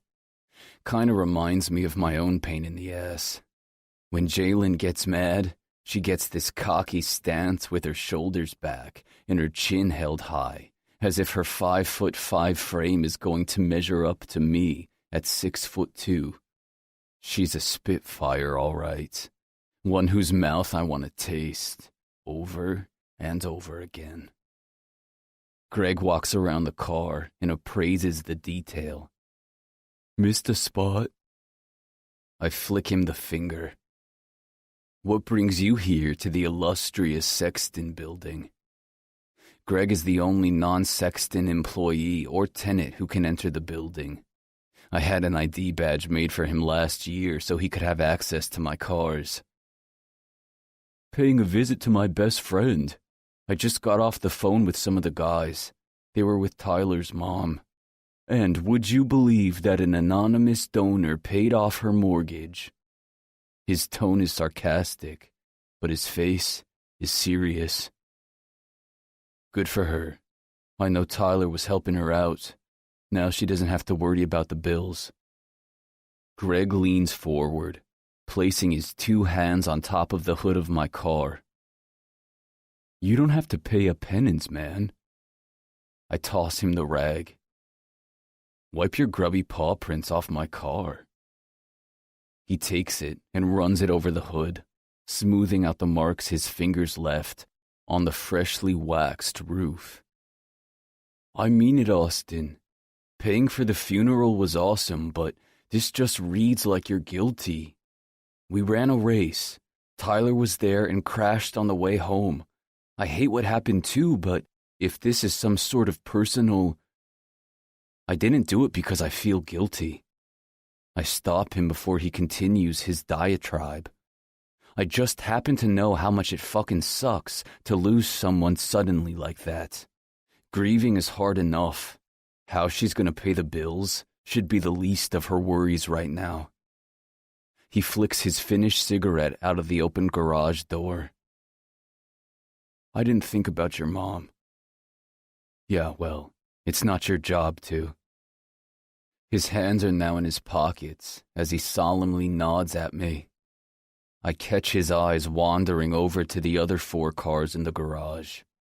Porsche 911 GT3 RS, McLaren 57OS, Jeep Grand Cherokee Trackhawk, and Beckett's 1964 Half Mustang, which Jalen still hasn't picked up, and I haven't asked why. Each has been buffed and shown, even though some haven't hit the streets in weeks. You okay, man? I haven't heard from you in a few days. I lean my hip against the car and wipe my hands on the t-shirt I changed into when I first entered the garage. Keeping tabs on me? Usually you get the itch by now. Surprised I didn't see you at Sonoma Raceway last night. Greg's right. Since I got home from the Marines, I found myself as a constant fixture on the racing circuit. If I'm not behind the wheel, I'm at the gate, watching every turn and hard brake, scouting the next recruit for the underground drag races Greg and I have been hosting. Aside from racing Beckett for pinks, I haven't had the desire. A stupid grin crooks his face as he asks, "What's her name?" What are you talking about? The girl who's got you thinking with your cock and not your head. I clench my fist at that statement. Watch your mouth, asshole. He laughs like he's proud of himself for getting me all riled up. Damn, she must be pretty special. There's still a big-ass smile on his face as he points a finger at me. For the record, your head is so messed up. Thinking with your cock is actually a good thing. What's her name? My jaw is still clenched, even though I know he's kidding. None of your business. He stops laughing and stands still, looking back at me like I just told him I sold my Corvette for $1, and then he slightly shakes his head. I never thought I'd see the day you fell hard for a girl. No one's falling over here. The only girl in my life is a pain in the ass who can't keep her mouth shut. What color eyes does she have? Hazel. I answer too quickly. I grab another rag off a nearby shelf and toss it at him to wipe the smug expression off his face. He's laughing now, and I can't help but find myself smiling. This is why no one wants to bet against you. You cheat. His palms go up in defense. I can't help it if I'm clever. I open the door to the car and climb into the driver's seat, wanting to feel the steering wheel in my hands, hoping it will take my mind off what I really want in my hands. If you were so fucking clever, you wouldn't be here with me. Instead, you'd be sucking up to your fiancé. Have you seen the size of my girl's shoes? It was like getting clobbered with a sledgehammer. I'd better have a ring before I go back there. So you gonna tell me what you were doing out last night until 4 a.m? He takes a piece of paper out of his pocket and hands it to me. There's a new driver hitting the circuit. You should check him out. I step out of the car, frustrated, before I look at the license plate number that he jotted down. I will when I've got time. He'll be at the dunes tonight. Shoving the paper into my back pocket, I raise my chin to him. I said I'll check him out when I have time. Greg's grin is still plastered on his face as he walks himself out the steel door and closes it behind him. Usually, when he comes around with the name of a new driver, I get an adrenaline rush. The need to scout out our next race is part of the excitement. The races are always announced in a rush and are over before the night is through. Tonight is different. I don't have that same feeling, and I don't know if I should be relieved or annoyed. I'm putting my supplies away in a locker I keep in the back when I hear the steel door open again. What's the matter? Julie won't let you back in? I ask, as I turn around to bust Greg's balls for returning so soon, but my smile fades when I see the figure who has entered my showroom is not my best friend. It's my archenemy. Smoking in a public building is against the law, Missy says as she appears in the doorway in red from head to toe. I'm sure it's meant to make her look classy. To me, she looks like the devil. I slam the locker shut, causing it to ricochet a little off the hinge. What are you doing here? I was on my way home for the night when I saw Greg leave. It's a shame he hasn't amounted to much since high school. He's a longshore man. The guy's got better benefits than all of us. She tisks with pity. A dock worker is hardly something to be envious of. An honest day's work is quite the turn-off for you, isn't it? Poor men are a turn-off for me, she states as her tongue runs along the front of her perfectly white teeth. Yeah, well, gold-digging bitches are a turn-off for most men, so there's no hurt there. She smiles. So much hostility. Her heels clack with each controlled step as she walks further into the room and stops a few feet from me. There was a time when you used to like me. I clench my jaw. I was 15 and a walking sack of hormones. It's pretty sick if you think about it. An 18-year-old girl sleeping with a child like me. What would my father think? Let this go down in history as my one major regret. I was a sophomore in high school when I slept with Missy once during spring break. I just wanted to get my dick wet, and she was smoking hot. While she was a great lay, it was clear she was only after one thing: betting a sexton. The girl knew from a young age that she wanted to be one of us. It just took her a few beds to figure out who was willing to take her. She lets out a cackle, which has me pinching my eardrums closed. You think your daddy cares that I slept with you when I was a teenager? Her laugh dissipates, and she levels her gaze at me as she says seriously, "It's a big fucking joke in our house." Her eyes roam over my black t-shirt and down the front of my jeans. I grind my teeth, not liking the way she's appraising me, almost undressing me with her eyes. "Then again," she adds, "you weren't a man back then. I bet you've put a lot of miles on those tires. I'd be interested in taking a test drive." "I wouldn't touch you with a 10-foot pole." She inches closer. "Come on. What better way to piss off your dad than to take his hot young wife to bed?" "You've got a lot of balls coming in here and talking like that. My father would divorce your ass so fast you'd be right back in Salinas before the prenup was in effect." My threat doesn't seem to thwart her as she steps back with a laugh. "I already own a quarter of the company, Austin. There isn't an attorney in the world who can take that from me." I punch the wall at the thought of my fucking father and his stupid goddamn lack of willpower. It's one thing that he had to go out and marry the town slut, but to hand over half of everything he owns? Hand over what my mother worked 20 years to create. He's a fucking disaster. And to think my mother put stipulations on her children's shares to keep us out of trouble. Little did she know that her husband was going to be the one to blow up the entire business. "I'll buy you out," I bite. "You have money, Austin, but you don't have enough to buy me out.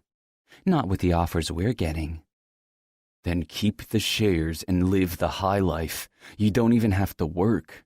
Bryce, Tanner, and I will make sure you have everything you need. Go to Saint-Tropez or St. Bart's, rent a yacht, and go sail away for a few years. Just leave us the fuck alone." "I don't want the yacht." Her tone is deadly. "I don't want to be some housewife living on $1 million a year. I want my fair share." "Fair my ass. You've done nothing to deserve a payout." "I've done plenty," she shouts back as her pupils dilate and her cheeks turn ravenous red. She looks wild and unhinged, and it makes me wonder just what exactly she's done to feel she deserves it all. My chest is heaving with anger, but my breaths come out controlled. "Get out of my garage." "What are you going to do about it?" She takes a step back and raises her chin. "Falcon." I knew it. I knew she was aware of my involvement in the races. How?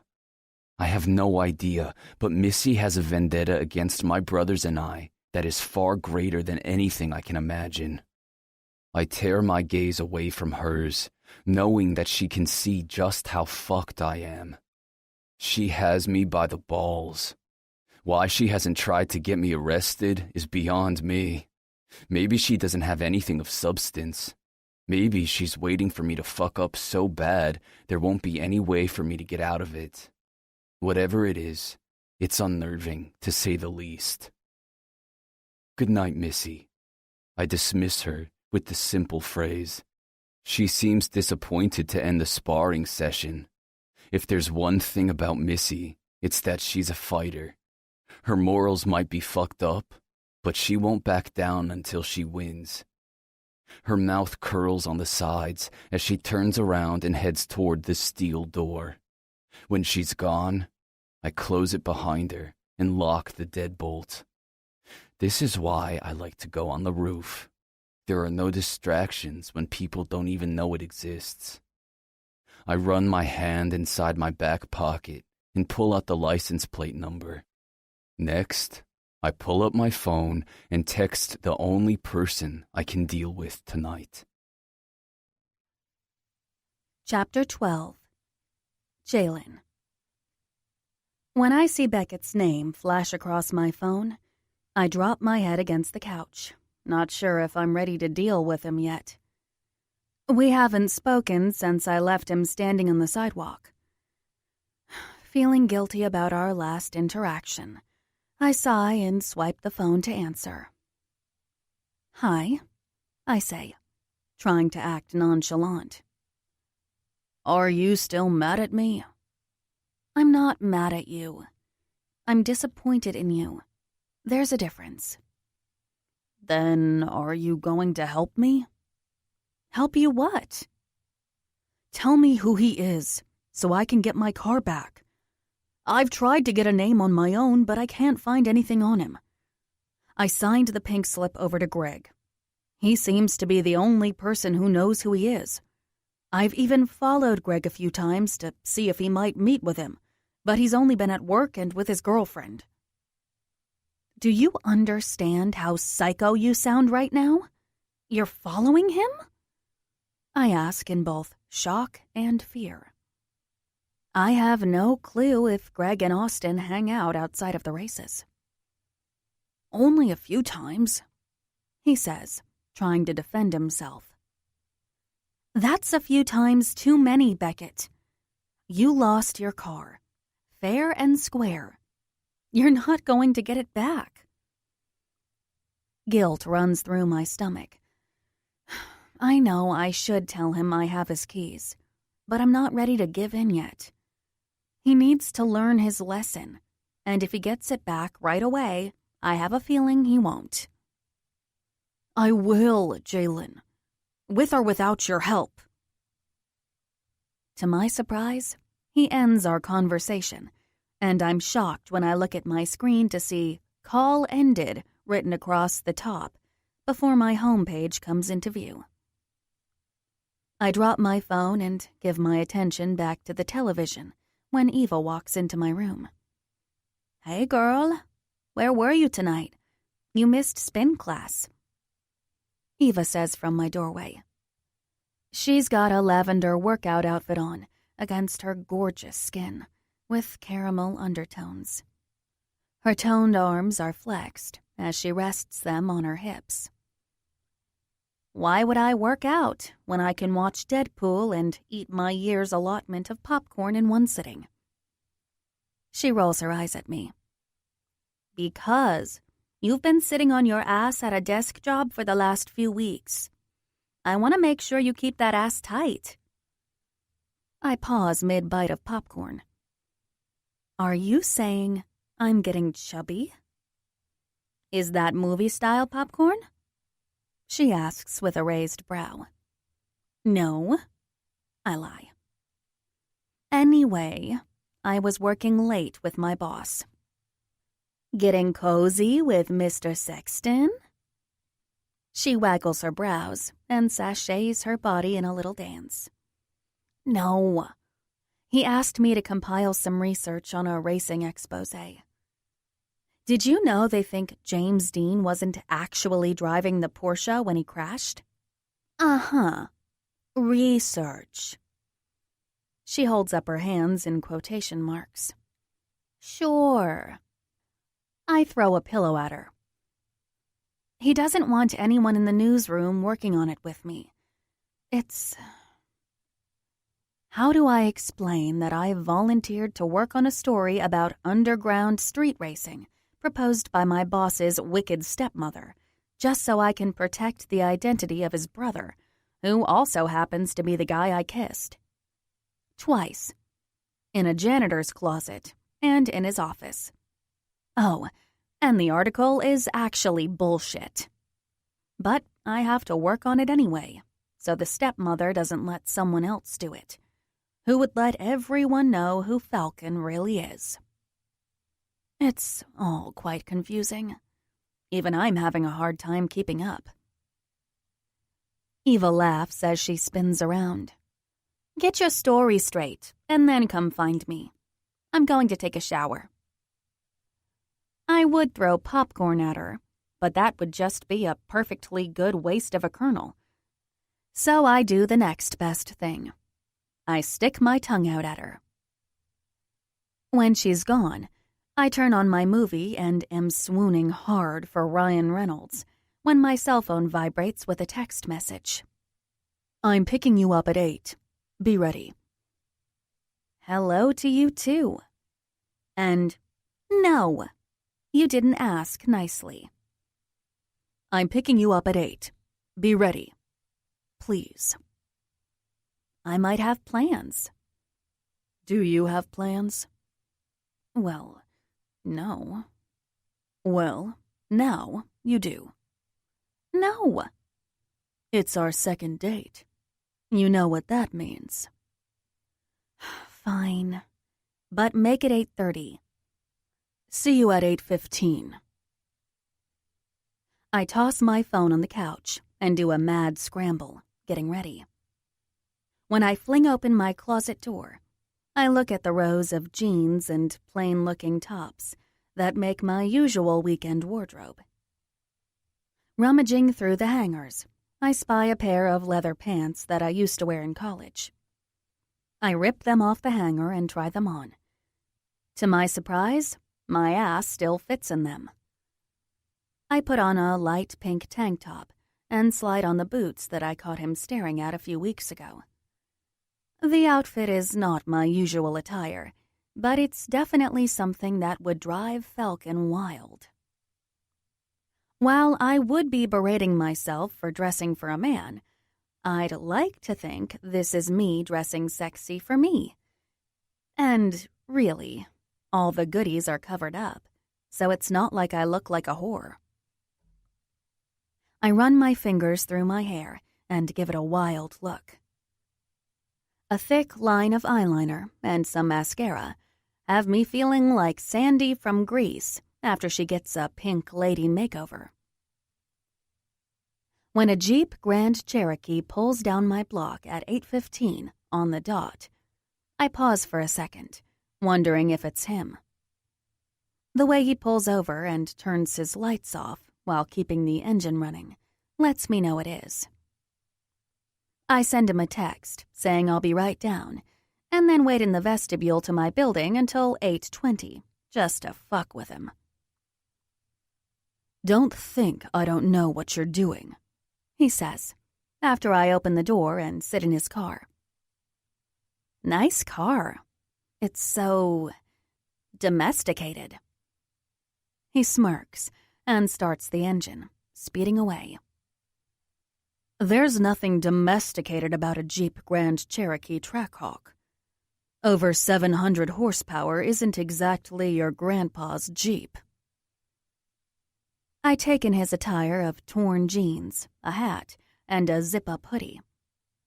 He's in semi-Falcon mode, not Austin, which makes me wonder just what kind of second date this is. Where are you taking me? I ask after a few miles. We're going scouting. I look down at my outfit and find that, for once, I'll actually be dressed appropriately for going to a race. You're not racing? No. Tonight we watch. Find the best and invite them in. Unless you want me to take you for another wild ride. He grins, and I smack his arm, which he pretends has been hurt. We pull up to a location that looks more legit than the first place I met Austin. There are cement barriers on either side of the track and floodlights at every turn. Austin parks the truck away from the crowd before slipping out. Stay close and pretend like we're any other couple, he says as he pulls his hat down low. People surround the area with individual muscle cars of every type and size. After rounding the truck, Austin walks up to me, placing his hand in mine. We walk the distance between the cars and the racetrack, checking out each one. Austin stops to talk to a few drivers, none of them seeming to notice who he is and treating him like every other person out here. He keeps his hood up, but openly discusses parts of the cars and carries on in conversations about the track and who's hot tonight. Apparently, there's a particular driver he has his sights on, and he's up next. It's amazing, the different feel this track has versus the one Greg sets up. There's something very official about the lights actually counting down the start of the race, and scoreboards flashing the time and winner. Now I understand why Austin risks his races. It's not only the high of going fast, it's also the secrecy and chances of getting caught that appeal to him. "That's him," he says, after the race goes down. We watch as the cars come to a halt. A supercharged Hellcat wins, and the driver gets out for his post-win celebration. "Okay, so do you just go talk to him?" He shakes his head. "No. Now, we figure out a way to get close to him and slip this into his car." He holds up a flip phone. "And then we finish our date." The way he says date, leaving it out in the air, unfinished and full of anticipation, makes my heart pound.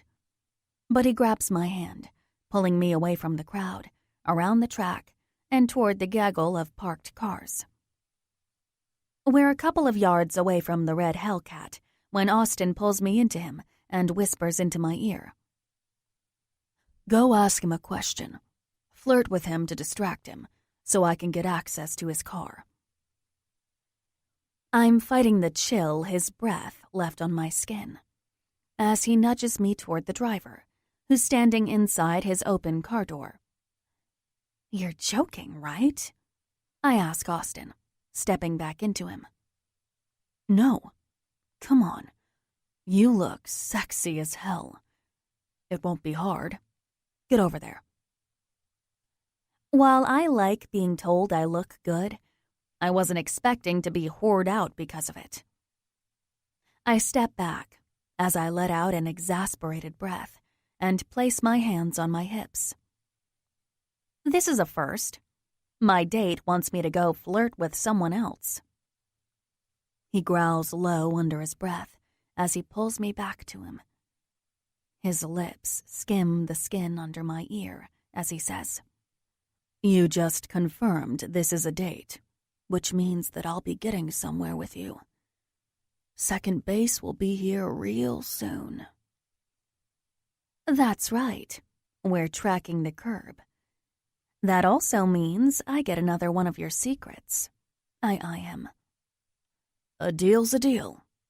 Now, go flirt with that guy." He smacks my ass as he pushes me away from him. I'm not one to take orders from a man, so I walk forward with my own mission in mind.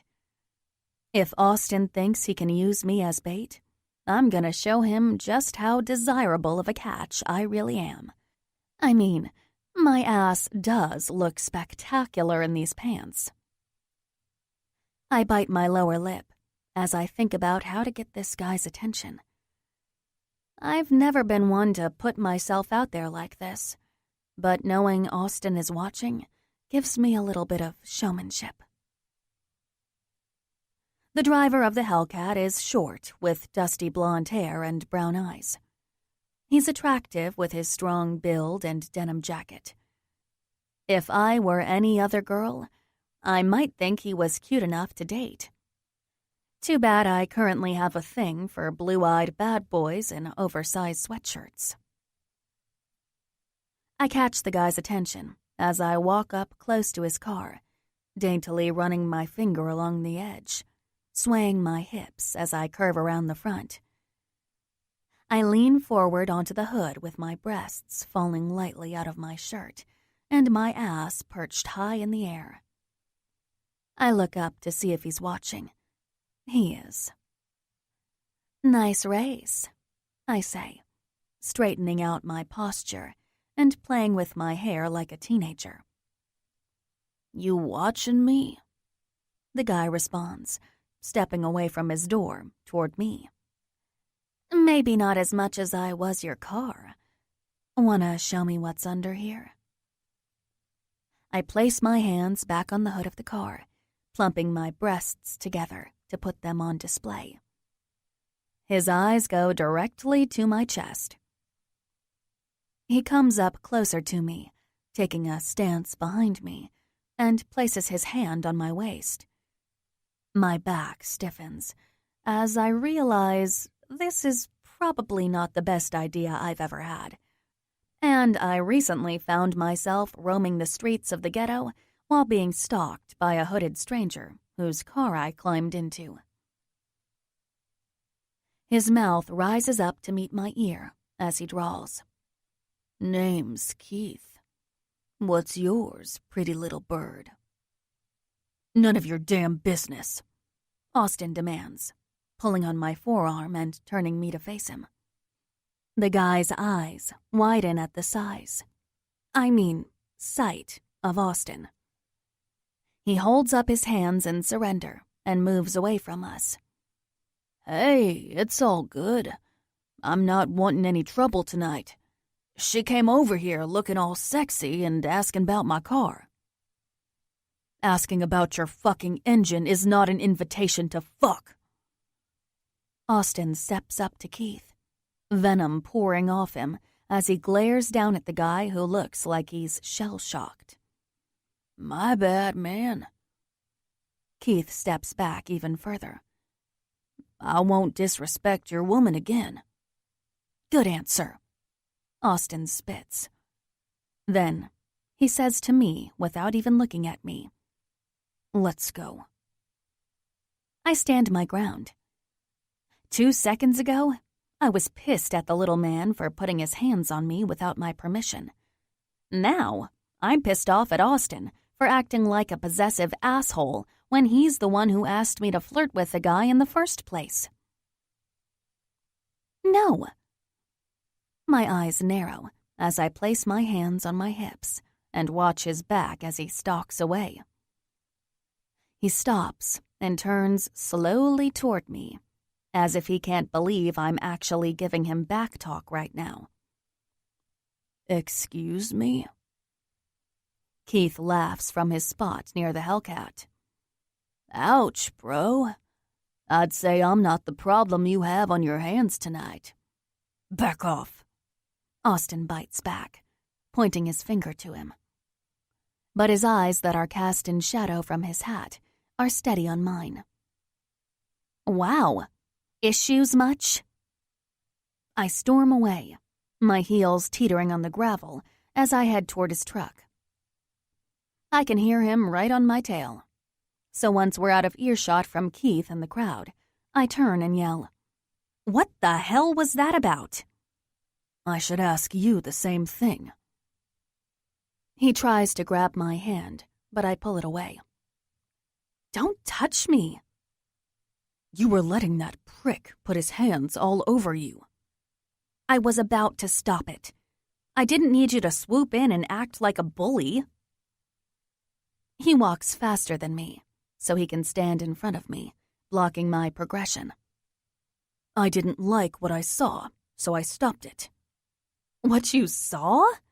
You mean what you asked me to do?" "I said flirt with him. I didn't say get up on him." Anger and frustration run through my body, making me want to scream at him. I turn on my heel so fast, he trips and starts to fall to the side.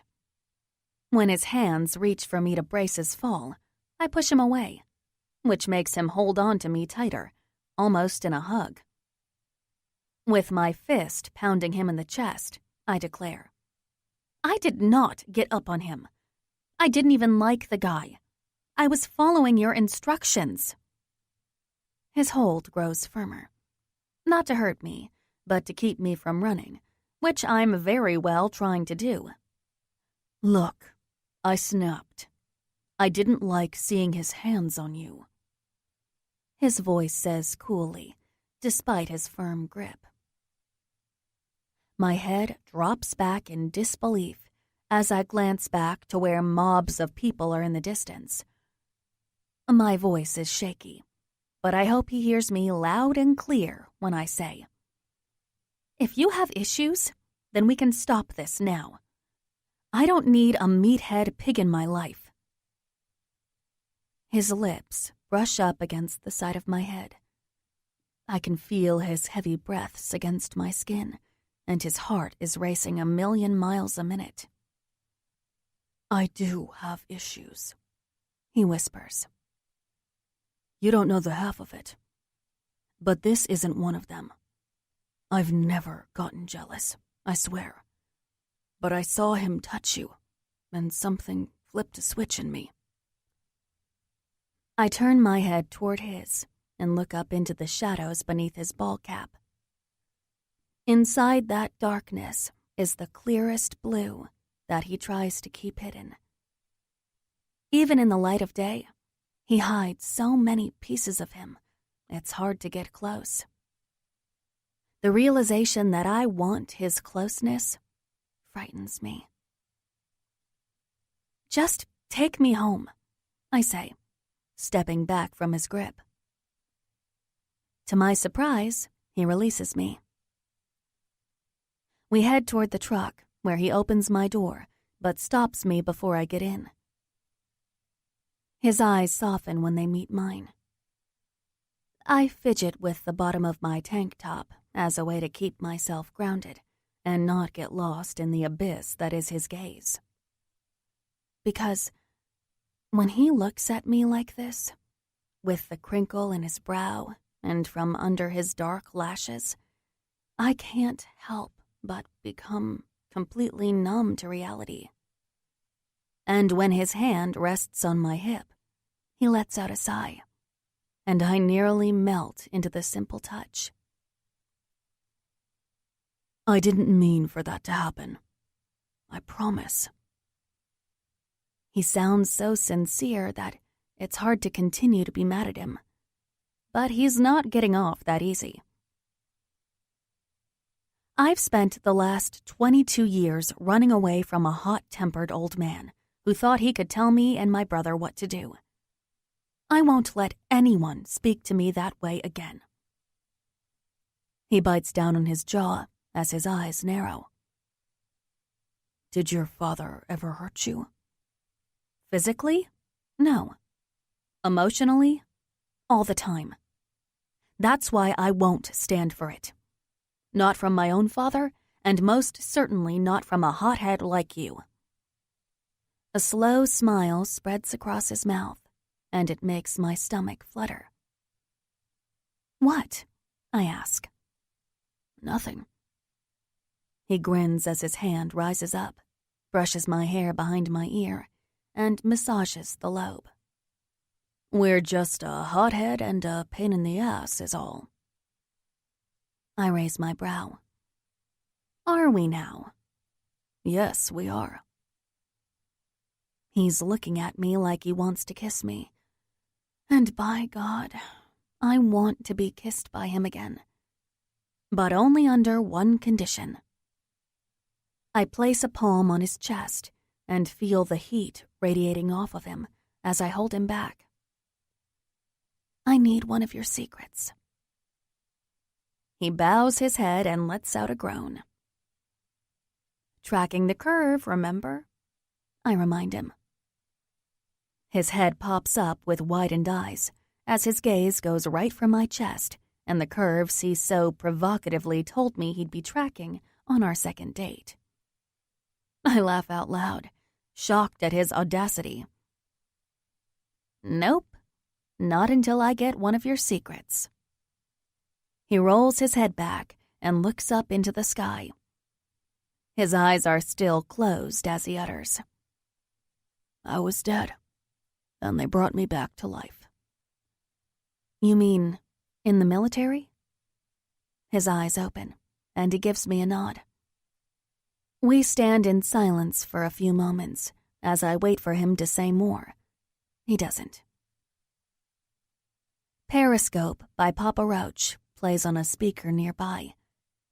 And as I listen to the lyrics, I watch his mouth open and close, as if he has so many things to say, but can't seem to form the right ones. Just like the song suggests, I feel like I'm getting pieces of him, and they're all jumbled, like I'm seeing him through a periscope. I can't figure out if he's creating a masterpiece or floating around, only to never be put together again. The thought saddens me. I know nothing about this man, and I'm starting to feel like no one else does either. I want to know who you are, I say, determined. You know who I am. No. I look into his eyes. I want to know who you really are. Why do I feel like you're not who you portray on the outside? Because I'm not. Why not be who you want to be?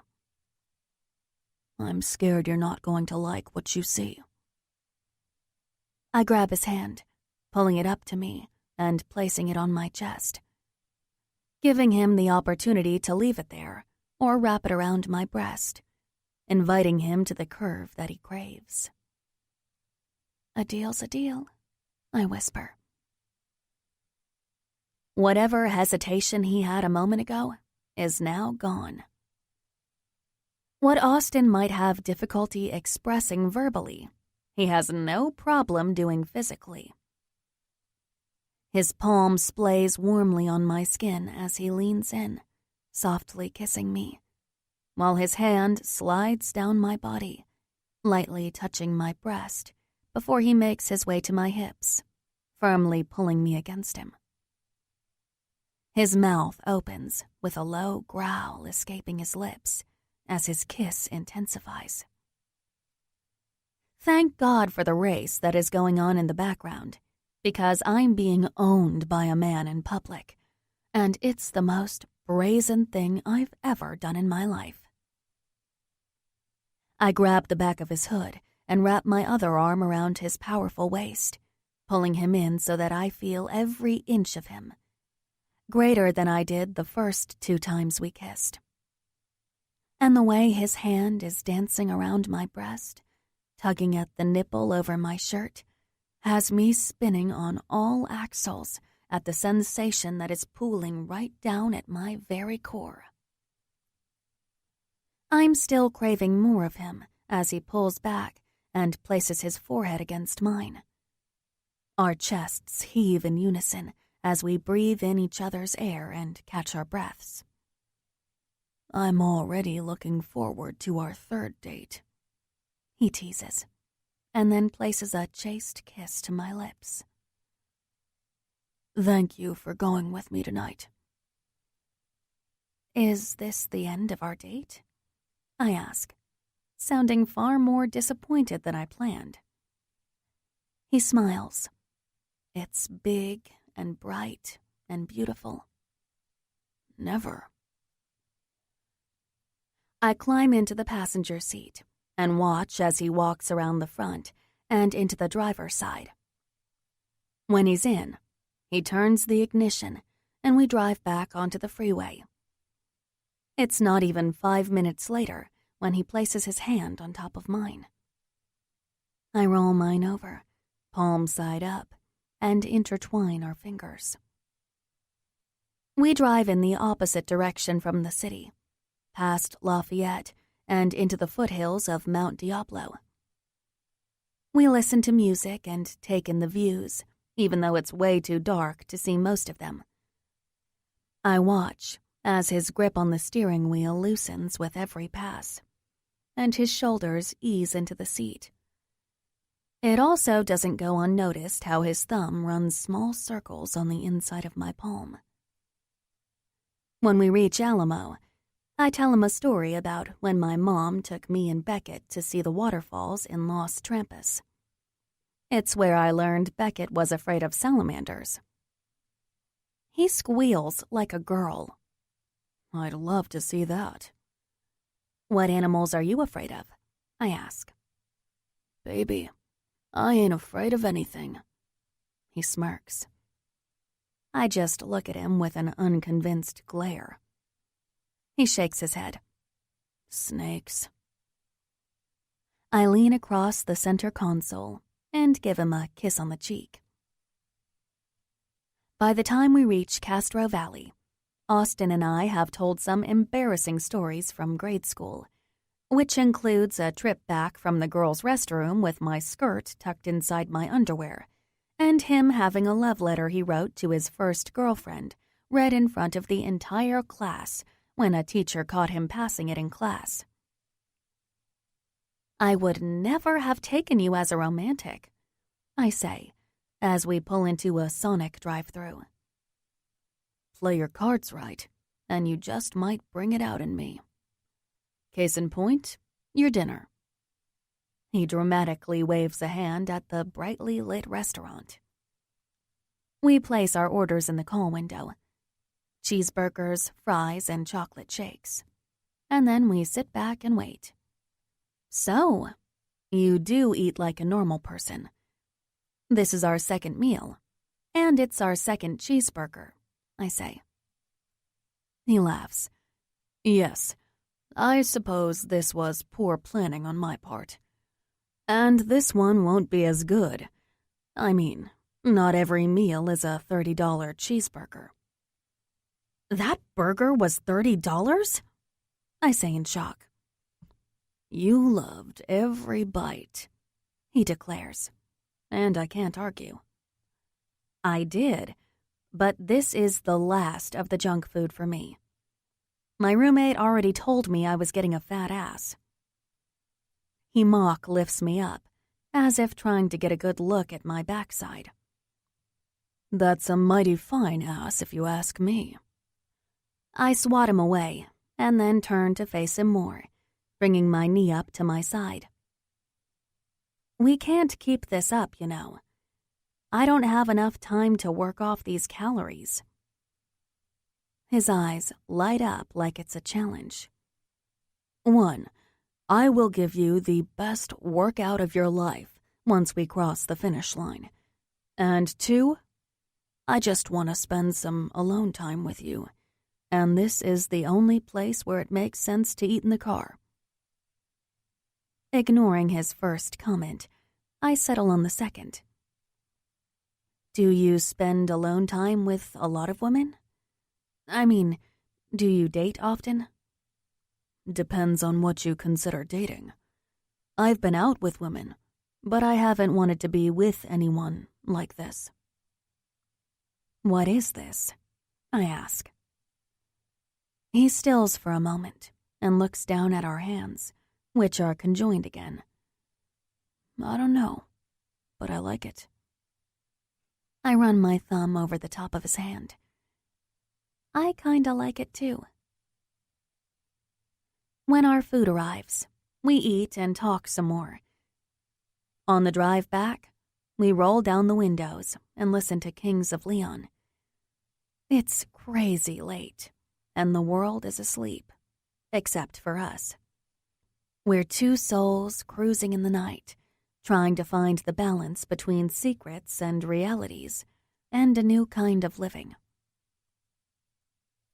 At my building, he parks at the curb in front of my apartment, and before he says anything, I ask, "Want to walk me to my front door?" "Stay right there," he says with a slight grin. When he opens my door, I step out and take his hand, letting him walk me home like a real date would. "So, you're a gentleman now, but are you expecting me to invite you in?" I ask when we reach the entry to my building. He looks up at the window that's my bedroom. "As much as I'd love to go upstairs with you, I want to take things slow." I bite my lip. Why, Austin Sexton? I thought you liked it fast. It seems like my tastes have been changing quite a bit lately. He leans in and kisses me. It's a kiss so powerful that I feel it right down to my toes. A rush of cold air swooshes up my body as he pulls his warmth away. His hand stays intertwined with mine until his steps take him further down the sidewalk, making my hand drop by my side. "Night, pile," he says, just before he turns around to walk toward his car. "Good night, Austin." He waits until I am inside my building, and I step into the vestibule.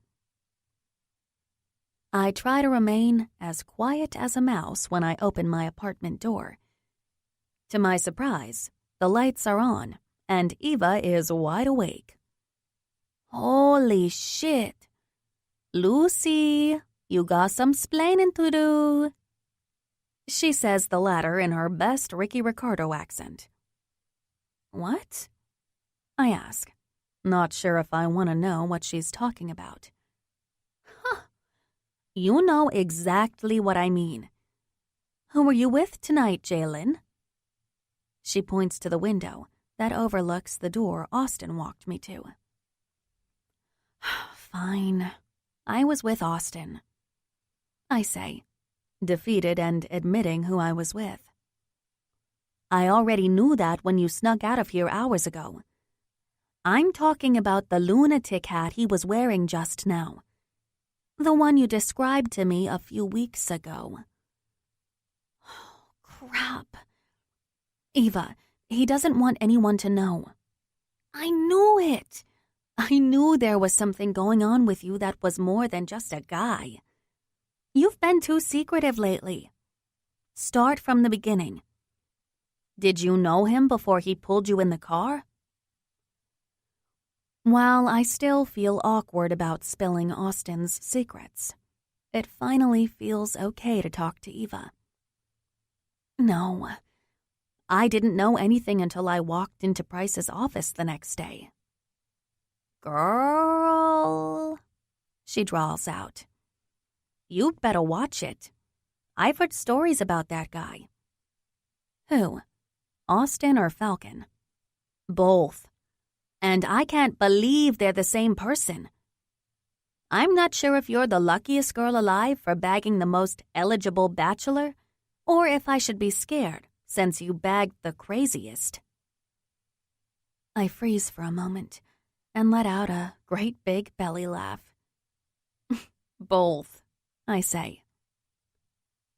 And just like that, I start telling Eva the entire saga of how I met Austin Sexton. Chapter 13. Austin. I'm sitting at my desk when Stephanie buzzes through the intercom. Yes, honey bunch. I drawl into the speaker. Bryce is here to see you. I knock my head back against my chair. What the hell does he want? Good to see you too, brother, Bryce says as he opens my office door. Before he closes it, I see Stephanie's sorry shrug. I give her a salute to let her know it's okay. I'm about to make a sarcastic comment about his unwanted visit when I notice his attire. Jeans and a navy blue Lacoste t-shirt. Are you wearing sneakers? He scowls.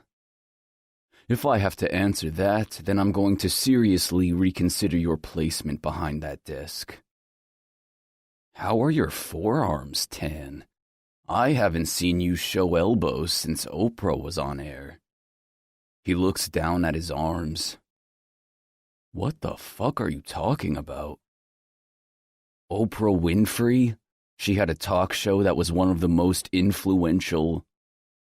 I mean about my arms, Austin. I grin at his annoyance.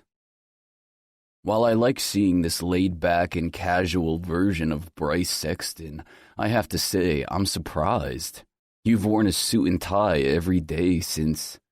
I stall, my mind wandering back to the last time I saw my brother looking casual. I know he works out, but other than that, I can't recall another time I've seen Bryce looking relaxed. Since Mom died. His brows curve in contemplation as his hand fists tight around the canvas duffel bag he's carrying. The coal black of his eyes widens slightly, as if he's realizing something for the first time. And, for a moment, he looks almost remorseful. I give Bryce a lot of shit because that's the relationship we've developed over the years. Before we became kings, we were brothers, sons, and friends. It might seem crazy, but the look he has right now is reminiscent of the Bryce I once knew, the one he left behind. He clears his throat and looks up at me. I'm going to Tahoe. Tahoe? For a few days. I have to look at my calendar to see if I have the date correct. You're going to Tahoe during the work week? He seems annoyed. You're the last person who should be giving me shit on where I'm going and when. My hand rises up in defense. Not gonna hear a peep from me, just surprised you're actually going to play hooky. So who's the girl? There's no girl. His jaw hardens. My apologies, I say sincerely. Then I add, who's the guy? Jesus Christ, do you ever stop? He spits. I laugh. No judgments, man. Love is love. With a stern look on his face, he opens the door but stops, as if he's just remembered what he needed to say to me. The reception is pretty shitty at the house, so email if you need me. And don't forget, dinner's at 8. I'm still laughing at his obvious displeasure when those last words resonate in my head. Dinner? Yes, Missy's dinner party. It's at Cezanne. My seat swerves faster than a Mustang on a dirt road. If you're not going, why do I have to? His shoulders fall as his gaze rolls back to mine. I've spent the past 8 years going to every event that every other member of the Sexton family has been too busy to attend. For once, I just want my brother to pick up the slack and take one for the team. My blood immediately starts to boil at the notion that I do nothing for this company. It's the same battle cry I've been hearing about from him since I was 18 years old. Yet, there is a foreign look in his eyes and a drop in his tone of voice that makes that boil simmer down. I pause before going on my diatribe and listen to what he's asking. I don't know whom Bryce is going away with, but she must be pretty special because this is the first time he's ever done this. He's never skipped work. He's never bailed on our father, and he certainly has never referenced me as his teammate. I'll be there, I respond with a nod. His brows flinch in surprise. Thank you. Bryce, I call as he starts to make his way out the door. He stops and turns. She must be pretty special. Fuck off, he says as he walks out of the office. I love you too, brother, I shout as he storms through the reception area and down the hall toward his office. A few employees stop and stare at me, some in amusement.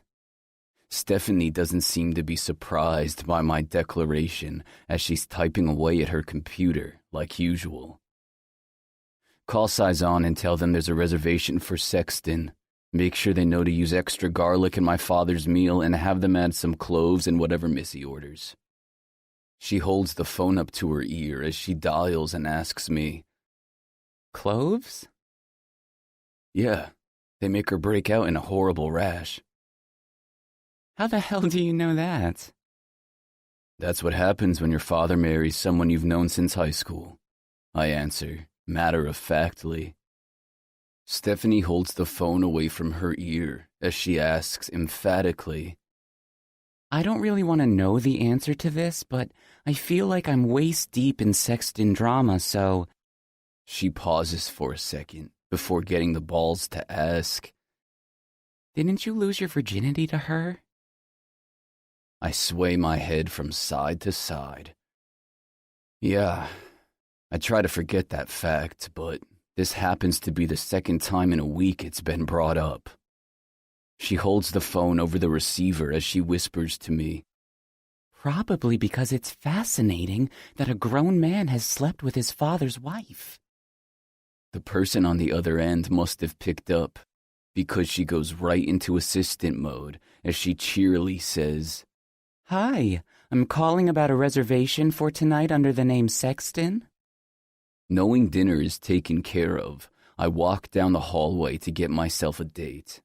I'm whistling as I stroll with my hands in my pockets. When I round the corner, I stop and peek at the most beautiful girl to ever grace a reception desk. Her brown hair is tossed up into a messy bun that's sticking out in various directions. She's chewing on her pen cap as she reads through a stack of papers on her desk. A tiny crease forms in the bridge of her nose when she concentrates like that. She looks like she can use a little break, so I whip out my cell phone and send her a text. "Have you had your coffee yet, Pyle?" I sit and wait as her phone vibrates on her desk. She blindly reaches over for it and pulls it to her. When she looks down at the screen, a sweet smile graces her lips. Her pen falls on the desk as she types back. "Are you ever going to stop calling me that?" "When I can replace it with a term of endearment, maybe." "Endearment? Please tell me, what could be more endearing than Pyle?" "I have a few terms in mind, but I'd rather not say. You know, being your boss and all." She bites her bottom lip as that crinkle returns to her forehead. "Yeah, can't forget that." "Yes, actually I can. Very easily. Meet me in the break room. I'll buy you a cup of coffee." "Coffee is free here." "No. If you want to get technical, I pay for it and provide it for free to you." She leans forward and laughs out loud before covering her mouth to hide her grin. Her toe dances on the ground as she leans back and sways in her seat. "I think my employer has rules against fraternizing with the boss." "Too late for that, don't you think?" "Have you ever followed the rules?" "No, but my lawyers would like me to, and they can be really mean." She's biting her lip, and it's the death of me. I have to run a hand over my jaw to calm myself before I jump from behind this wall and take her right there on the desk. I try to bring it back down and remember that I'm at work and I'm her boss, but it's so freaking hard, especially when the glass top table shows those beautiful legs crossing and uncrossing as she fidgets, trying to decide what to type next. I watch the bubbles appear and disappear without another message for a minute. So, ... Coffee?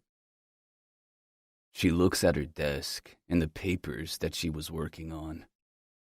Her head falls to the back of her chair as she looks up and lets out a deep sigh. When she turns back to her phone, she types, "Rain check. I'm swamped with work, and Bryce expects this expose to be completed before the end of the day." If I didn't see with my own eyes what she was working on, I'd think she was blowing me off. There's something sexy about a woman who isn't willing to rush to a man's beck and call. It's been a long time since I've had a woman turn me down, and it's a goddamn turn on. I turn around and head back into my office to grab a gift I ordered. It's been sitting under my desk in a brown box for a few days. I take the mug out and then walk it into the break room where I clean it in the sink. Then I make Jalen a cup of coffee the way I've seen her make it before. When I get to her desk, her bright eyes widen as I walk over to her with the mug in my hands. Her eyes follow mine as I walk around her desk and take a seat on the edge, making her scoot back a bit in her chair. "You know, there are chairs you can sit on." She tilts her head to the two that sit against the wall. "Yeah, but I like this spot better." I grin as I hold the mug out to her. Since you're too busy to join me for coffee, I thought I'd join you. She raises a brow as she looks at the black mug and the large writing in big white font on the ceramic. Gomer Pyle? Where does one find a mug that says Gomer Pyle? Amazon. You'd be surprised at the things you can buy online these days, I answer sarcastically. She shakes her head as she accepts the proffered mug and takes a sip. Does this mean you're finally going to tell me why you call me Pyle? And what's with the Gomer part? That's classified information.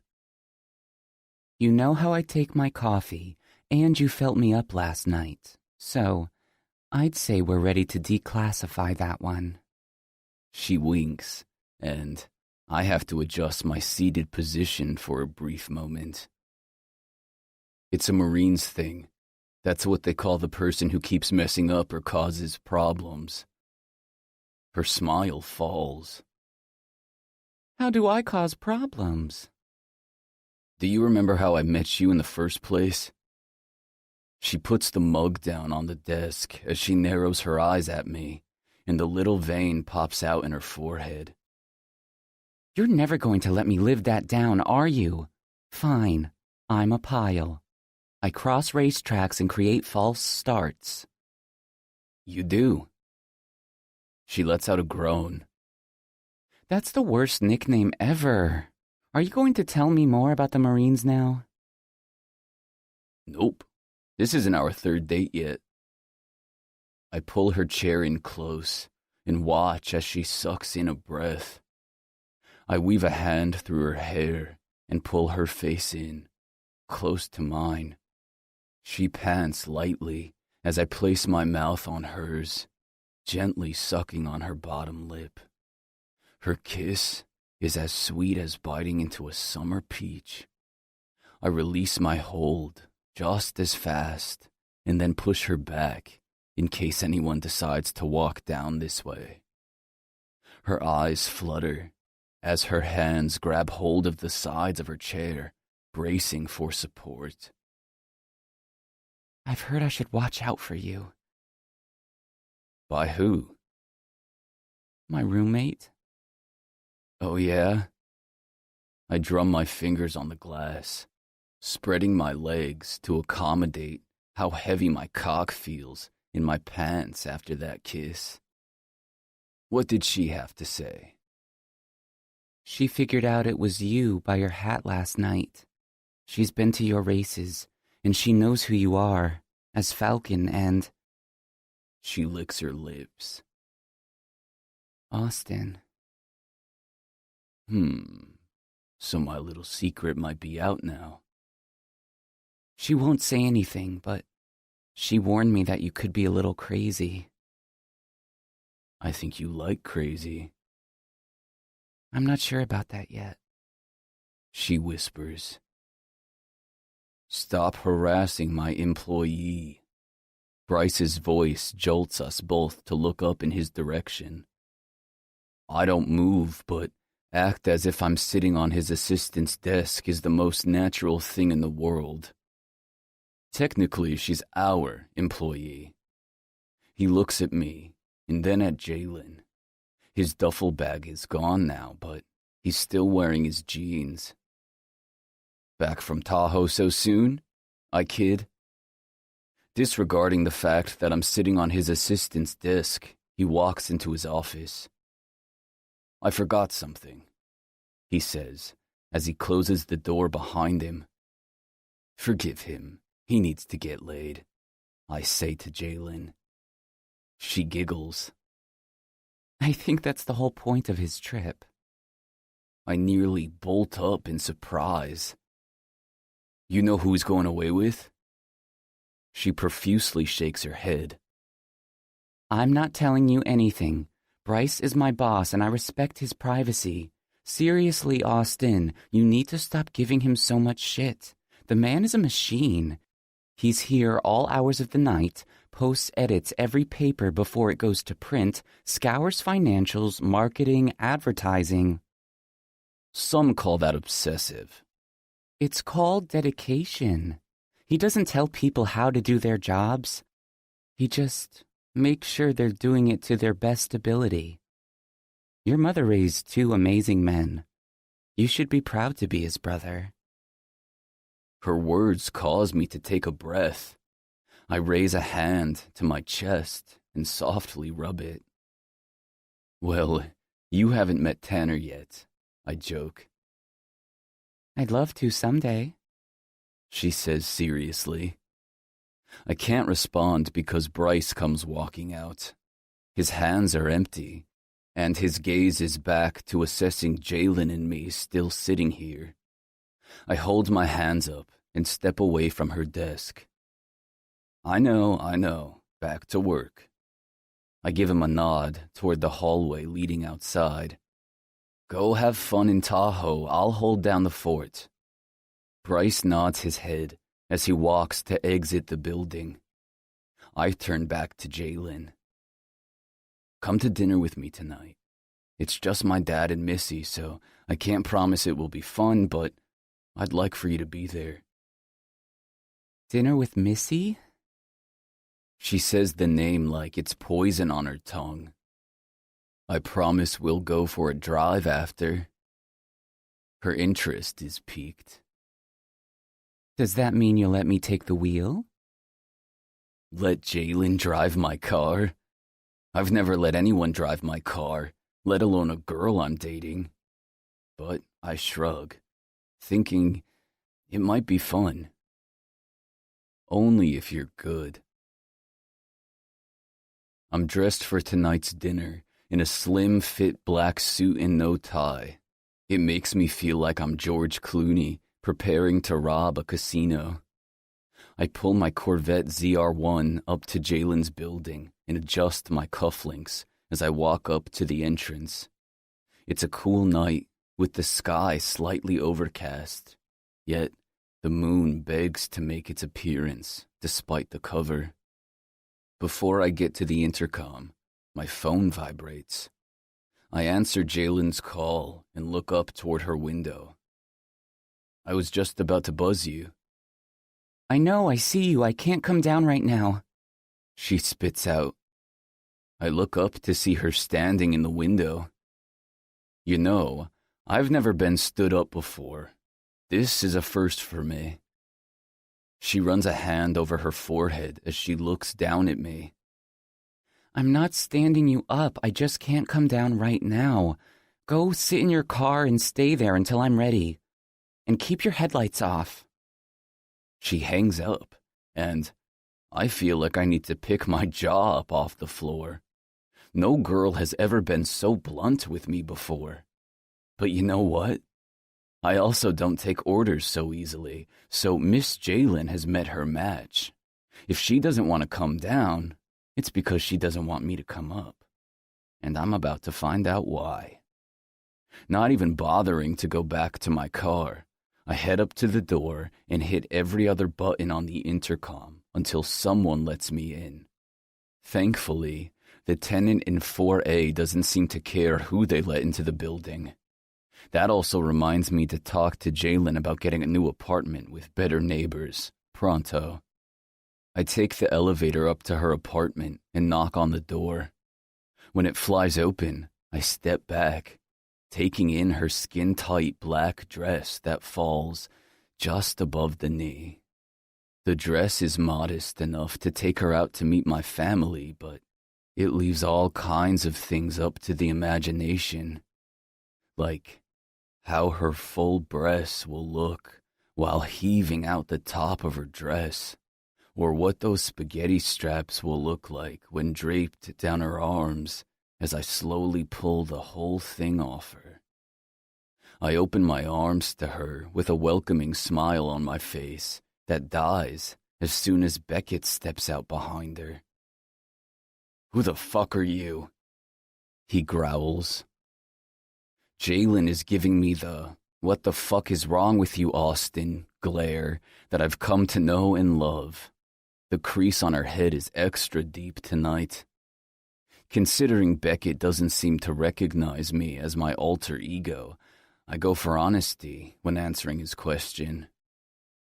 I'm Austin Sexton, Jalen's date for tonight. He crosses his arms and stands tall, sizing me up, which is a game he will quickly lose. Sexton? As in her boss? Yeah, that's right. You got a problem with that? He laughs in the base of his throat. Aren't there laws against that shit? If I were an eye roller, this would definitely be the time to let one loose. If you held down a decent job, you'd know the answer to that. His fist rises in the air in response, but I don't flinch. Beckett! Jalen leaps forward and grabs his arm midair. Control yourself. His mouth is practically foaming with fury as his nostrils flare. From the reddening of his cheeks and the way he's vibrating with anger, you'd think he'd just hit me already. But he didn't. Instead, he lets his little thing of a sister hold him back.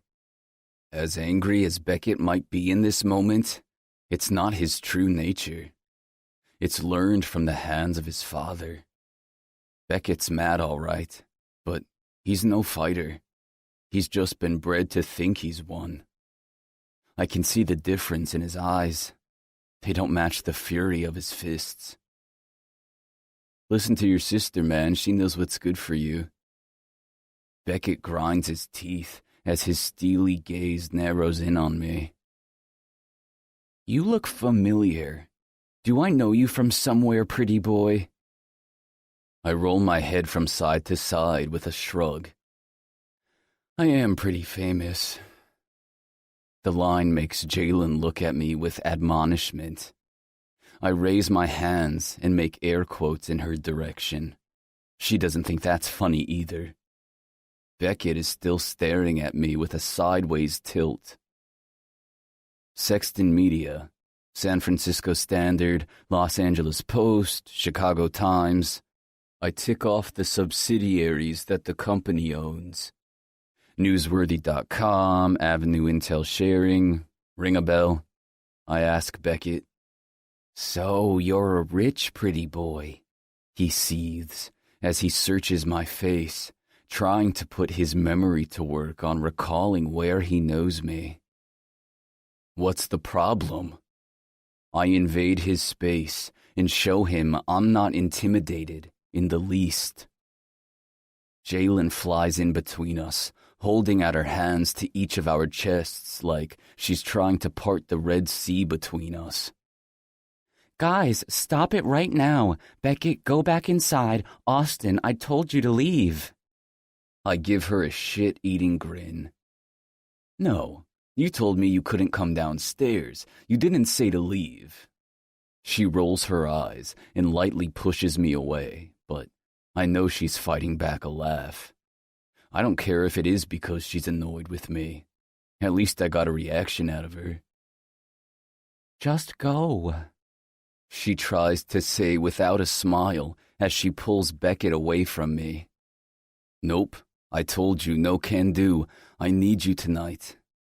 I put my hands in my pockets, standing my ground and acting like I'm not going anywhere until she gets in my car. And she told you she's not going anywhere with you. Leave her alone. Beckett grunts. That's not what she was saying last night, I taunt. I know it's an asshole move, but the look on his face is so worth it. Jalen forcefully turns him while glaring at me. Really, Austin? Hey, I'm just a man trying to get my girl to go out with me. Is that too much to ask? My voice is flippant. Your girl? Beckett charges at me again, but Jalen holds him back. Yep, you heard me. My girl. I step up to him, begging for him to push me. Hit me. Do something. You'd really date this douchebag? He turns to her instead. Yes, Beckett. I kinda like the douchebag. She holds her shoulders back and her chin high. Beckett throws his hands in the air. Fine, just do what you want. He storms off, out the front door, finally leaving me alone with Jeannine. I smile brightly, holding my hand out to her. So, you ready?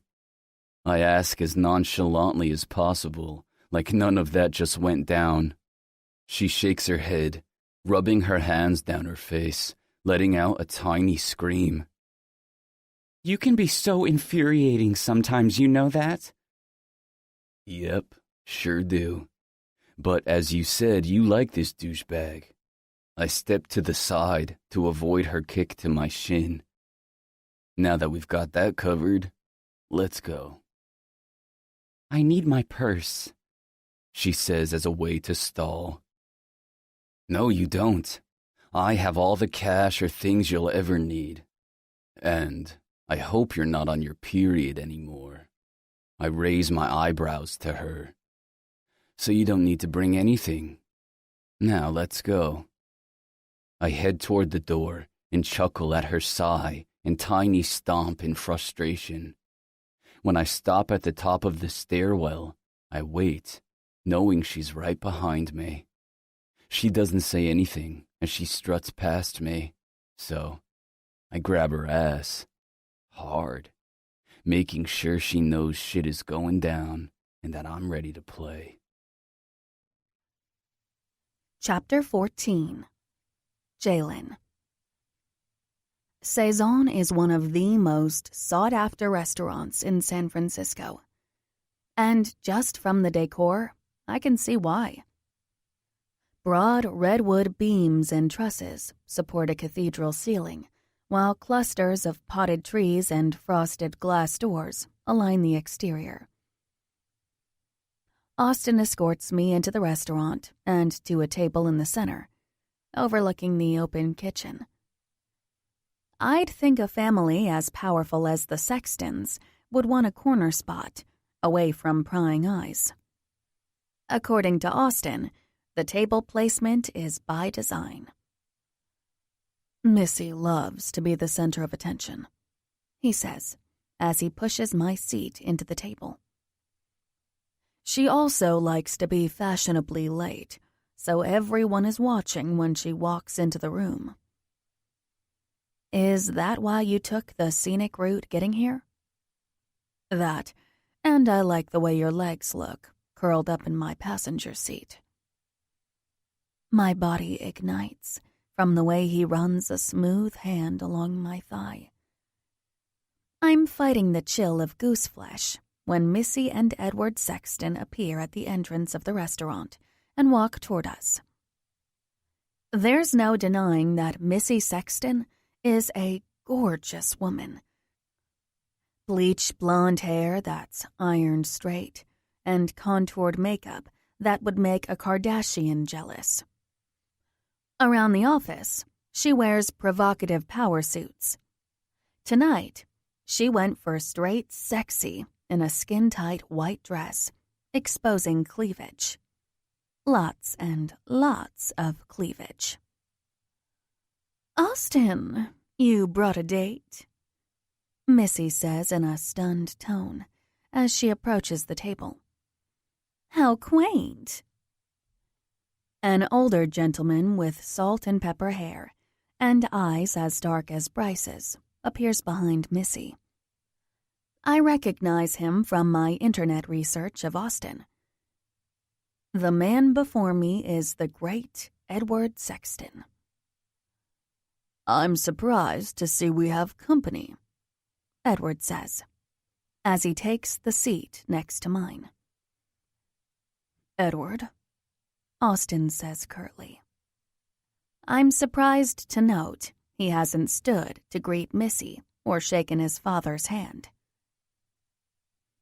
As the maitre d' pushes Missy's chair in, Edward's eyes slowly graze up and down the side of my body, right down to the straps of my heels.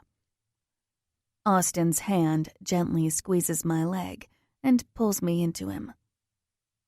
Are you going to grace us with the name of your guest, Or are you going to sit there in silence? Edward says. My hand finds Austin's, and we lock pinkies. I turn to him and offer him a small smile. This is my girlfriend, Jeannine. Jeannine, this is my father, Edward. A small gasp of surprise escapes my lips. Missy cocks her head in condescending amusement. It's nice to meet you, I cordially say to Edward. The waiter interrupts our introductions to take our drink orders. Cranberry and club, Austin tells the waiter. You're not drinking? Edward asks, baffled. I'm driving, Austin says with a sarcastic tone. Missy laughs. When has that ever stopped you? She says to Austin, and then turns to the waiter. Bring a bottle of Dom Perignon. It looks like we're celebrating. Celebrating what? Austin hisses. Your new relationship. Jeannine, you'll have a glass, won't you? No, Austin says. At the same time, I reply, yes. Austin turns to me with a raised brow and a tilt of his jaw. I thought you didn't drink, he whispers into my ear. I lean into his ear. I don't, but I have a feeling this dinner with your family is going to make me want to start. He gives me a light kiss on the cheek. Bottoms up, baby. If it's okay with you, I'm going to stick to the virgin variety. My heart swells lightly at both the term of endearment and the fact that Austin is not drinking, which I'm starting to learn is a big deal. My cheek is still tender from the kiss when I look over and see Missy's narrowed eyes sending laser beams across the table at me. You two are cute, she says. But it actually feels like she's saying the complete opposite. So, tell us, Jeannine, what do you do for a living? I turn to Austin and pinch my brows together, wondering if Missy has no idea who I am or if she's just playing a game with me. I'm Bryce's assistant, I answer. Her eyes widen, and her injected lips create an oval as she places an elbow on the table and points a finger. You're writing me an exposé. Shit. Yes, I am. What kind of exposé? Edward asks, seeming aloof. It's fascinating, really. The world of underground street racing, she explains to Edward, who doesn't seem to have any idea what she's talking about. There have been so many accidents and a recent death in the area because of one. It's a shame no one has arrested any of the orchestrators. If convicted, that's 3 months in the county jail. Her focus roams from Edward to Austin and back to me. You're supposed to have an in with the races. I was surprised when you volunteered at the meeting, but now... She laughs a little and sits back in her seat, like she's just turned on a great show. I get the whole picture. Our drinks arrive, and Missy's eyes don't leave mine as the waiter pours our champagne. The clinking forks on dishes of patrons, waiters serving, busboys clearing, and chefs busying themselves in the kitchen provide an eventful backdrop around our otherwise motionless table. The waiter steps away from the table, and Missy raises her glass. To new friends. Edward follows suit, with his eyes roaming back down to my legs. To new friends. Austin grabs his glass of juice and soda and gives a silent salute when I grab the stem of my flute and repeat awkwardly. New friends. Now that we're here, are you going to alert me of the purpose of tonight's dinner? Austin leans back and places his free hand on the table. The other is still holding on to mine. Edward responds, I was hoping it would be with you and your brother. There's business to discuss, and while I'm sure your dinner companion has many assets, being privy to Sexton family dealings is not something she should be exposed to. I blink at the backhanded compliment and try not to feel insulted. Anything you have to discuss with me, you can discuss in front of Jeannine, Austin states. Edward smirks. There isn't much I plan to discuss with you without your brother present. That's right. The heir and the spare. Why speak to the pawn when the king holds all the cards? Edward lets out a deep laugh and smiles. Don't take it so personal, Austin. Business hasn't ever been your strong suit. Austin isn't smiling back. It may not be, but I'm better than you. You spent your career sitting behind a desk with a fancy nameplate while your real wife did all the legwork. I can sense Edward reconsidering having his table in the center of a bustling restaurant. His face still bears that smile, but his eyes are beady. I built this company just as much, if not more, than your mother did. Bullshit, Dad. I was a kid, but I wasn't an idiot. You sure about that? Missy says, as she takes a sip of champagne and looks around the room, probably wondering if anyone has noticed her presence. Austin's hand is still holding mine, but the grip has loosened. He widens his legs and tilts his chin in defiance as he speaks toward Edward. Let me tell you something about my dear old dad. He was the chief operating officer when he forgot to pay the printing press, so they gave away our reservation. And my mother wound up missing her best friend's wedding while she scrambled to edit a magazine because we could only get a printing date 3 days before we were supposed to go to print. The trials and tribulations of running a magazine. That was before we had our own printing unit, one I secured for us, by the way. Edward states matter-of-factly. With Mom's inheritance from Grandma and Grandpa. You bought that, and those hair plugs on your head. Edward's smile drops. You're getting funny, young man. We almost went bankrupt when he decided the magazine business wasn't fun enough. So he decided to buy a branch of tanning salons in the Bay Area. Austin speaks directly at his father with a raging glare, like he's playing a game of chicken. They were misvalued, he defends. It almost cost us our magazine.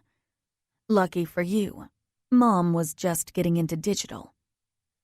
And the business exploded because I had her buy the Standard, Edward says. The business almost died because you were too busy fucking everything that walked through our office. How many women did you have to pay to keep quiet about your affairs? Watch it, Austin, Edward threatens. Austin doesn't seem to care. Did Mom know you were fucking Missy when she died? Edward's cheeks rise to his eyes. It's not a smile. It's a face of indignation. He sees Austin racing toward him, and instead of veering to the side, he's going to drive straight at him. He leans forward and shows no mercy. You want to give your little friend here a crash course in Sexton family knowledge? Why don't we talk about the fact that you were at a party instead of helping your mom like you were supposed to that day? That's why she was speeding to her appointment. If you'd just done your part of the fact-checking, she'd still be here. But no, Austin does what Austin wants. Austin's hand falls from mine. It's still on my thigh, and as I look over at him, I see his clenching jaw protruding from the side of his face. Edward continues. While Bryce was doing his part around here, this one was in college, screwing every co-ed from here to Cabo San Lucas. Didn't see him for 4 years. When he graduated, he came home for my and Missy's engagement party, and the next day, he joined the fucking military. You want to talk about the heir and the spare, the king and the pawn? Bryce has taken his responsibility since the day your mother died. You have run away from your responsibility at every cost. Serves you right for getting hurt the way you did. You're no hero. The look in Edward's cold eyes is not one of a man who is merely defending himself. It's that of a ruthless elite who will stomp on anyone in his path, even if it's his own son. I have known Austin for only a few weeks, but one thing I can guarantee you is he is no liar. Now, I have no doubt that his father is all of those things Austin described, and more. How dare you? I say in a low tone to the man sitting beside me. I don't know you, Mr. Sexton, so with all due respect, forgive me when I say you are the most ignorant man I have ever met. And I was raised in a trailer by an alcoholic who liked to beat on children. So, yes, I have quite the experience. My gaze wanders up onto Edward's wrist, and the Rolex resting comfortably in its obnoxious sapphire glory. Austin is the reason you can wear a $40,000 watch and buy your wife diamonds. I might not have worked at Sexton Media long, but in that time, I have yet to see or hear of Edward Sexton.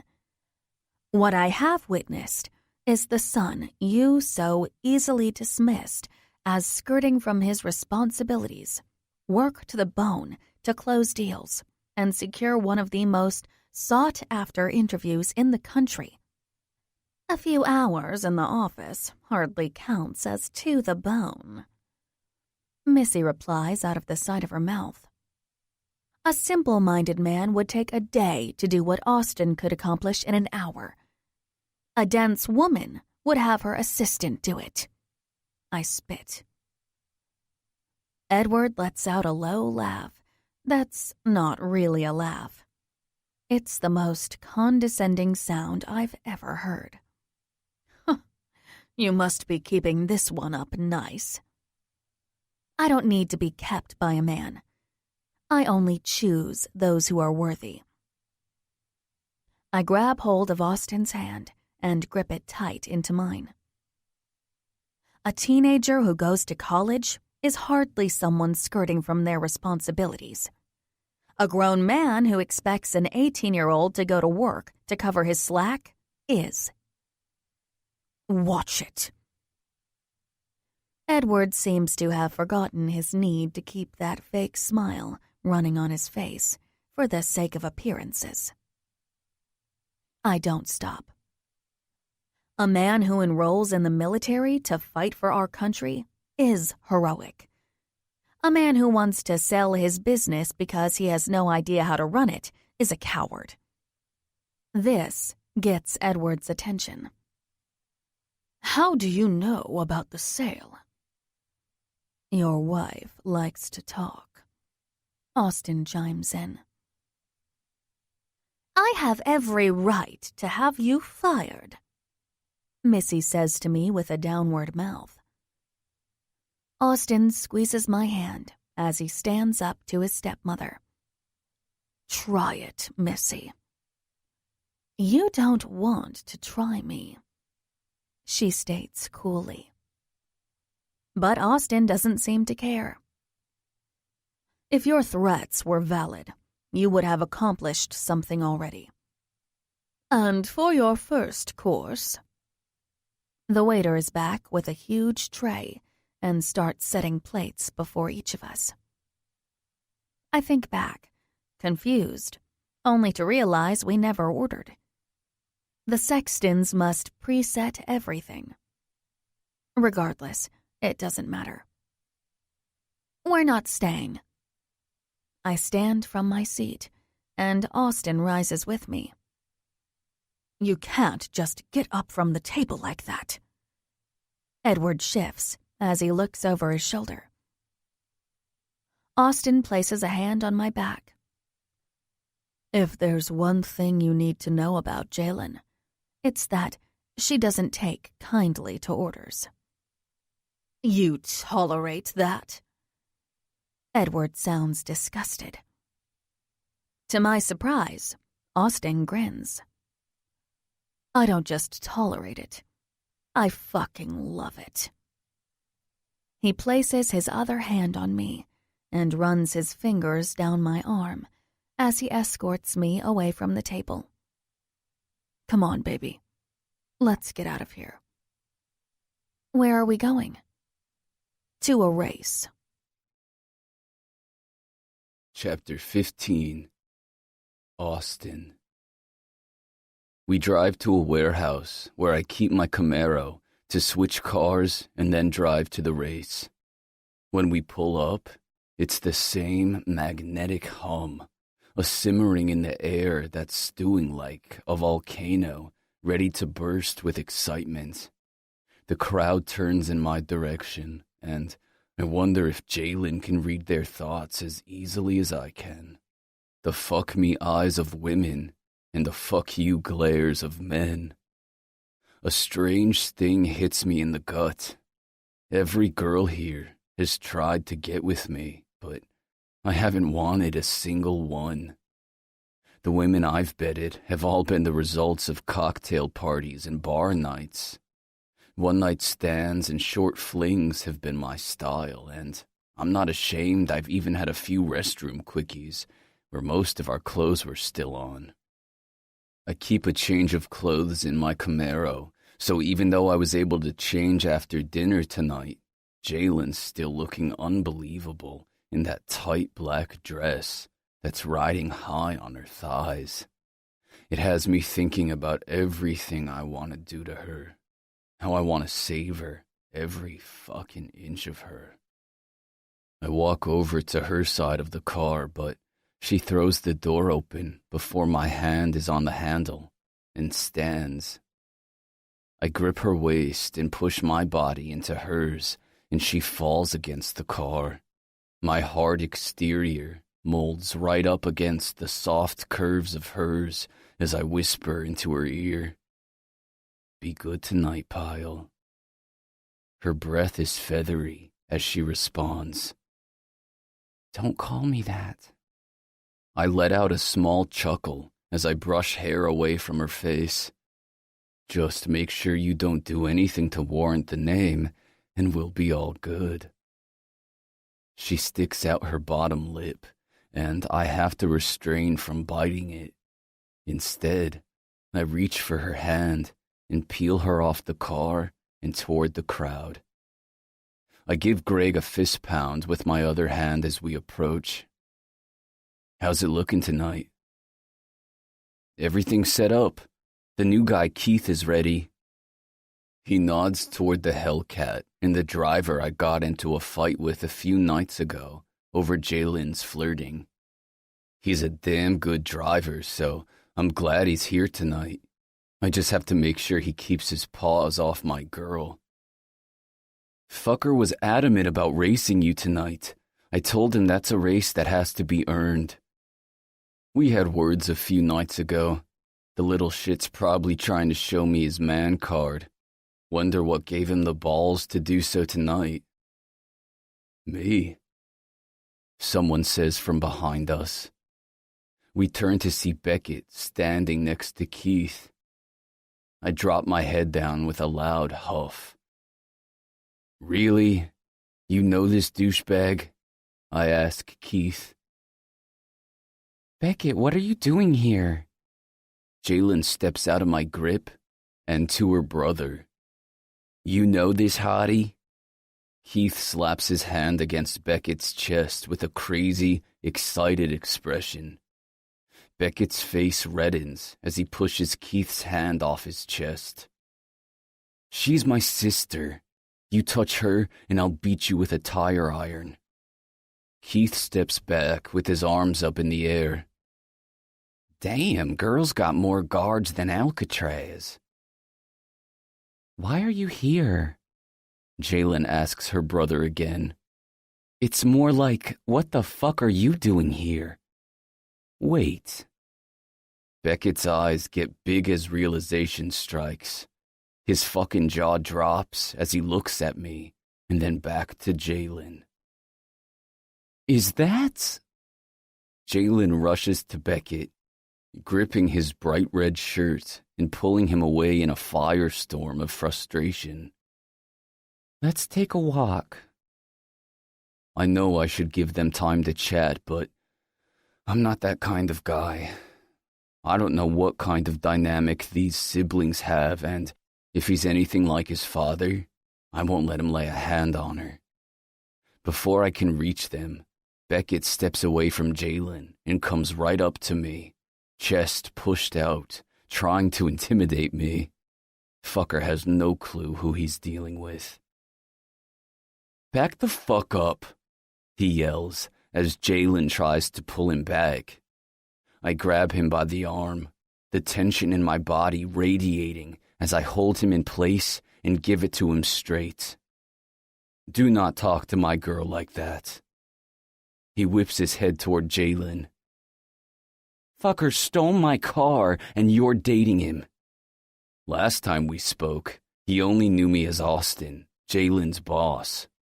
Now that he knows the truth, I can fully give him shit. It's about time someone started taking care of her. What kind of man lets his little sister bail him out all the time? I bet you didn't even thank her for getting your car back, you fucking prick. I release him with a little shove. My car back? He turns to Jalen, putting the last piece of the puzzle together. Are you serious right now? You have my car? Technically, I still do. She has the keys. I even gave her a good wax for you. Buffed her good. I add in with a wink. You better be talking about my car. He runs a hand through his shaggy brown hair. It fits snug in my nice, warm garage. I smile. I'm gonna fuck you up, Beckett challenges, pushing his way toward me. Jalen pulls him back. Get a hold of yourself. Fucker stole my car, he seethes. No, correction. I hold up my hand while rocking back on my heels to make a point. I won your car, but your sister stood up for you and got your keys back. Beckett turns so fast I think his feet are going to slip right out from underneath him. Why didn't you tell me you had my car this entire time? She stands up a little straighter. I was waiting until I knew you learned your lesson. Learned my lesson? Jay, I've had to get up an hour early every day for work just to catch the bus. How could you? How could I? She yells, leaning her body back and placing her hands on her hips. Damn, I love how sexy she looks doing it. You're the dumbass who raced for pink slips. I needed to make sure you weren't going to do something that stupid ever again. You are not Dad. You're better than him, and I will make damn sure of it every day. Her shoulders fall, and I know she's hit a nerve with him. He stays silent as they stare at each other. Well, I say, breaking the tension. Now that that's solved and you know I'm not the asshole you've made me out to be, can I please have my girlfriend back so we can get these races started? I hold out my hand, waiting for Jalen to take it. Beckett, let's call a truce. Since you're her brother and I've already won your car and given it back, I'll let you stay. But this race has nothing to do with you. This is about Tyler and paying tribute. Don't forget that. Jalen turns to Beckett, placing her hands on his arms.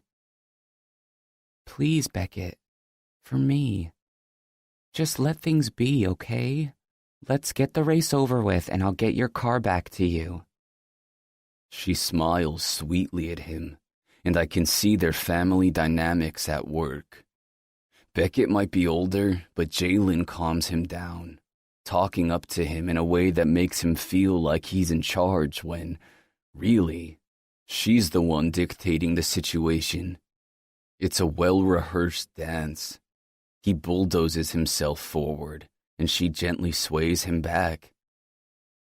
Beckett's shoulders relax as he lets out a sigh. She's his calming force, and it's evident he'd be lost without her. He doesn't even need to say anything. He just nods slightly, and Jalen wraps her arms around him, whispering something into his ear, a moment shared between just the two of them. When she releases him, he turns in my direction, but before we can leave, he calls out, "This ain't over, man. I'm doing this for my sister. If you think this means I like you now, you've got another thing coming. If you fuck with her..." I raise my hand, stopping his mild threat. I would expect those exact words to come out of your mouth right now, and honestly, I have a little more respect for you because of it. It's all good, man. She might just be my calming force, too. I wrap my arms around her shoulders and wait for his nod to let me know he understands what I'm talking about. When he does, it's a series of unspoken words. I won't fuck over his sister. He won't fuck me over. Before we announce the races, everyone gathers in a circle, each holding a candle. Slowly, the flames start to dance in the air as we light the wicks to remember a friend, a fellow racer, and pray we never lose anyone again. A somber feeling wraps around me, and I can't help but reach out to hold on to Jalen tightly. I bring her back to my front, lacing my right arm around the front of her shoulders. As soon as I do, my body warms with the feeling of comfort and home, making me not want to let go. Her peach scent stirs me in a way I've never imagined. I can't help myself when I lean down to kiss the back of her head, holding my lips there as I breathe her in once more. It's not until Greg yells to get my attention that I'm broken from the trance. When I look around, I notice everyone is watching my every move. She must notice too, because she starts to wiggle slightly to release her from my grip. "Dude," Greg says again. "Let's get started, time's a ticking." He holds up his watch to prove his point even more. I nod, taking a deep breath until dropping my arm from Jalen and turning to call the races. As soon as everything is settled, I place my arm around her again and pinch her ass, dragging her away from the scene and toward my car. She's quick to push me away. "Don't treat me like I'm your pit whore." I can't help the sharp laugh that escapes me. "I'm sorry, did you just say pit whore?" I pull up my fingers to make air quote gestures like I've seen her do. She groans while slapping me in the chest. Don't be an ass. Oh, baby, I'm not. I'm treating you like you should be treated. I bring her into me. You're mine. Don't you know that by now? I tilt her chin up to meet my gaze, hoping she can see the sincerity in my eyes through the darkness that surrounds us. And this is our third date. You know what that means? I love the way she starts to chew on her bottom lip, trying to find the perfect comeback, but I don't let her. This is happening. The little push-pull thing we have going on is hot and all, but I'm not going anywhere. And you, I like you. So yes, I will get in these panties, and when I do, you'll be begging for it. I turn and leave her standing with a stunned expression covering her beautiful face. She glances in my direction, but doesn't move from her location. After I open the car door, I nod my head to the side. Besides, I promised that you could drive. Her entire body radiates in shock. You're going to let me drive your car? I dangle the keys in the air. Yep. But it's a race. It's a tribute race. The stakes are low, and for some reason, I don't really care about winning tonight. She raises a brow. You don't? Unless it's with you. In my bedroom, then no. Just drive straight and try not to crash into anything. You're serious? I can't help but laugh at how cute she looks when she's in shock. Yes, and I'm 2 seconds away from changing my mind, so are you in or are you out?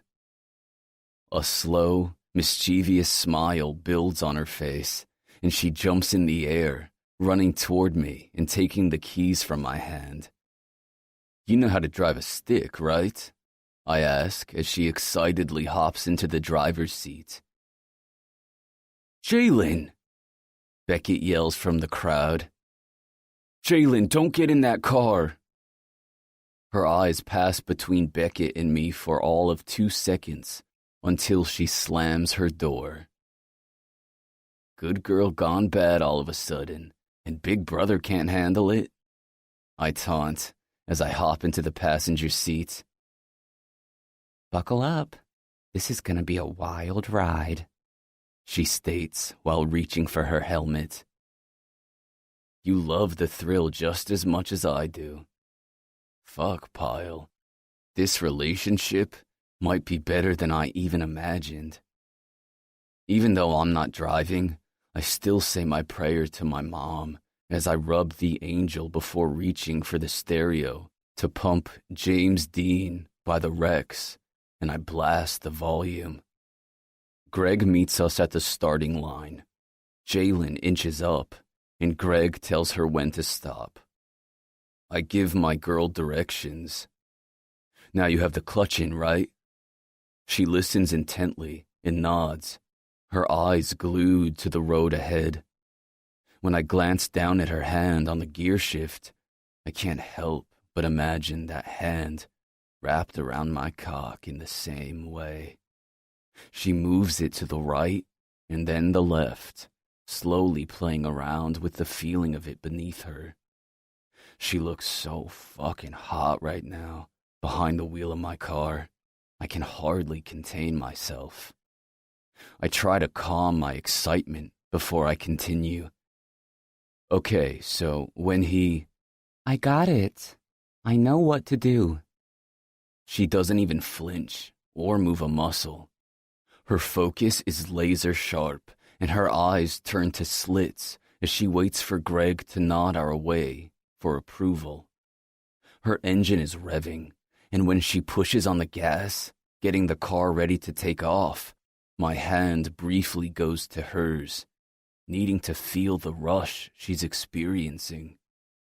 When Greg raises the flashlight, shining it brightly, Signaling the start, I shout, "Now!"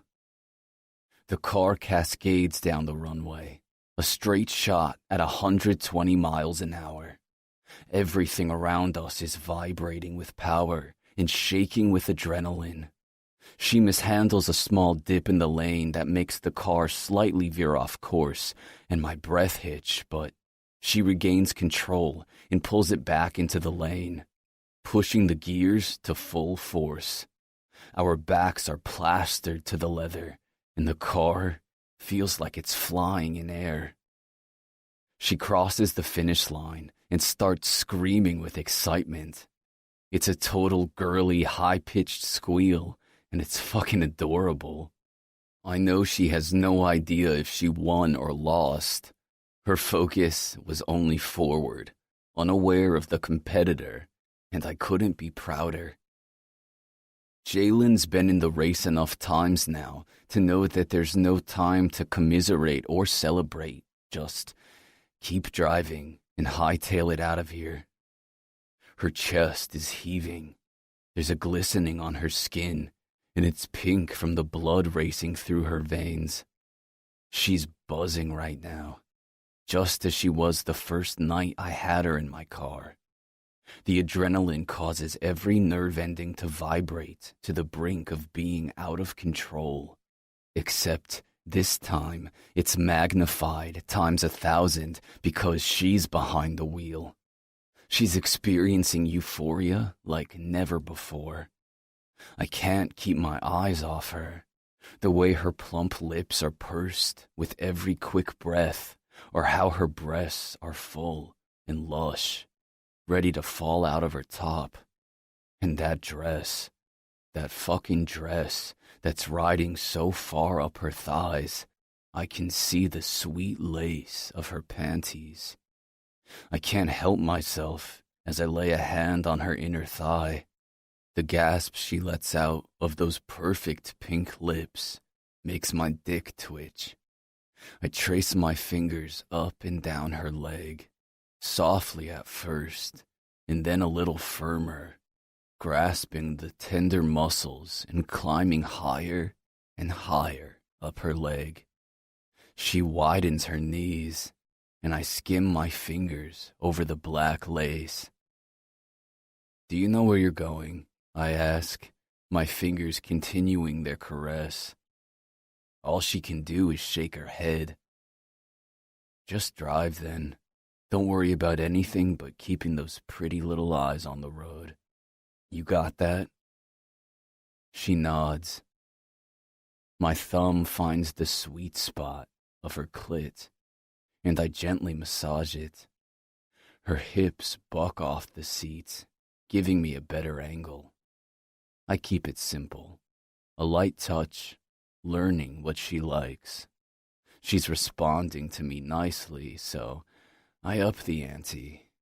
With my 4 fingers, I run them over her clit, creating friction with the cloth. "Austin," she moans. "You like that?" I ask, and she nods. I don't let up. I continue making vicious circles, fast and then slow, and then fast again. Her breathing escalates, and her nipples pebble through the fabric of her dress, while her hips try to get closer to my hand as much as she can while she's behind the wheel. It's intense, but it's not enough. I move the lace to the side and am rewarded with hot pussy dripping with need. "You're so fucking wet." I unhook my seatbelt to get closer to her, weaving my arm better under hers as she grips the gear shift like her life depends on it. Now that I have her exposed, I don't let up, sliding a finger right into her slickness. She's tight, so damn tight, and I'm now rock hard just thinking about what it will feel like to be inside her. I've dreamed of touching you like this. Dreamed of feeling your slick, wet pussy, drenched from how bad you want to be fucked. Dreamed about making you come. Dreamed about hearing you scream my name. Austin, She whimpers as I slide a second finger inside her and massage her from the inside out. don't stop. I'm never stopping, Jalen. I pump my fingers. Her body tightens. This body is mine, and I plan to make you feel like this every day, just so I can hear those noises come out of these lips. It's just so... Her eyes flutter closed, but open quickly as she remembers she's driving. She turns onto a side street where her pace slows to a crawl. Just like that. Faster, please. Being that she asked so politely, I give Jalen what she wants. Circling her clit, massaging her cunt, and working her as she builds higher and higher. Her breathing is erratic, and her body is taut. As her back seems to get straighter, I drive on home by placing a third finger inside her, slightly hooking them to get just the right spot. Austin, She screams as her walls clench and contract around my fingers. A warmth pours down as she comes on my hand, and it's the sexiest thing I've ever seen or felt or heard. This woman, this beautiful woman with a foul mouth and an attitude I can't manage, has completely bewildered me with her response to my touch. She's flying high from the race and the orgasm. I can't imagine how hard it must be to drive right now. It's why I'm not surprised when she pulls over to the side of the road. It's a scenic area on top of a cliff that's covered by trees.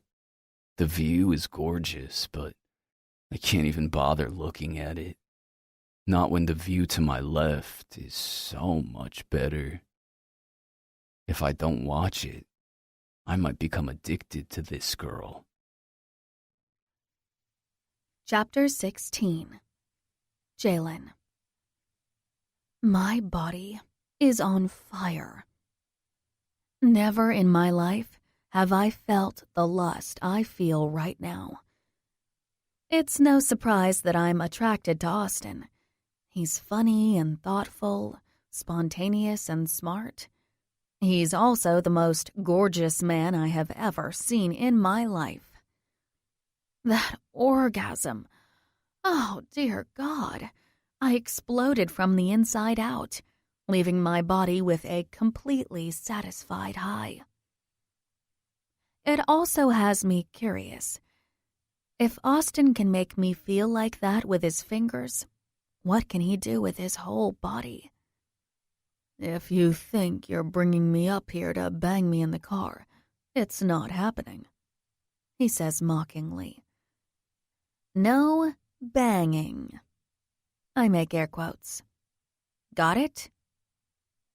I unbuckle my seatbelt and climb over to him. There isn't much room in the car, and he's so large, but I manage to straddle him perfectly. He looks surprised, but from the hard-as-steel erection pushing up from his sweatpants, I know he's game. His hands slide to my ass as he pushes my dress up and grips the flesh. Do you think this is the free parking space? Or should you be going straight to jail? I chuckle. I love when you talk Monopoly to me. My laugh quickly fades as I rub up against him and feel his length against me.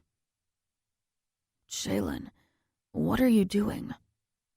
Finishing what you started. He places his hands on the sides of my head and holds my face in his hands. His blue eyes are as dark as midnight. It's only our third date. This is cooling down. You're supposed to give the engine a break before pushing past the finish line. I bite my lip and shake my head. There's no cooling down. We're just heating up. I kiss him. Gripping onto his shirt, I pull him into me. Or maybe I'm crashing into him.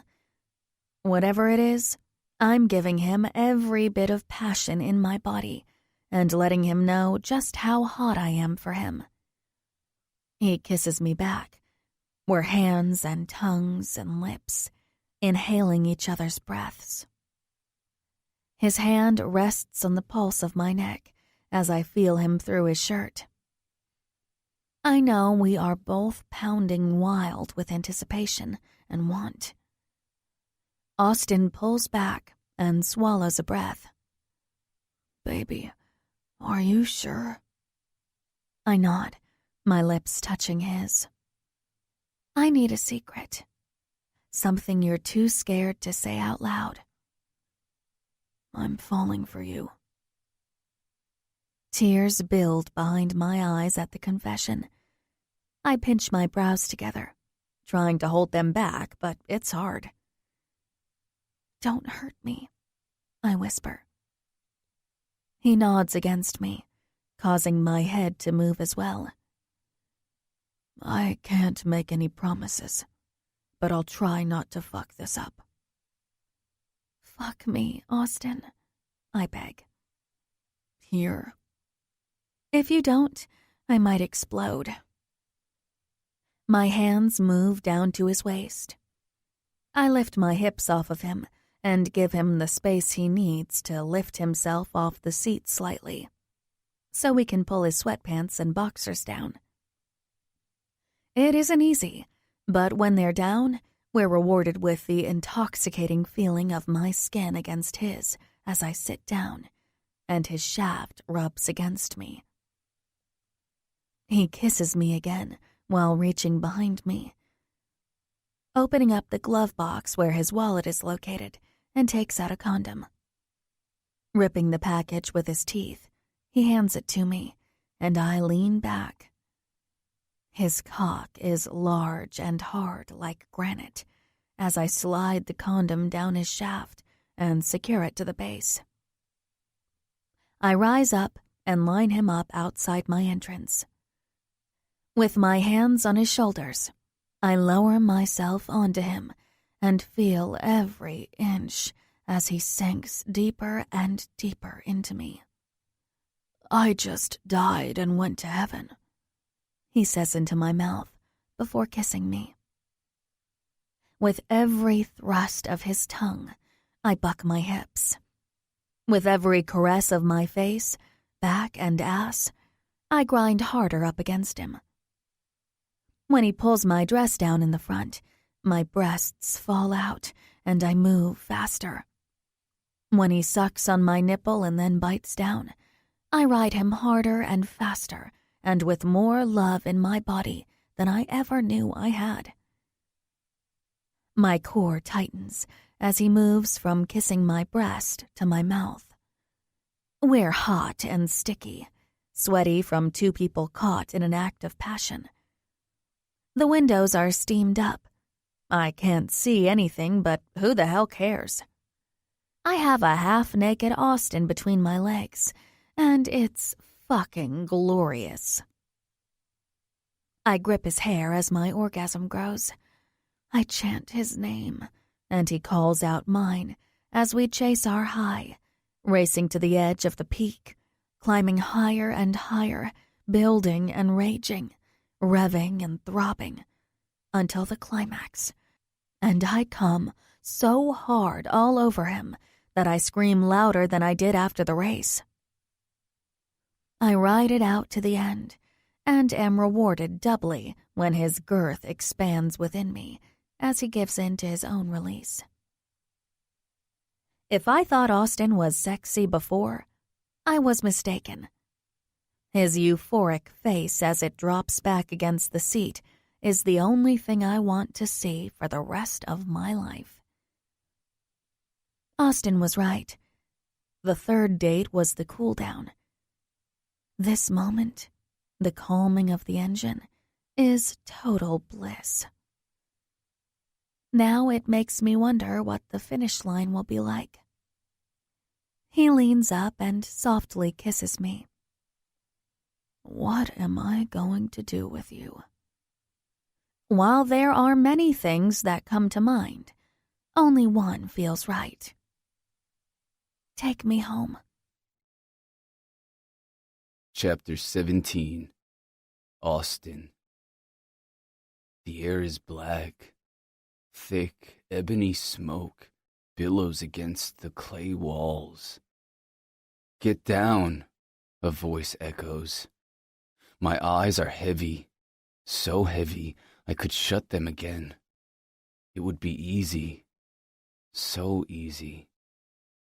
Clear, it was clear. Bullets spit, footsteps pound.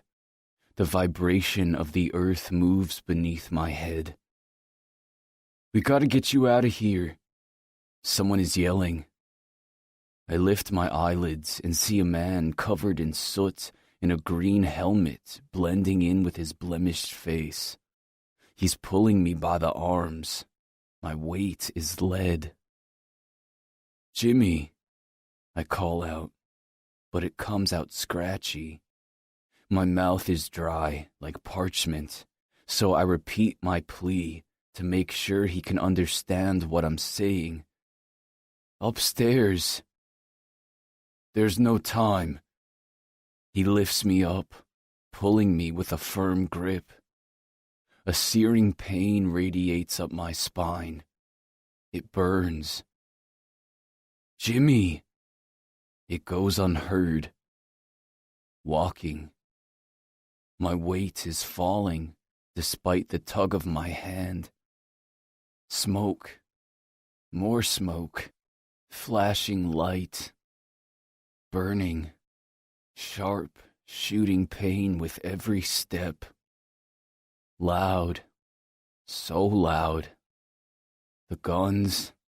The men. The screams. The cries. The wails. Jimmy. Austin. Austin. Austin. She says soothingly, a hand on my head, gently rubbing it along the brow. Wake up, you're having a bad dream. My body jolts with the opening of my eyes as I get my bearings to see where I am.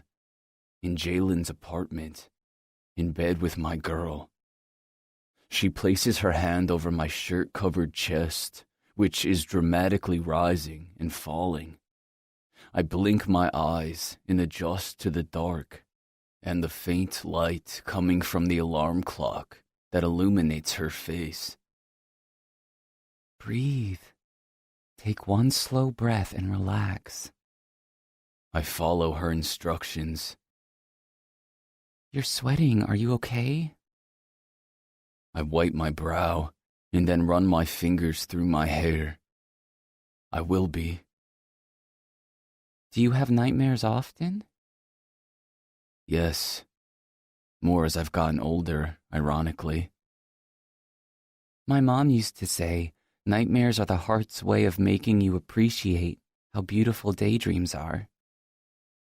Your mom sounds like a wise woman, I say, as I follow her rhythm and relax my breathing. Jalen smiles. It's more beautiful than a daydream. She was amazing, she says, with a nod and a deep sigh. I used to wake up a lot and she'd rub my head, just like this, and sing a song. Will you sing for me? Will you tell me what your nightmare was about? She asks. I shake my head and swallow. No.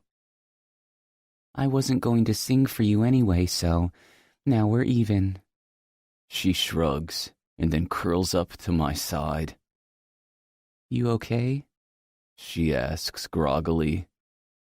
She nestles into the crook of my arm, running her hand under my shirt to touch my chest, down my stomach, and then up again. It's comforting. I've never known a man who sleeps in his undershirt, she says. I suspiciously glance at her. Are you really talking to me right now about other men you've slept with? She lets out a little laugh. No, I just thought, since you were sweating, it might be more comfortable to go without it. Well, usually after a dream like that, I go for a run or a drive or look at porn. That's charming. I laugh, so she smacks me in the stomach. Pulling her in close, I kiss the side of her head and inhale her sweet peach scent. Talk to me then. Tell me about your mom. What was she like, other than nightmare reliever extraordinaire? Sweet. She wraps her arms around my waist. Kind. Always there when we needed her. She never yelled, and she made the best brownies. Beckett makes them for me sometimes. Beckett bakes. Oh yeah, he's Susie Homemaker. He has so many great qualities that go unnoticed because he's such a hothead. That I believe. She smacks me in the stomach again. Says one hothead about the other. You two are a lot alike, you know. I don't bake. You run, she says, and I still. You race to run away from whatever is bothering you. That's what he does. Rolling my head back, I look up to the ceiling. So your mom made brownies. I deflect. Her nose presses up against my side as she laughs. She also liked to hike and birdwatch, took us to the movies all the time, and had us involved in everything going on around town. Beckett and I didn't realize until after she died that she was keeping us away from our father. He was an alcoholic and abusive. I clench my jaw at the thought of anyone hurting Jalen. But he never hit you. No, it was only Beckett. He was always in trouble, and my dad unleashed on him to the point where it became expected. Beckett didn't leave the house until I went to Davis, and we haven't been back since. Did you ever think that maybe he was protecting you? Her head pops up, and her hair falls in front of her face. How so? I brush the strands behind her ear. Maybe he got in trouble on purpose, so your dad would hit him and not you. Her mouth purses as she contemplates my words. She lies back down and curves her body right back against mine. Eva says I protect Beckett too much. I stayed close to home instead of choosing an East Coast school.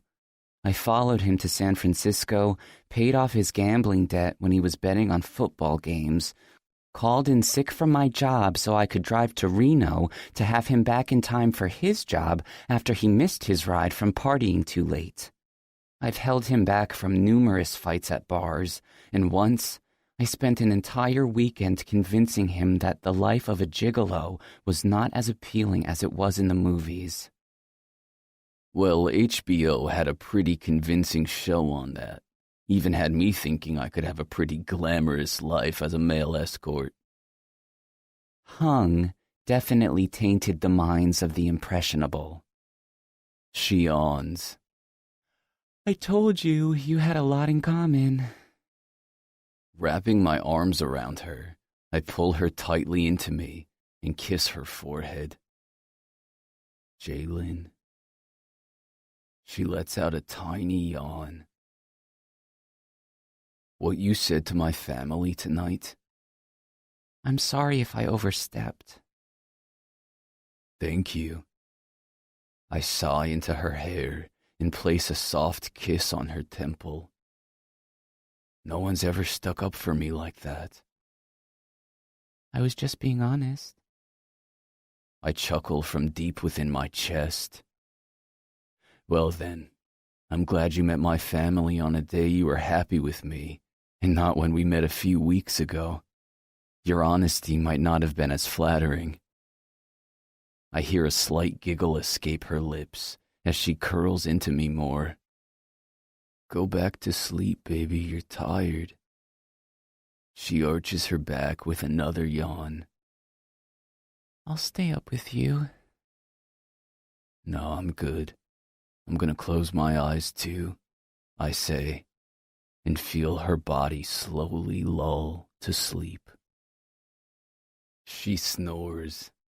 Of course, the girl who has worked her way into my heart has a respiratory problem. She has to be a pain in the ass, even in her sleep. After my nightmare last night, I had a hard time falling back asleep, so I lay with Jeannine resting on my chest as I brushed my fingers through her silky, dark hair. Her hand wrapped around my waist, while little vibrations echoed out her throat with each breath as she pulled deeper into her sleep. I should have been annoyed, but the more I thought about it, the more I thought it was the cutest sound I'd ever heard in my fucking life. We lay like that all night. She slept, and I sat in the dark. I couldn't help but notice the odd sense of calm. Being with Jeannine was the most content I've felt in years. The draw I feel toward her is primal. Either I'm fighting with her or fighting others so they stay away from her. Is it a douchebag move? Hell yeah. But she brings out the beast in me that needs to be tamed. And right now, it's happily hibernating in her bed, with her nestled into me, purring like a lion. Austin. She breathes against my chest. I look down to see her eyes are still closed and fluttering with a dream she's having. I smile to myself, knowing she's dreaming of me. It's been a while since I let someone in. Jeannine's seen the surface, and after last night, she's gotten a taste of what lies beneath. I never thought I'd be ready to share my life, but I want her to know me, the whole me. The thought of letting her in on my entire past has me raising a hand and running it down my face. I could use a shave and a shot of tequila. I'll have to settle for just the shave and a pot of coffee. I've gotten used to not sleeping and running my days on booze and adrenaline. If I keep it up, I'll have a heart attack by the time I'm 30. That will have to change if I want a future with Jeannine. The thought of my life with her is the only thing that makes me want to slow down. Maybe last night was the cool down. The ultimate slow your brakes if you want to do a victory lap with this girl. Jeannine's hand slowly falls as she lifts her head up. Her lips are swollen, and she's looking at me through lazy eyelids. Morning, handsome. You didn't sleep well, did you? I'm used to it.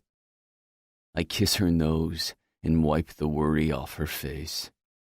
She rises on her elbow, and the sheet falls, exposing her breasts. That's not good, Austin. You can't be up half the night like that. You'll burn out. I run my thumb over her nipple and feel it harden with my touch. Having you next to me makes it more manageable. She lets out a moan, closing her lids in ecstasy. That feels good. While I'd love to spend the entire day in bed with you, We have to take a rain check because I have to be at work in a half hour and I'm taking you with me. Her eyes pop open. I can't go to the office with you. You're that worried about what people think? Gee, Kettle, Black. Where's your hoodie, Falcon? She playfully hits me and swings her legs around the side of the bed, taking all the sheets and blankets with her. I motion toward my erection peeking out of my boxers. I'm a little exposed here. Her eyes light up at the sight, and I watch as her tongue sneaks out of her mouth to skim her lip. Despite the obvious look of desire, she raises her chin and stands up. Rain check, She says, using air quotes. we have to be at work. God, I love it when she's a pain in the ass. You'll be happy to know we're not going to the office. We're headed to the Sir Francis Drake Hotel. The Sergeant Miller interview is being conducted there today, She says in realization. You're going? And so are you. No, I don't want stories being told about me around the office. I like working there. I'm sorry to break it to you, but they're gonna talk. I rise from the bed and walk over to her side where she's standing, clutching onto the sheets.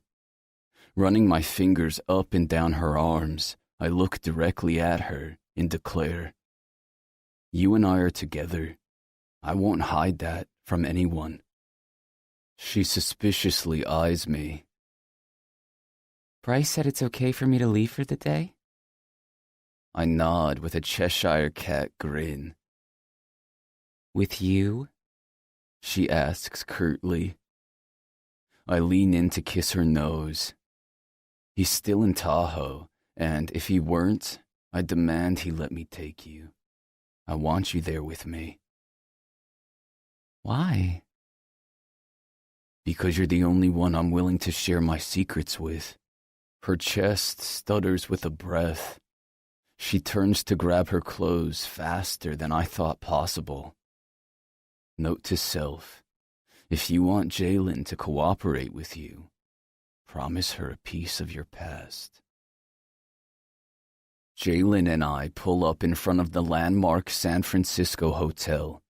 I don't usually go to these things, but this one is too personal. My stomach turns.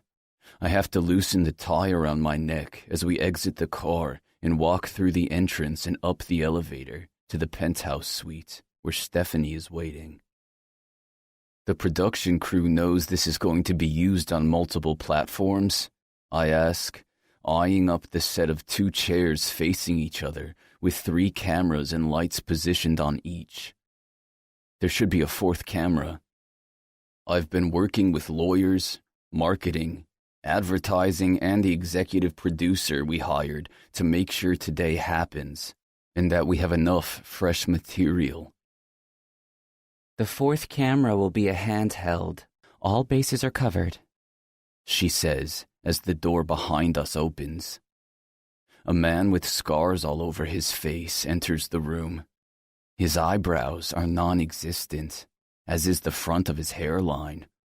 He's gaunt, and he walks with a slight limp as he heads toward us, followed by a few people who are probably his family. Stephanie looks me in the eye. You ready for this? I nod, not saying a word. She knows. Actually, she's one of the only people who does, so there's nothing that needs to be said. I didn't want this meeting to make a spectacle of my past, but Bryce insisted every moment be captured, reminding me about how our mom used to capture even the smallest details. He's right, of course, but that doesn't change my nerves in the process.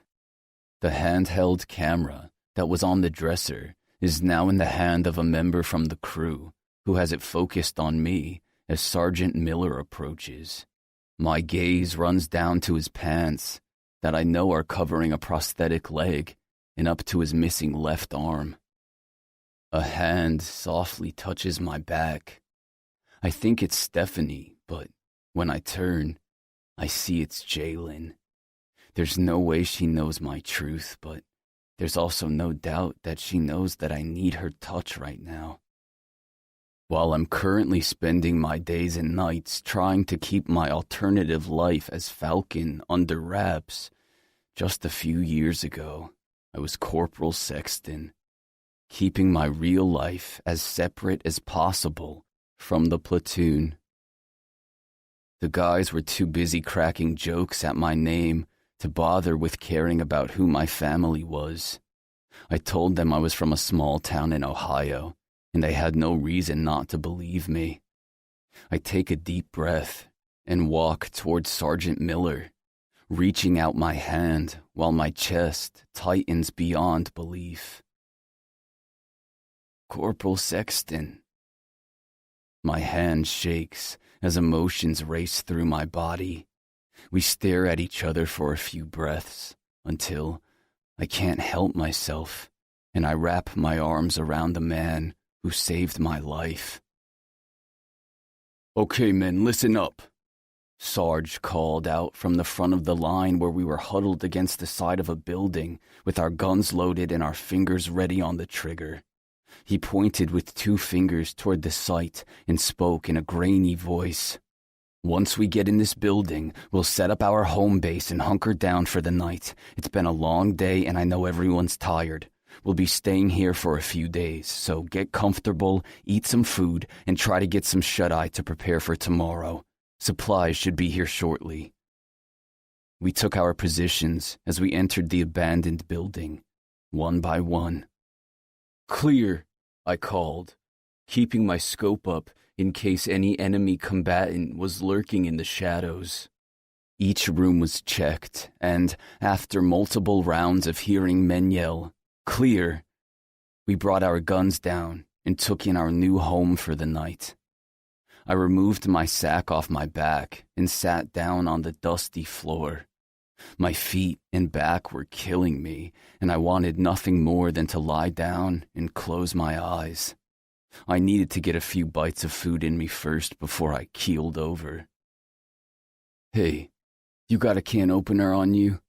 I asked Jimmy, who walked into the room as I rustled through my sack, looking for one. I got you. I left my bag upstairs. I'll be right back. I nodded. Thanks. Continuing to set up camp, I unfolded my sleeping pad and reached for my water. Incoming! Is the last thing I heard before the entire room opened up into a ball of fire. Tears fall as I feel his arm wrap around my back. We stay like this for a few moments, everyone giving us our moment while I try to recoup. I can never thank you enough, I whisper, before pulling back and wiping the tears away. It's nice to finally meet you, he says, reaching up to straighten my tie. You clean up nice. Much better than when I found you lying in that heap of rubble. I thought you were an illusion until I woke up at the base and they told me what had happened. He motions toward the seat. Mind if we take a break? This bad boy hurts my hip after a while. He motions toward his prosthetic leg as he sits down. I stay close to make sure he doesn't need help. When he's settled into his chair, I take a seat in the other as the crew looks on at us.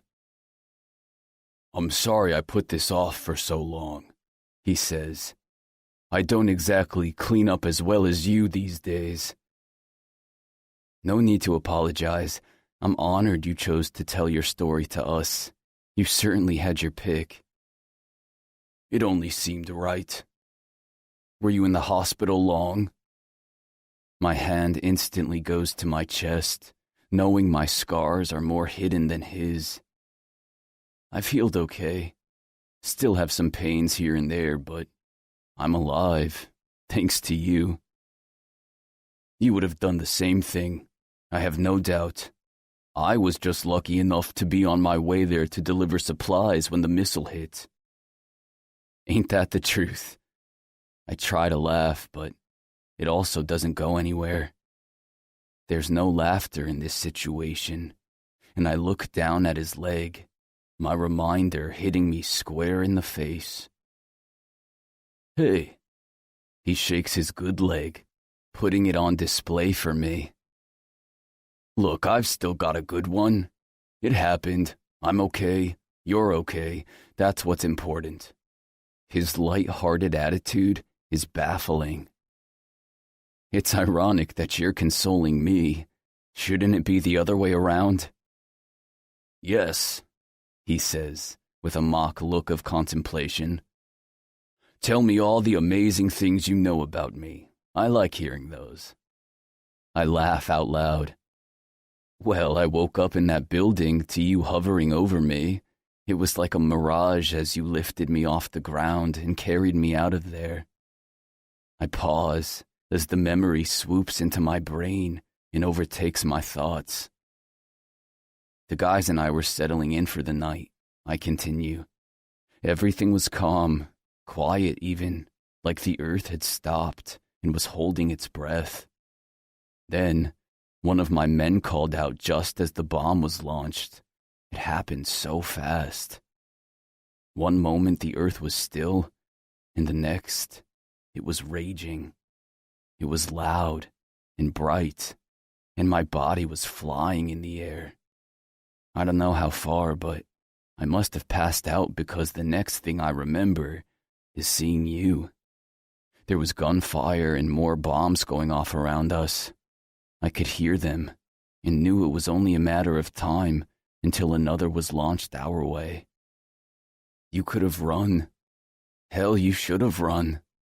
But you stayed and got my sorry ass out to safety. You saved my life, Sergeant Miller. I will forever be grateful. Now it's his turn to bear a misty expression on his face. No man left behind. He's right, and, just like him, I'd never walk away from a fallen soldier. No man left behind. You begged me to leave you there, he says. I blink back at him in confusion. You told me to leave you and get Jimmy. You were willing to risk your life for that of your friends. They give Medal of Honor to men who save lives, but they don't always recognize the true heroes. I wave him off. I should never be mentioned in the same category as you. Bullshit. You fought me in your damn half-conscious state. You kept telling me to go save your friend. You listened. If it hadn't been for me, you wouldn't have gone back into that building a second time and gotten hurt. You only went up there because I begged you to, and for that, I will always be sorry. I went up there because one of our men needed help. Jimmy is alive, and he wouldn't be if you didn't tell me exactly where he was. But look at you, I say, and instantly regret it. No, fuck that. I don't regret it. Sergeant Miller knows what he looks like. He knows he's missing an arm and a leg. He knows he has burns all over his face that look like angry red waves. He knows he has the stature of a 90-year-old man when he should be a robust man of 26. You shouldn't have suffered the way you did. I should have been the one to get the can opener. The what? I was about to eat, and I needed a can opener, so Jimmy was getting me one. Your meal, the ready-to-eat kit, was in a pouch. What the hell did you need a can opener for?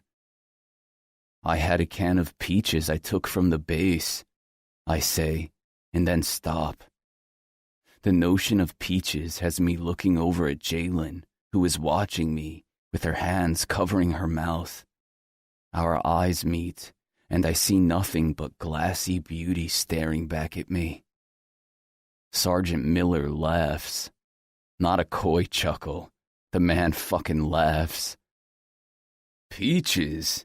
You've been beating yourself up over asking a buddy to get you a can opener so you can eat a can of peaches? I woke up 5 days later from a concussion with blown eardrums and multiple pieces of an IED lodged into my back, my vest being the only reason it hadn't killed me completely. I stayed in the hospital for a week before they sent me home, and months later, I was medically discharged. Sergeant Miller stayed for months and endured multiple surgeries, skin grafts, physical therapy, and more.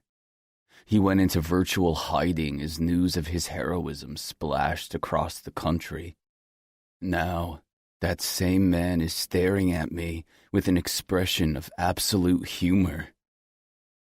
As a matter of fact, yes. Knowing that you had to save a man who was where he was because I'd snuck a can of peaches off base is literally what's kept me up for the last 2 years. His face turns serious. He slightly leans in and holds eye contact as he explains. Austin, no one who has ever had something bad happen to them was at the right place at the right time. I wasn't supposed to be there that night. The man on duty came down with a stomach virus. He's not beating himself up. Why are you? I've always felt responsible for what happened to you and Jimmy. Jimmy and I were in the same burn unit for a few months. I actually stay in touch with him, and he told me to tell you hello. He said you guys were close. Guilt floods my soul. He was the 12th guy rescued. He would have been with me, being the 4th guy and only suffering from non-life-threatening injuries if I hadn't asked him to go get me a can opener. Yes, I've tried to stay in touch with him as well. I look down, rubbing my eyes. He told me to tell you to stop. My head tilts up to stare at him. He said to stop beating yourself up. It's not your fault that he got more injured than you. I sit back in my chair, looking up to the ceiling to stop more tears from falling. He told you that, huh? He did.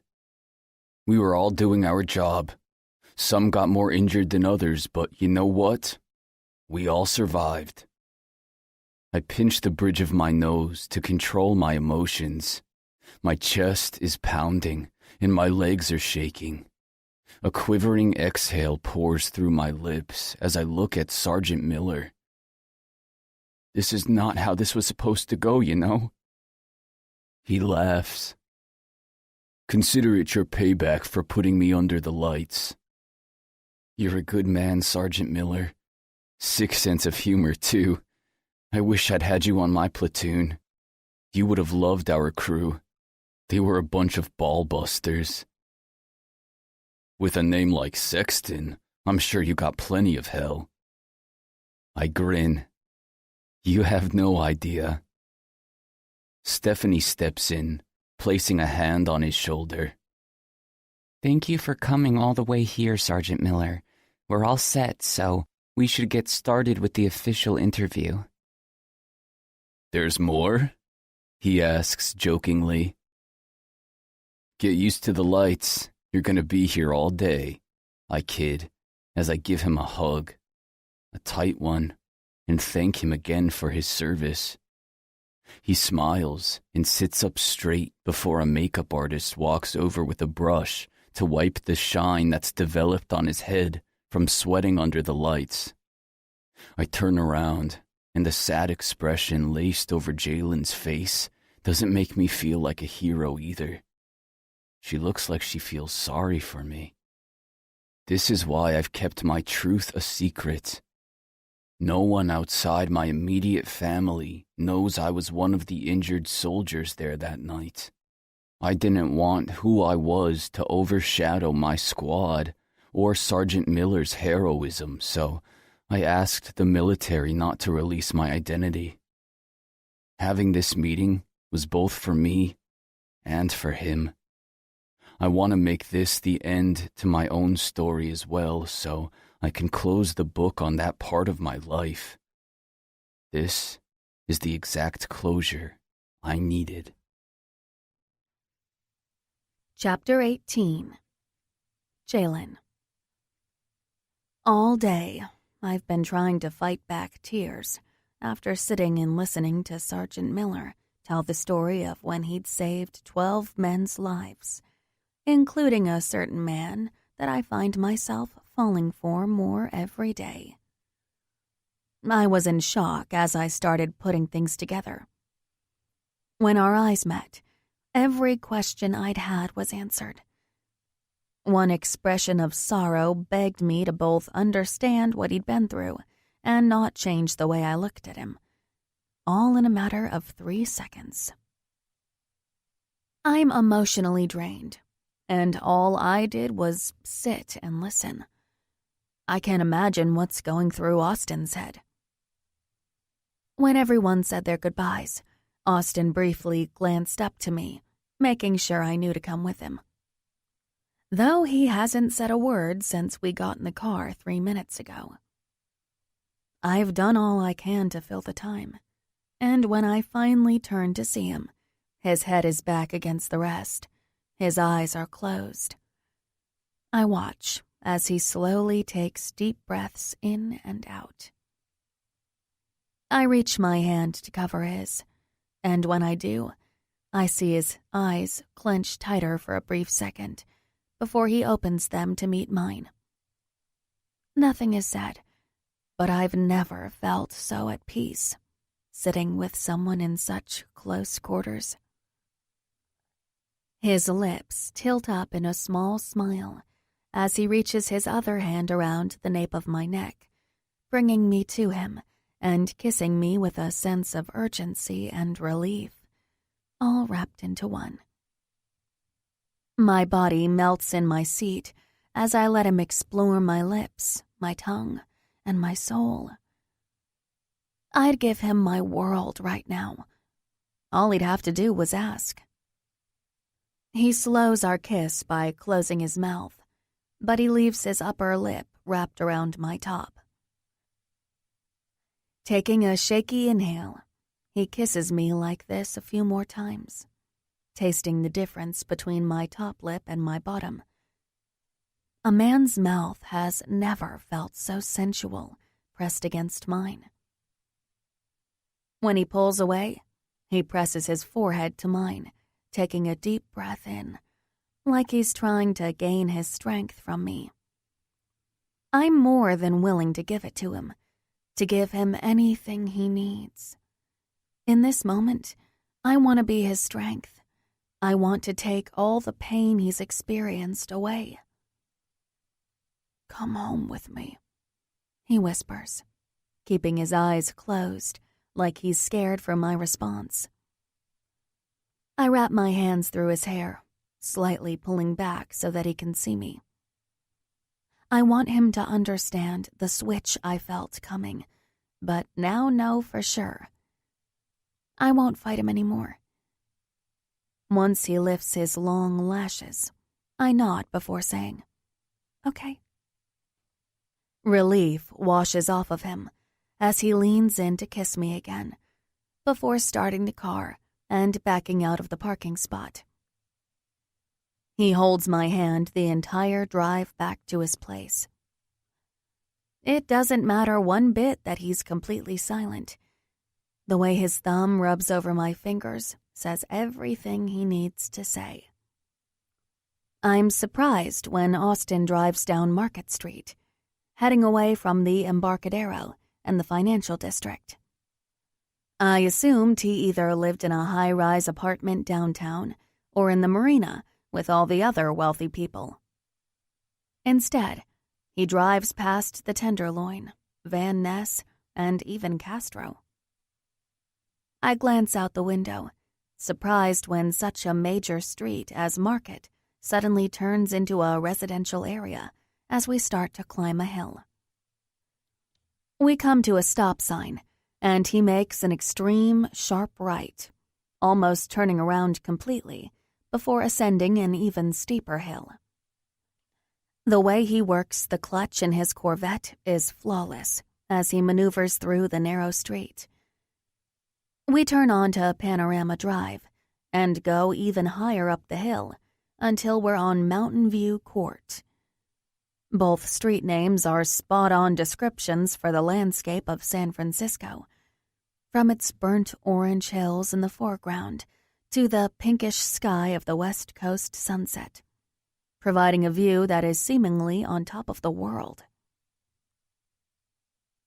At the end of the court is a small house that looks like it was built on the side of the cliff. He drives up to the garage door and parks in the driveway. As he puts the car in park, I admire the Art Deco facade that was once popular in the 1950s, yet looks quaint today. While I assumed Austin lived in an expensive bachelor pad in the center of the city, now that I'm here and looking at the brown and white stucco, I find it's actually quite perfect. To my surprise, the inside is not extravagant at all, with a low ceiling and wall-to-wall wood flooring. There's a standard kitchen with espresso-colored cabinets and stainless steel appliances. The front room has family photos on the wall. Many of them are him with his two brothers. I easily recognize Bryce, and the other man, with shoulder-length blonde hair in one photo that's pulled back into a man bun in another, must be his younger brother, Tanner. Edward is in a few of the photos, along with a woman with light blonde hair and blue eyes, who I can only assume is his mother. I stop and look at her kind smile while she hugs all three boys, and they beam from their mother's embrace. I step away and walk around, further inspecting his place. There are soft chenille couches and angular furniture with knickknacks and mementos from vacations, award ceremonies, and various life experiences that he brought back with him, including a vial of sand that sits on his end table with a piece of duct tape on the outside and the word Fallujah written on it. This is a home that anyone would have. Not at all what I would expect from a multi-millionaire bachelor living in a city like San Francisco. While everything about the home seems to be understated, one thing that is not is the back wall, which is lined completely in windows that overlook the entire city. Austin walks past me, and he takes his suit jacket off, laying it on the back of the couch before removing his cufflinks. He heads straight into his bedroom, but leaves the door open. I'm not entirely sure what he needs from me right now. I sit on the edge of the couch and wait for him to come back. The bottle of sand is sitting on the table, so I pick it up and tilt it, watching each grain roll to one side and then back to the other. I've never understood why people kept sand as a token. The best part of sand is the feel of it, yet I bet no one ever pours it into their hands for fear they'll lose a precious grain. To look at sand in a jar is like looking at a picture. You see the place you've been, but you can't see or smell or feel. The details get faded, sometimes for the worst. Sand needs to be free.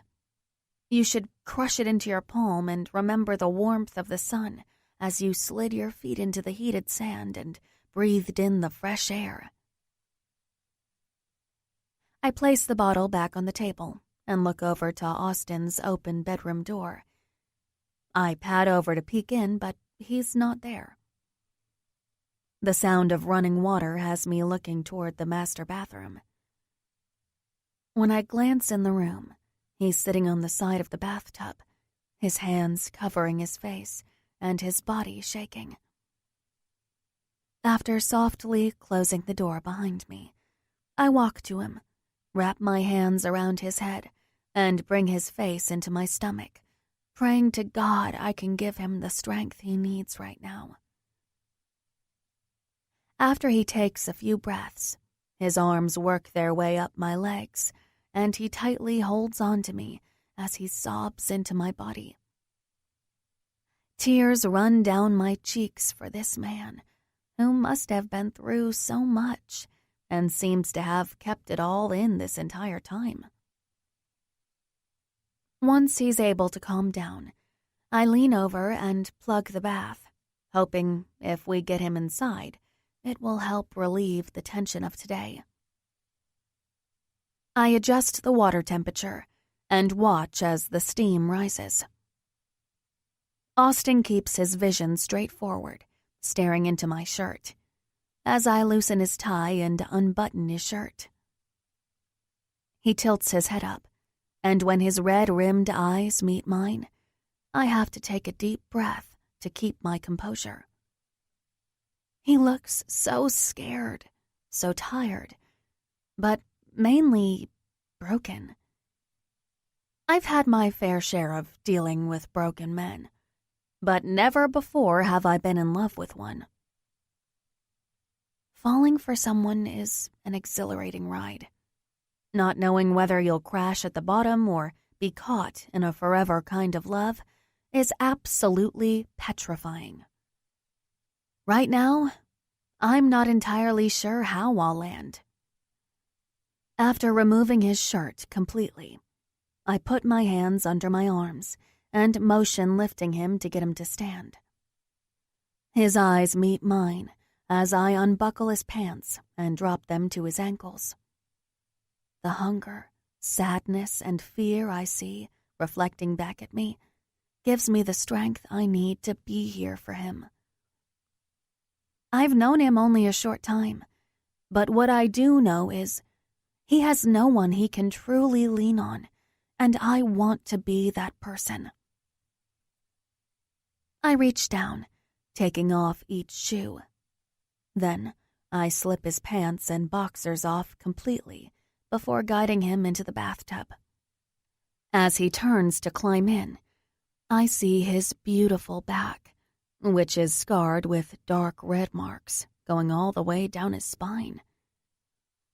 He drops to his knees, facing me, and places his arms on the side of the tub with his head down.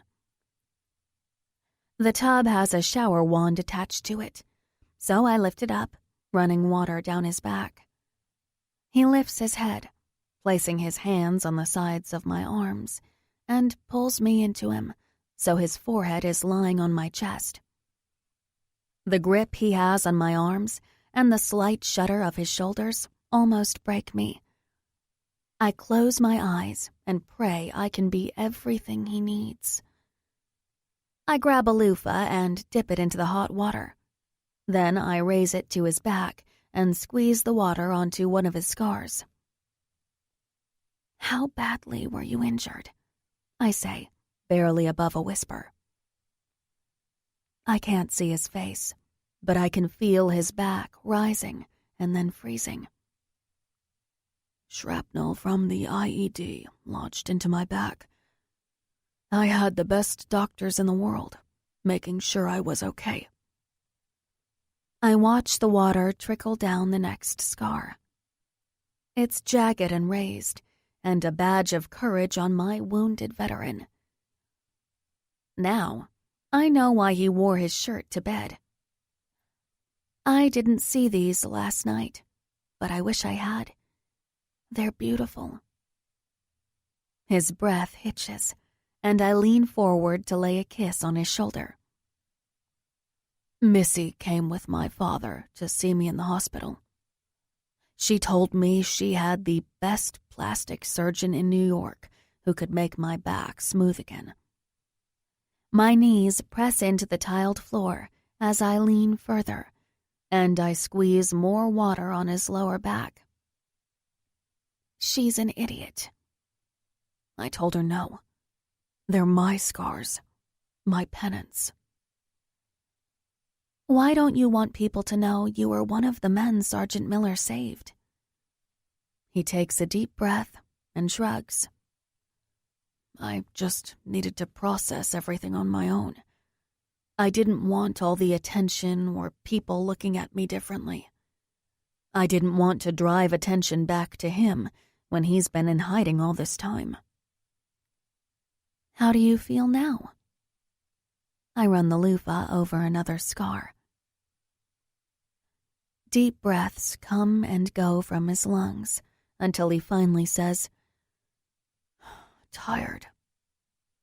His entire body deflates.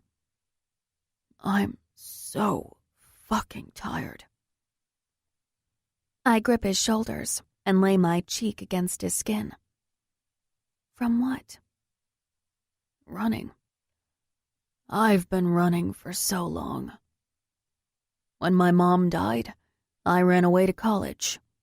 I stayed away from my family just so I wouldn't have to be reminded of what had happened. Tanner was only 14 years old, and I left him to deal with it himself while I drank and screwed my way through school. When I graduated, I moved back home, and my father announced that he was marrying Missy. The day after the wedding, I enrolled myself in the Marines. I was enlisted for 2 years before I got hurt.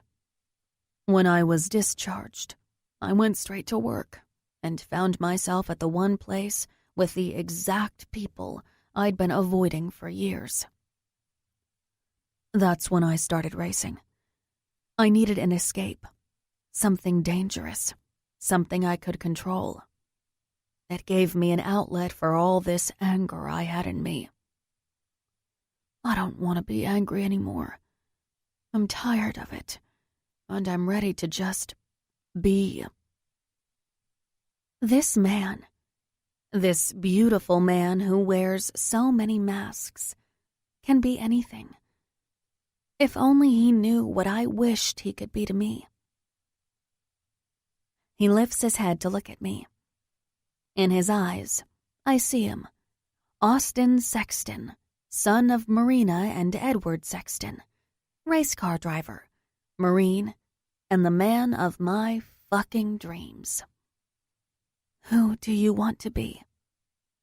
I ask with a shaky breath.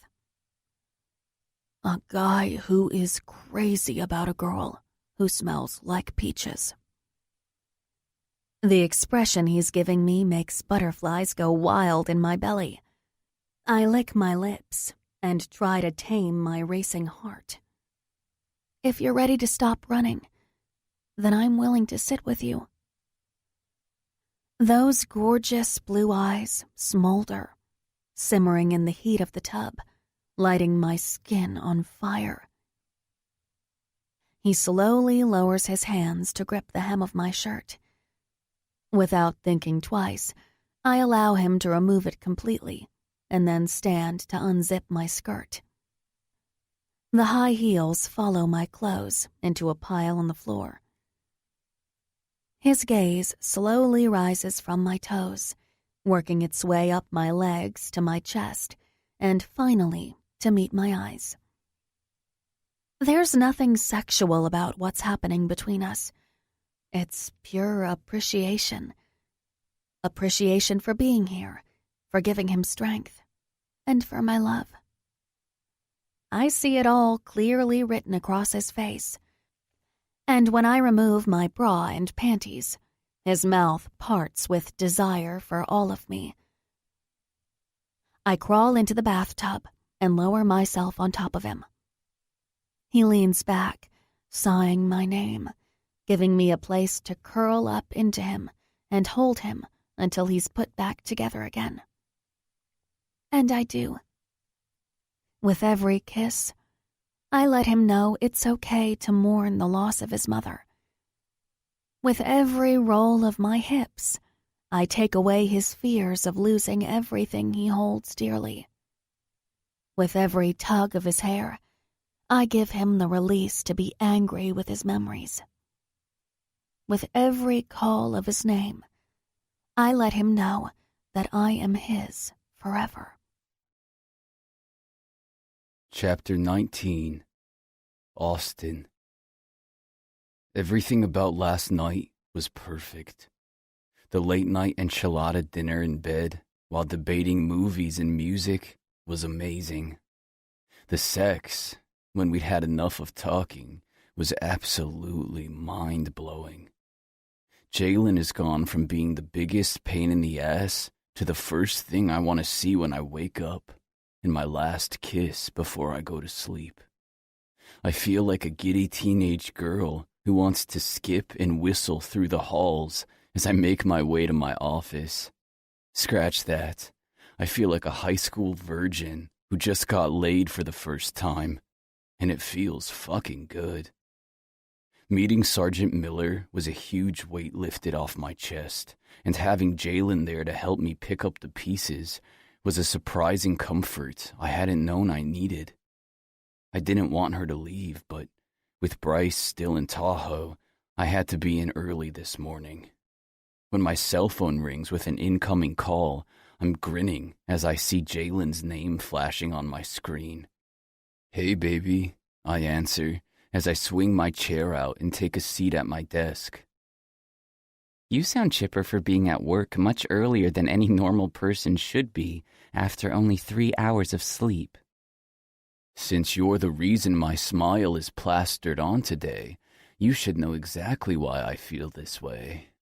I pray every touch, every lick, every emotion that ripped through both of us last night just flashed through her mind, and she's as turned on as I am. The silent laugh I hear escape her lips makes me sit back in my seat and sigh. I haven't felt this happy in years. Beckett's on his way to see you, she says.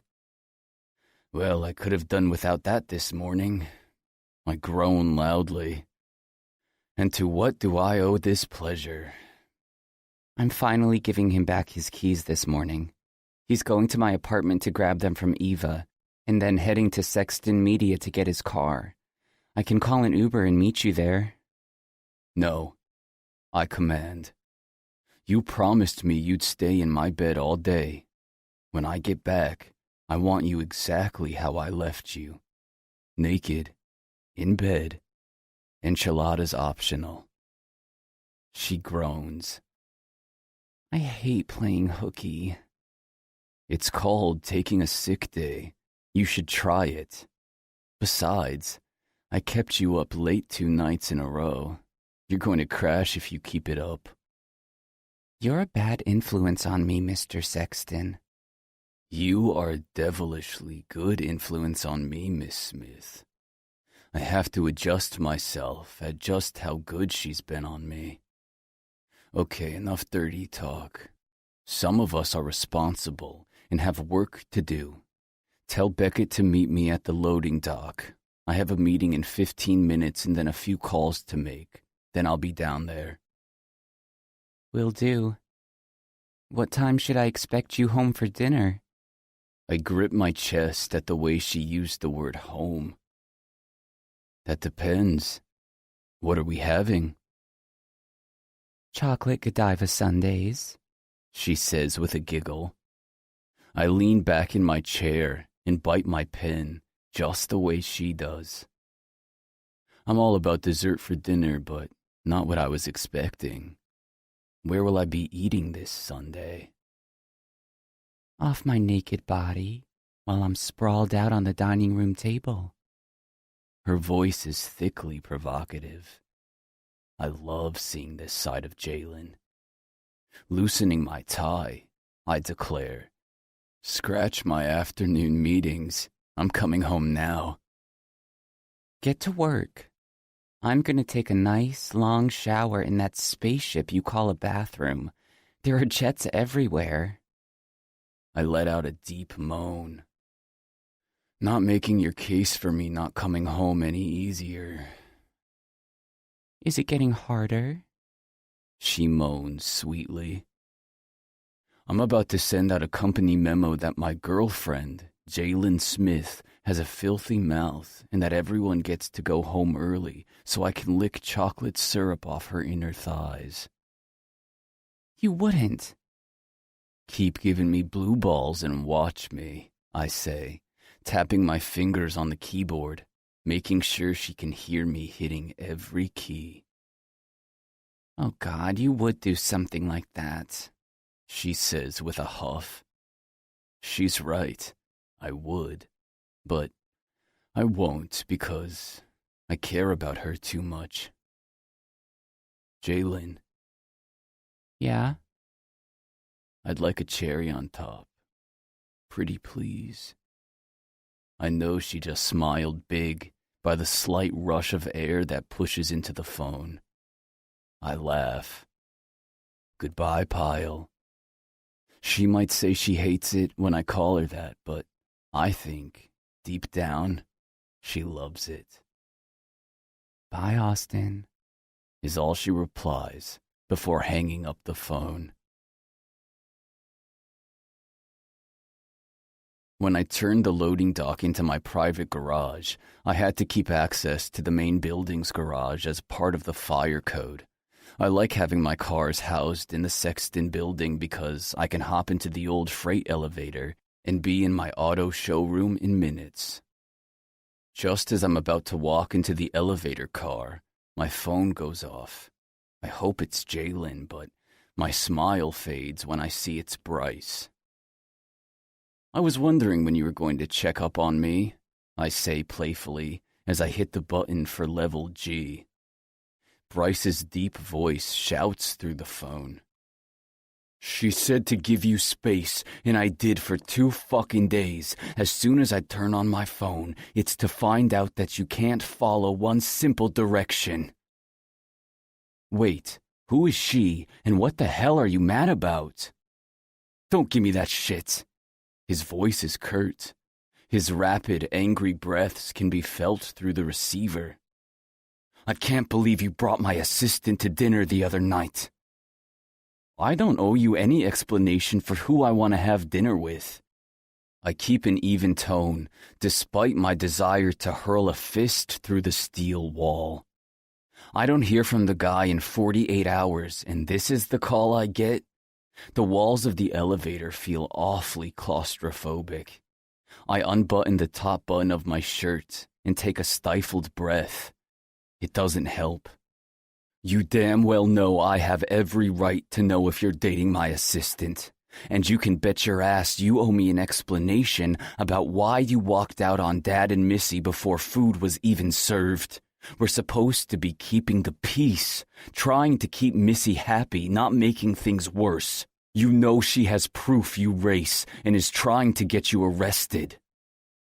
The door to the garage level opens, and I step out onto the polished concrete floor, hoping for relief, but the air in here feels just as heavy as it did in the elevator.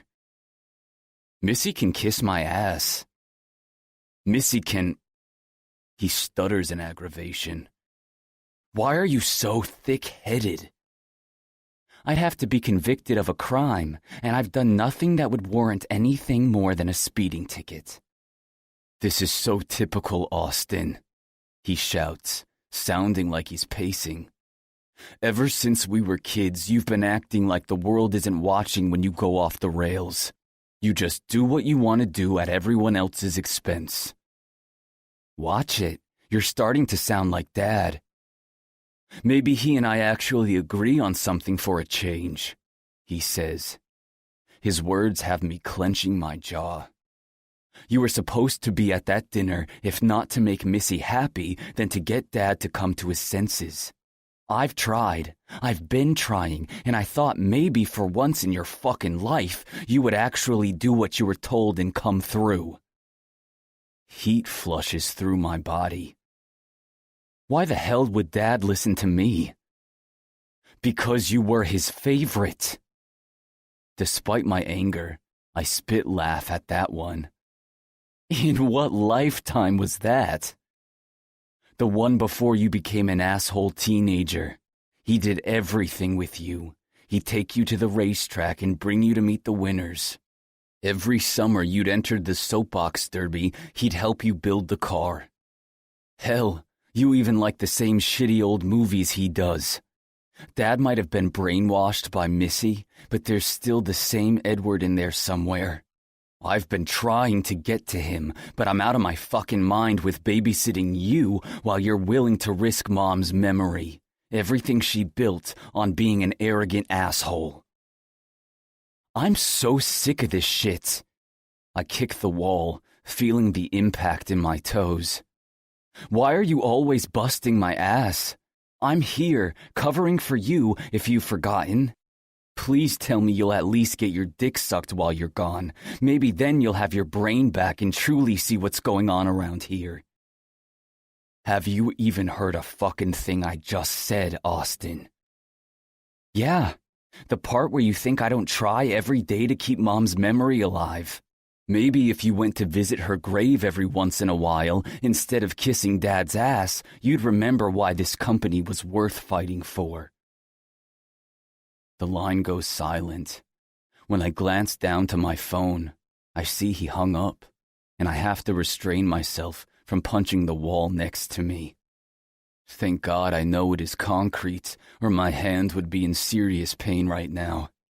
I have to close my eyes, count to 10, and focus on not losing my shit altogether. What the hell just happened?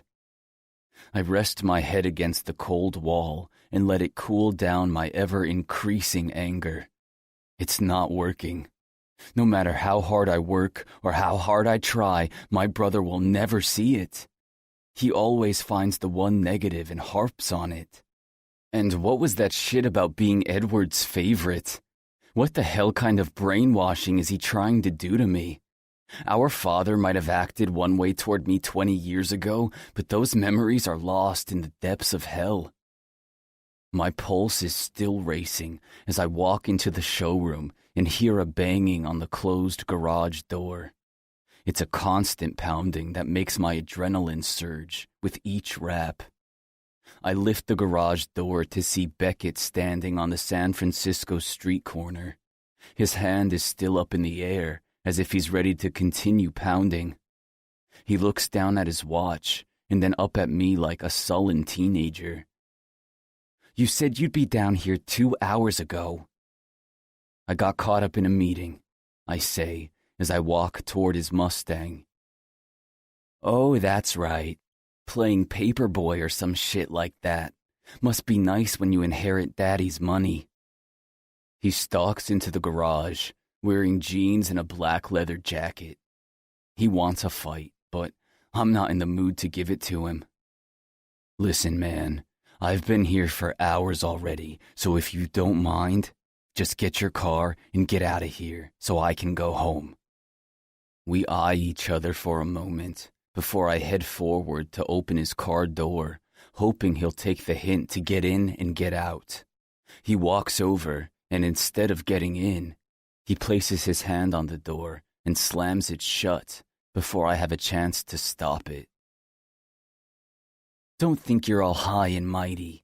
I could take you down in a second, he says, his tone obviously annoyed.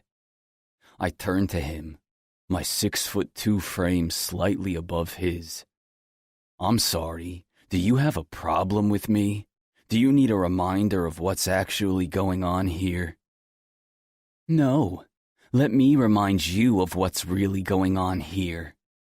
He pulls a business card out of his back pocket and holds it up in the air. It's white, with bold black lettering. What's that? I ask calmly, even though my gut is telling me bad news is about to come. He puffs out his chest and raises his chin to me. I was at a race last night, and some guy was walking around asking questions. Wanted to know if anyone had heard of Falcon. He hands me the card. It's a Sexton Media business card, and the name on it is none other than Marcus Gallivry, Missy's assistant. What did you say? I said maybe. He was offering a few $100 to anyone who had a lead on who had put together the race Tyler died at. I told him I raced Falcon that night and might have his number, but the phone was untraceable. He went to leave, but I called him back, Told him I might have a name and could testify who had orchestrated the race if I really wanted to. I grind my teeth. You're bluffing. Maybe I am. Maybe I'm not. He looks at me with an evil glare.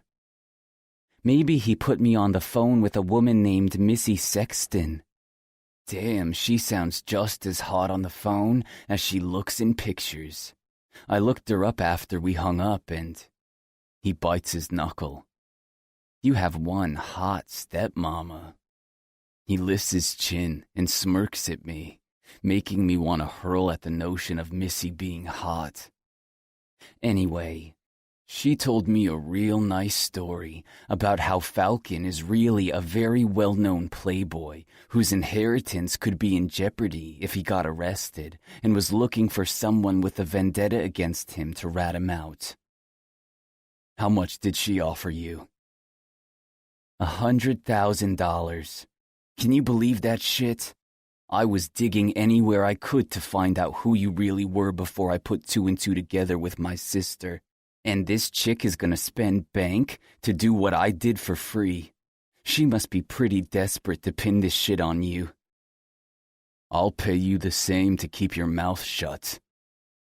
He smiles a closed-mouth smile, sauntering over to my Porsche, and runs his hand along the sleek, meteor-gray metallic hood.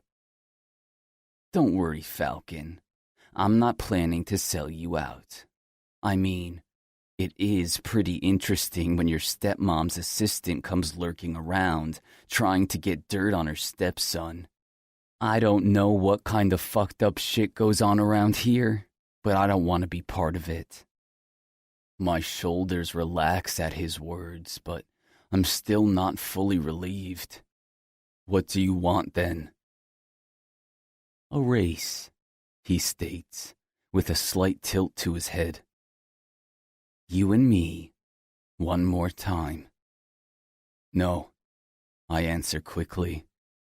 Beckett's head flinches at my comment like it's the last thing he wanted to hear. What the hell do you mean no? I don't re-race people after I win, and I know Jalen would have my ass if I agreed to this. She's already got you by the balls like that? I glare at him, daring him to say more about my relationship with his sister. Hey, I said I'm not planning on selling you out. I didn't say I wouldn't. He spits. My eyes nearly bulge out of my head. Are you threatening me? Am I supposed to be scared? He steps up. You should be. How would you feel if you lost all of this? The fancy cars, the money, the power? He motions outward with his hands, as if encompassing all things Sexton Media. They can have it. I get even closer, right in his face. You think I want to be here? I want this life? I don't. You know what I do want? To keep my mom's memory alive. My mother, Marina Sexton, built this business from nothing but a piece of paper and a dream. Now, my stepmom is trying to tear it apart. Is that what you want to see happen? You want to help her kill my mother's memory? He pauses as we stare into each other's eyes, neither one of us willing to back down. I've heard all about how their mom died. It was cancer, the brutal kind that comes and whips through your body in 6 months. They didn't even have a chance to prepare for her loss before she was ripped away from them. He knows exactly what's going on through my head, and if he says one more word, he deserves for me to keep his fucking car. After a few seconds, I spit out. That's what I thought. I turn around in an attempt to end this conversation when he yells, I need another race. Stopping, I turn to him. I said no. I'll keep your secret. I'll tell Missy to piss off, race me, one last time. I appraise his stature. He waited outside my garage door for 2 hours for his car and is saying he turned down $100,000 in exchange for a race. Is this a trap? His hands shake at his sides like a junkie needing a fix. I swear on my mother's grave. I swear on my sister's life. This is just you and me. One more run on the straightaway. For pinks again? If he honestly agrees to this, then he's more of a racing addict than I held him out to be, and I really should turn him down. He slowly shakes his head, stuffing his hands deep in his pockets. You know I can't do that again. He pauses, raising his head as a thought comes to him. We race for pride. Pride? I ask, shaking my head. Well, duh. When I win again, I'll be brimming with pride. I mean pride in your abilities, not your cars. My palms itch with the thrill of being challenged.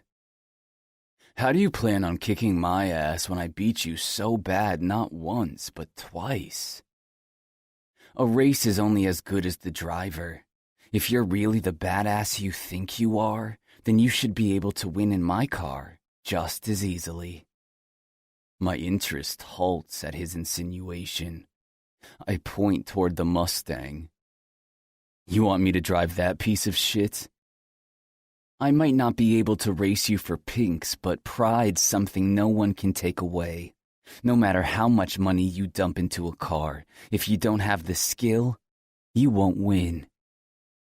With a shake of my head, I run a hand across the back of my neck, now beading with sweat. If I race Beckett, it will mean more than just pride. It'll cost me another fight with my girl. Jalen will be pissed.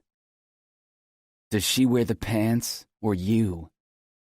His eyes are wide like wildfire, a man on the edge of getting the fix he needs. Fuck me. I know he didn't truly mean that. He's desperate, though. I might have met Beckett only a handful of times, but I know one thing's for sure. He took a beating by his father every day for 10 years. The man might not need $100,000, but he's thirsty for something more.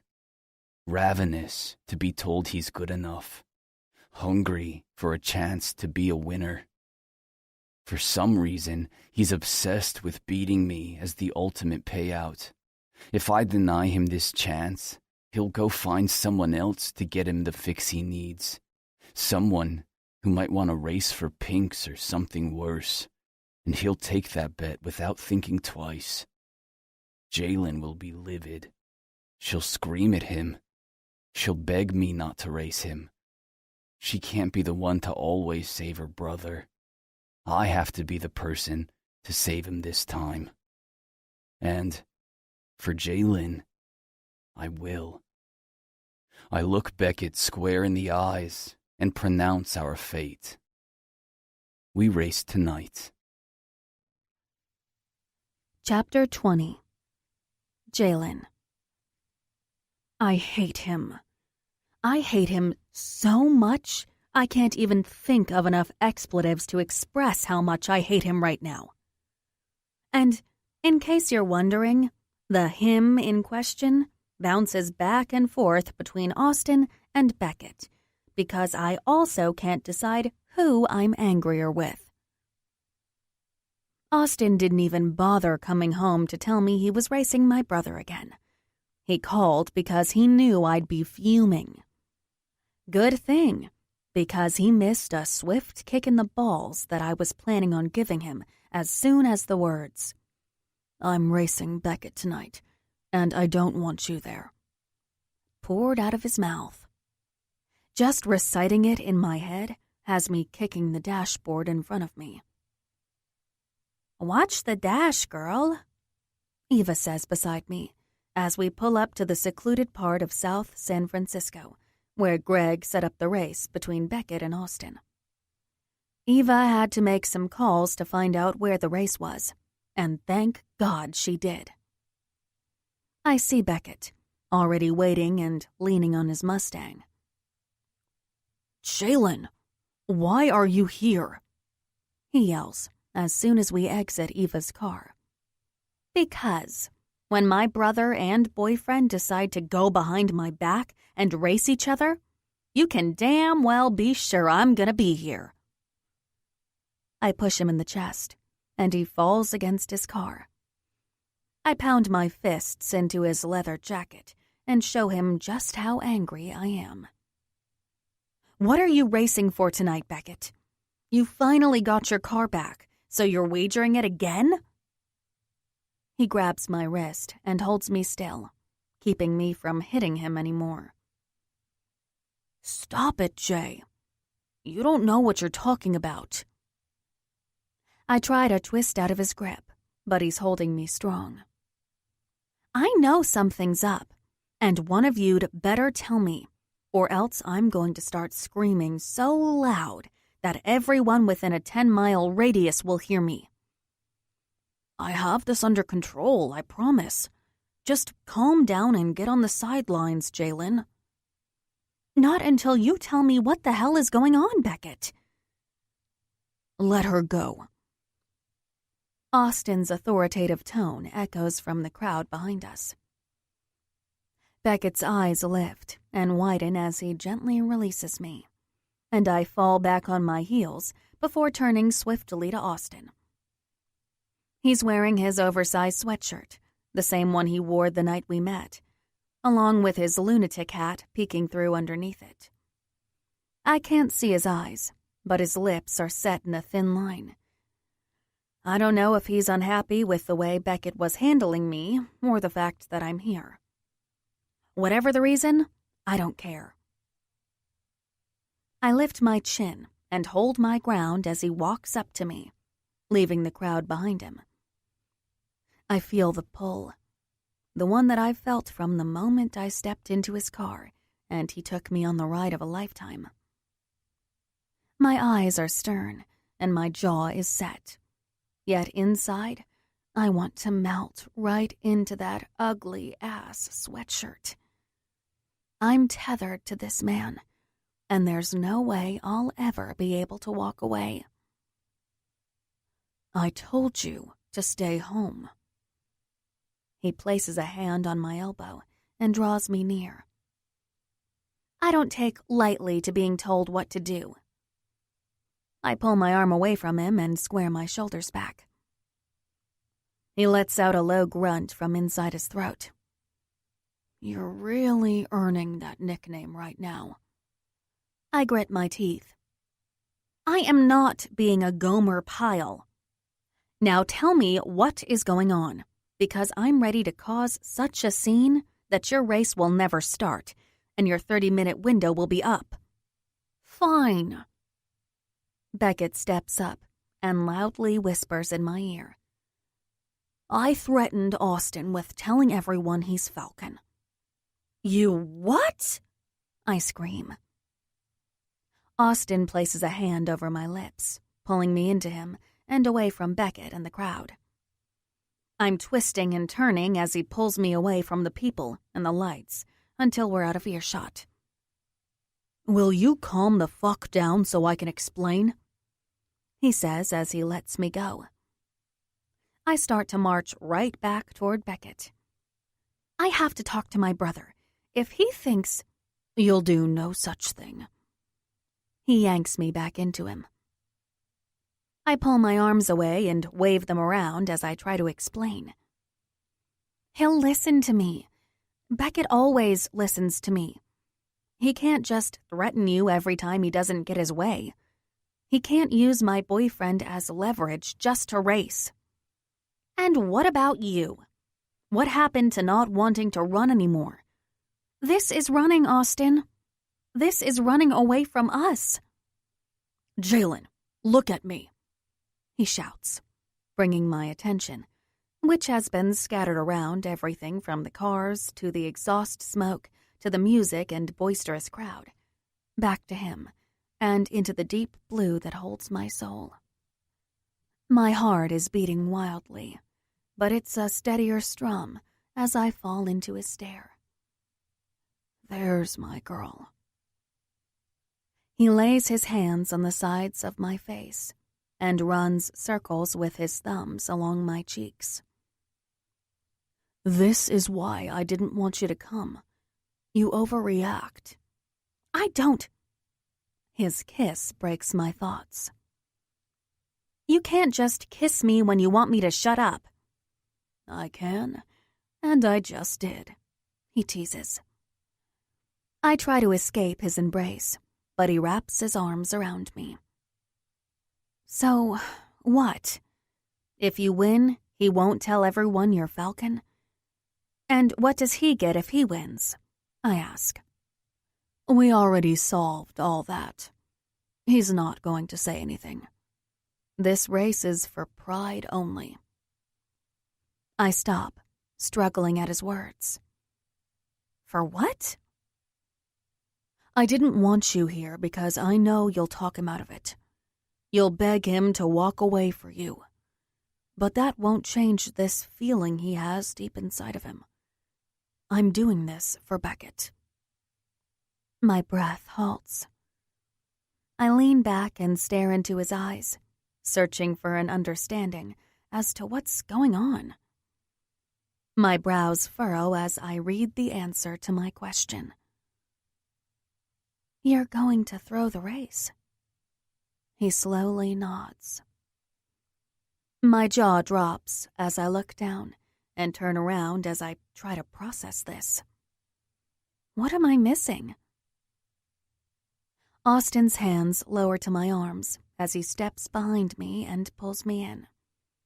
His breath whispers into my ear. You want to stop him from racing, but he's here for something greater than me and you. He's on this track, running away from the memory of your father. As long as I have the win over him, he'll always remember that we aren't equal, that I won. Beckett needs the upper hand. He needs to claim victory. And tonight, for the sake of you and for the kid who got his ass whipped every day to protect my girl, I'm going to give him what he wants. I spin around and look back at him. It's hard, though, because my tears are welling up inside my eyes. Austin, is all I can say, as the roar of an engine makes all of us turn our attention toward the Ford truck headed our way. Greg parks and hops out. We ready to race? Austin walks over to the crowd, leaving me to wipe my tears on my sleeve. Eva is standing near Beckett. When I walk over to her, the rules have just been explained. Eva looks at me with an expression of concern. I let out a shaky breath and give her a smile. Looking over at the Camaro, I admire the sleek lines of the car and remember the rush of driving it just a few days ago. But then the sight of Beckett climbing in makes me jolt to the side. They're switching cars, Eva explains. Austin's in the Mustang. My head turns fast to see Austin opening up Beckett's driver's side door. Before he's even in his driver's seat, I'm at the passenger door, pulling it open. What are you doing here? He asks, looking annoyed, yet relieved. I hold up the helmet that's sitting on the passenger seat. You were right. I like the rush just as much as you. I slam my car door shut and lean across the center console to kiss him with heat and passion and every ounce of love I have for the man who is going to throw a race despite his enormous ego. When I lean back, I bite my lip and sit back in my seat. That wasn't very nice, you know, he says, helping secure the helmet over my head. You shouldn't rile a man up like that, especially before a race. I know, I shrug. But it sure is fun. He laughs and revs the engine. It's not until his hand lowers to below the gear shift that we both realize he must have left his mother's angel charm in the other car. "I'll go get it," I offer with my hand on the door handle. "It's okay. I got my other good luck charm with me." His tone doesn't sound as sure as his words. But I settle back in my seat and hold his hand as he closes his eyes and says a small prayer to himself. Once we're both set, I look at Beckett, who's to my right, looking disappointed at seeing me with Austin. "I don't have a sister, but I can only imagine the level of protectiveness he must feel over you," Austin says, bringing my attention back to him. "You don't need his protection anymore. That's my job now." He kisses the top of my hand and releases it as he prepares for the race. Giving his attention back to Greg, he nudges the car forward to line up correctly.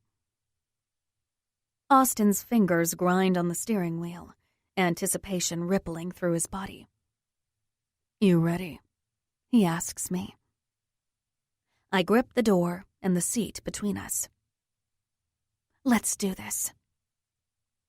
His foot hovers over the pedal, waiting for Greg to raise the light.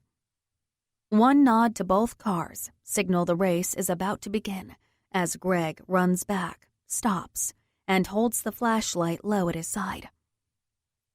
Engines reverberate against the pavement. The car is shaking with excitement. My heart palpitates as the flashlight rises and the game is on. Austin drops the clutch, slamming on the gas, only slightly squealing the tires as the G-force pushes us both against the backs of our seats. I grip the door handle harder and feel the rattle of the car. Speed builds. We're flying in the darkness. Austin's hands seem to grip firmer than when he's in his Camaro, desperately trying to keep the Mustang in line. I glance to my right for just a second, seeing where Beckett is. And when I look back, something gives. A loud bang, a sharp squeal. My shoulder collides with the right window as the car spins out of control. Austin's hands are fast on the steering wheel, and then his right arm flies across my chest, holding me tight to the seat. I grab onto Austin's arm and scream his name as we slam into something and ricochet back. My head hits the door and then the dashboard as I'm thrown around like a rag doll. The car stills. All I hear is the silence of night and the hiss of the engine. It's still running, and the dashboard is lit up brightly. When I turn to Austin, all I see is a gash across his head as he falls forward in his seat and lies limp over the steering wheel. Chapter 21. Jalen. "Austin!" I shout his name, even though he's just inches from me. I'm reaching out with shaky hands, grabbing onto his back and shaking him to wake him up. He's not moving. My jaw trembles as I unlatch my seatbelt and toss the helmet into the back seat. I'm on my knees in rapid time, running my hands all over Austin, his shoulders, his arms, his thighs, checking for more injuries.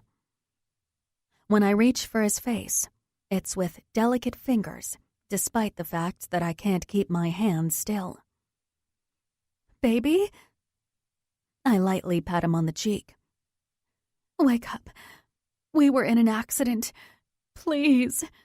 I cry out. "Please wake up, Austin." Everything around me is crushed. There's glass all around, and the nitrous tanks are jammed forward, partially blocking me from him. My lips quiver as tears pour down my cheeks and fall into my mouth when I gasp. I swallow with short, staggered breaths and pat him again, desperate to stir him awake. Open those beautiful eyes for me, Austin. Please. I beg between cries. I need you to wake up. I need you. You can't leave me. I love you. I lightly pull his shoulders back, praying he doesn't have another injury that I'm hurting in the process. When his head falls back against the seat, he lets out a low groan that sounds like heaven to my ears. A high-pitched squeak escapes my mouth, followed by a sharp inhale. You're okay. Listen to my voice. You're gonna be okay. The faint sound of police sirens rings in the distance. I look at Austin's watch and see it's too early. We should have 10 more minutes. But the sirens are most definitely headed this way. Austin might not be in his Camaro, but he is at the race, and I can't let him get caught here. There are too many people trying to pin him to these races, and I'll be damned if he gets caught on my watch. Austin's door looks bent in, so there's probably no way I'll get it open. I swing mine open, unhook his belt, and reach in to try to pull him toward me. Austin's eyes close again. Stay up. I need you to help me get you into the passenger seat. I yank on his torso, but he's not budging. His weight is too heavy. I pull him again and pray to God that I'm not hurting his back, which I know is already damaged from the war. I need you to help me. Wake up for just 1 minute. I have to get you out of here. Jalen! I hear someone yelling. Jalen! Beckett pulls me out of the car. Help me get Austin, I yell as I try to get to him again. I hear Greg as he runs up to Austin's side of the car. I can't get the door open, he grunts as he tries again. Beckett quickly examines me, but I assure him I'm fine. I was trying to get him in the passenger seat. It has to look like I was driving. He can't get caught behind the wheel. His attention rises from being fixed on a bruise on my arm to my face, which he's now looking at, astonished. You're going to take the fall for him? I lean my head forward and open my arms. Of course I am. Why wouldn't I? The disturbed look on his face morphs into something softer. It's as if Beckett is finally seeing me for the first time in my life, like he can read every thought in my head and hear the exact syllable in every word. I'm the one person he's probably spoken to every day of his life, yet tonight is the first time he's actually listening to me. Is he okay? I yell toward Greg in desperation. He's breathing, but he has a huge cut on his head, Greg says as he rounds to my side of the car. Beckett, come help me pull him out. My brother runs to Greg's side and helps him pull Austin out. The whirl of sirens grows closer. The crowd has dispersed, including Eva, and the only cars here are Beckett's Mustang, Greg's truck, and Austin's Camaro. The two men are digging Austin out as I stand, frozen. I can't believe this. Austin wasn't wearing a helmet. I was.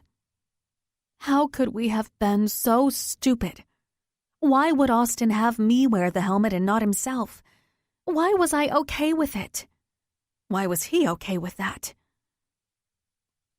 Fear of throwing up has me doubled over. Beckett grips my arms, making me stand straight to look at him. You need to get out of here. He needs a hospital. You have to get yourself together and drive him. I don't see the fear I feel reflecting back at me. No, I see Beckett being the strong one for both of us, and it's the exact push I need to get my shit together. Take Greg's truck. He needs to get the Camaro out of here, and you need to get Austin to the hospital. Beckett explains. I'll call Bryce. He'll know what to do. Greg yells to me as he climbs into the Camaro and closes the door.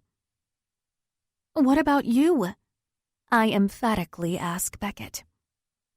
Don't worry about me. You need to get out of here. Now. He pushes me into the driver's side of Greg's truck and closes the door behind me. Austin is lying in the back seat. Tears start to roll down my face as I put the truck in drive and take off just as the sight of red and blue lights blink on the nearby trees, signaling they're too close. I pray for dear life that Austin will be okay. I pray Beckett won't find himself in a world of trouble. I pull up to the emergency room doors, where doctors and nurses are waiting with a stretcher, like Greg said they would be when he called, telling me to take him to UCSF instead of San Francisco General. They open the back door and are quick to remove Austin. I hop out and run around the front of the truck, just as they are wheeling Austin through the double doors. I rush to follow him in when someone holds me back. Miss, you can't go in there. You need to move your truck, a nurse says. I slam my hand against my forehead and heave as Austin disappears from my sight. I'm forced backward toward the parking lot, only to start walking forward again toward the double doors. The nurse pulls me back again. Let them work. He's going to be okay. How can you say that? I scream back at him. Did you see him? The gash on his head? I look down at my hands and the blood from his wound that lines the crevices of my palms. Everything is a blur. Time stands still, yet everything around me races out of control. I crookedly park Greg's truck in between two spaces and somehow get back into the hospital. Greg and his girlfriend, Julie, show up within an hour.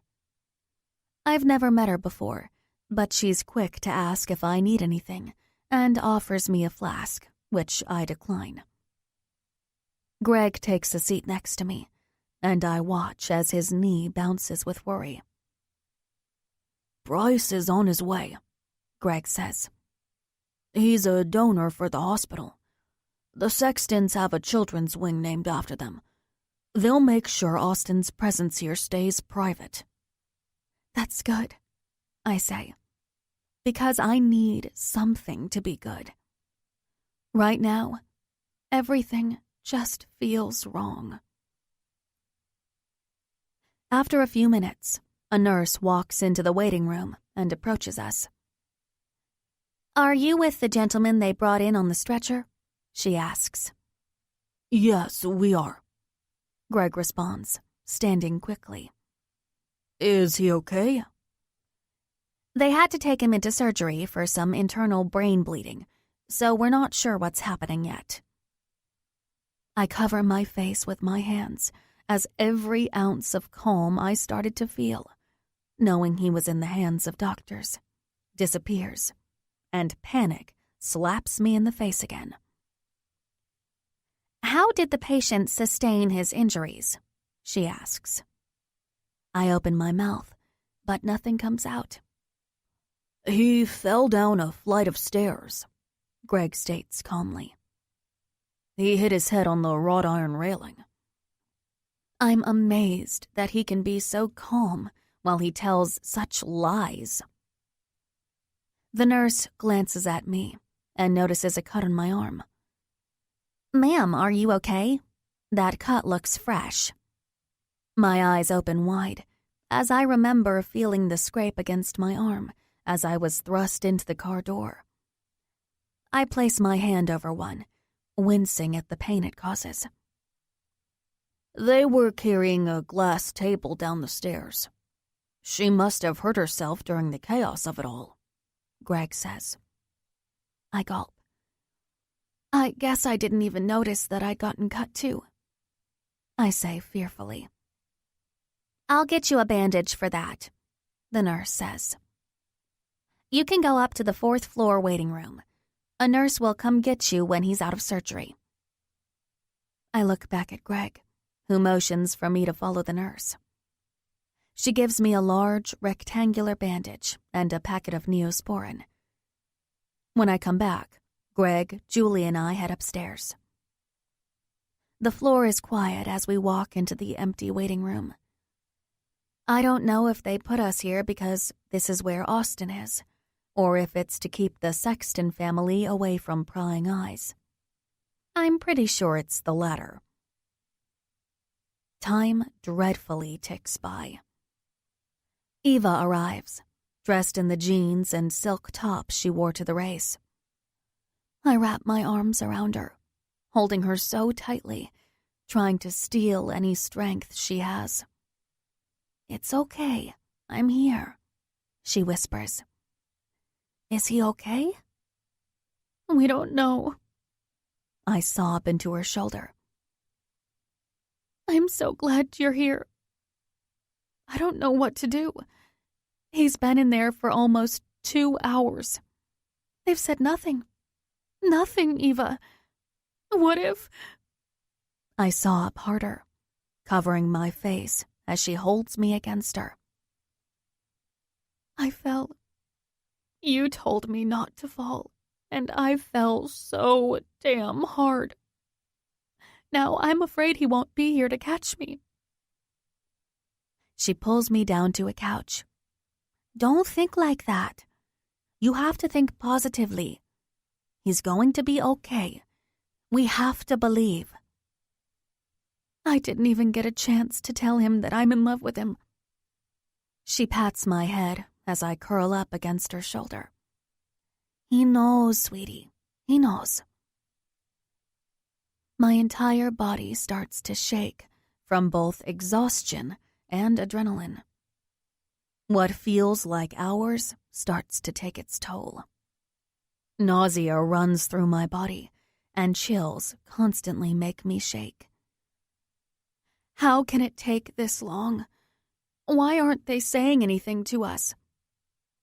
It's not until the door opens, and Edward and Missy Sexton enter, that I feel the whole universe has shifted. I glance at Greg, whose eyes are as big as mine. Edward sees us and struts right up. You can write a $5 million check, but God forbid someone actually tells you what's going on with your son in this damn hospital. I'm taken aback when I see his demeanor. His thick head of salt and pepper hair looks like his hands have been running through it, and his bent shirt collar looks like it was tugged on in a rush. He's worried, scared almost. It's not the same man I met a few nights ago. Greg's expression proves he's thinking the same thing I am. He's in surgery for an internal brain bleed. We don't know anything else yet. Greg addresses Edward from his seat. How did you know he was here? The Public Relations Department. Thankfully, someone was smart enough to think to call his... He turns to Missy, narrowing his eyes at her. Father. Has anyone called Bryce or Tanner? Greg called Bryce. He's the one who said to come here. My voice turns sheepish as Missy lays her eyes on me. What happened? Edward asks. I can tell you exactly what happened.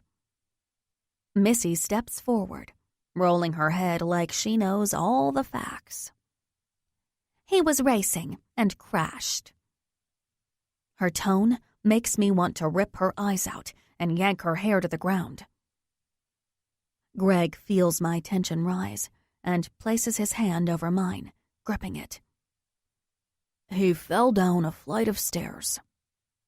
Where's the car? Missy asks loudly. In his garage, without a scratch on it. He grits through his teeth. But, obviously, this has to do with racing. Edward, don't you see? This is it. If we can prove he was at the race tonight. That's enough, Edward demands, making us all jump slightly. My son is in surgery. We don't know if he's alive or dead, and you want to talk about a race? Sit down and keep your mouth shut. All that matters right now is Austin. He turns back to Greg and me, both of us stunned to silence. My mind is spinning faster than the gravitron at a carnival. So many things are running through my head, from Edward's words to that look he gave Missy and Austin's crash. It's all too much. Edward reaches for his phone from his coat pocket and steps away from us. The silence around us is killing me. Missy looks more annoyed than anything as she loudly flips the pages of a magazine, shaking her leg and snapping her gum. Thanks for listening. Before we move ahead, take this peaceful moment to simply be. This free audiobook continues shortly.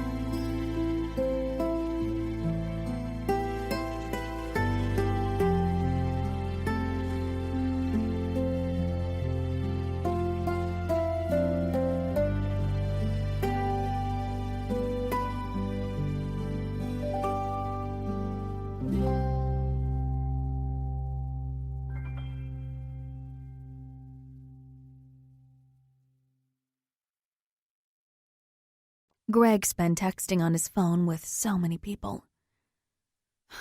I can't keep anything straight. All I know is I'm losing my mind with each second that ticks off the clock, which sounds like a metal drum rather than a silent click, taunting me with every movement. I inhale a deep breath, trying to calm the queasiness from my stomach and tightness in my chest. Dropping my head back, I fight the tears that come, even though I thought I had no more to cry. A girl's voice in the nurse's station startles me, and when I open my eyes, I see Edward arguing with the attendant. "This is ridiculous. Why haven't we heard anything yet?" Sir, I'm sorry. The doctors will come out as soon as they have an update. Another hour goes by before a doctor enters the room and approaches Edward. After all the awful things I've heard Austin say about his father, right now, none of that matters. In this moment, all of their history, their fights, their stubbornness, flies out the window. Standing in front of me is a dad who is scared shitless to hear the fate of his middle son. "Mr. Sexton," the doctor says, reaching out his hand to him. "How is he?" Edward chokes out. "He has some brain swelling, but we were able to stop the bleed. He's not completely out of the woods, but I suspect he's going to be just fine." Edward covers his mouth and takes a deep breath. "He's coming out of surgery now. He'll be in recovery, and then we'll move him to a private suite. He's going to be out of it for a while, so we need to keep things calm around him and not get him too excited. I'll come get you when he's ready." "Thank you," Edward says. "It's my pleasure," the doctor replies, before turning and leaving us alone again. When the door closes, Edward continues to stand there for a few beats more. His eyes are like glass as he stares at the door the doctor just left through. "Let's go," he says, not turning to face any of us. Missy rises, clutching her long trench coat and glaring at me in the process. I look up at them, confused. "Where are you going?" "We're leaving," he states. I rise. "What about all that talk about being concerned whether your son is dead or alive? He's gonna make it. Aren't you happy?" Edward stops, angles his head, and looks down at me. He blinks a few times before speaking. "Austin never brought a woman to dinner before. I was surprised until you made your little speech, and it all made sense. You remind me of his mother. I mean that as a compliment." I glance at him. I'm sure I look awful, red-faced, with makeup everywhere and tears staining my face. Still, I know my face of worry is better than the face he is making right now. The face of indignation. "That's why I'm telling you this, only once. This is Austin's last chance. One more screw-up, and I won't hesitate to take every share away from him and do what I feel like doing with that company. He'd better not do as little as jaywalk, or I will make his life a living hell." He points a finger toward my face. "You got that?" Greg pops up behind me. "She heard you." I hold a hand up to Greg. "It's okay, Greg. I got this."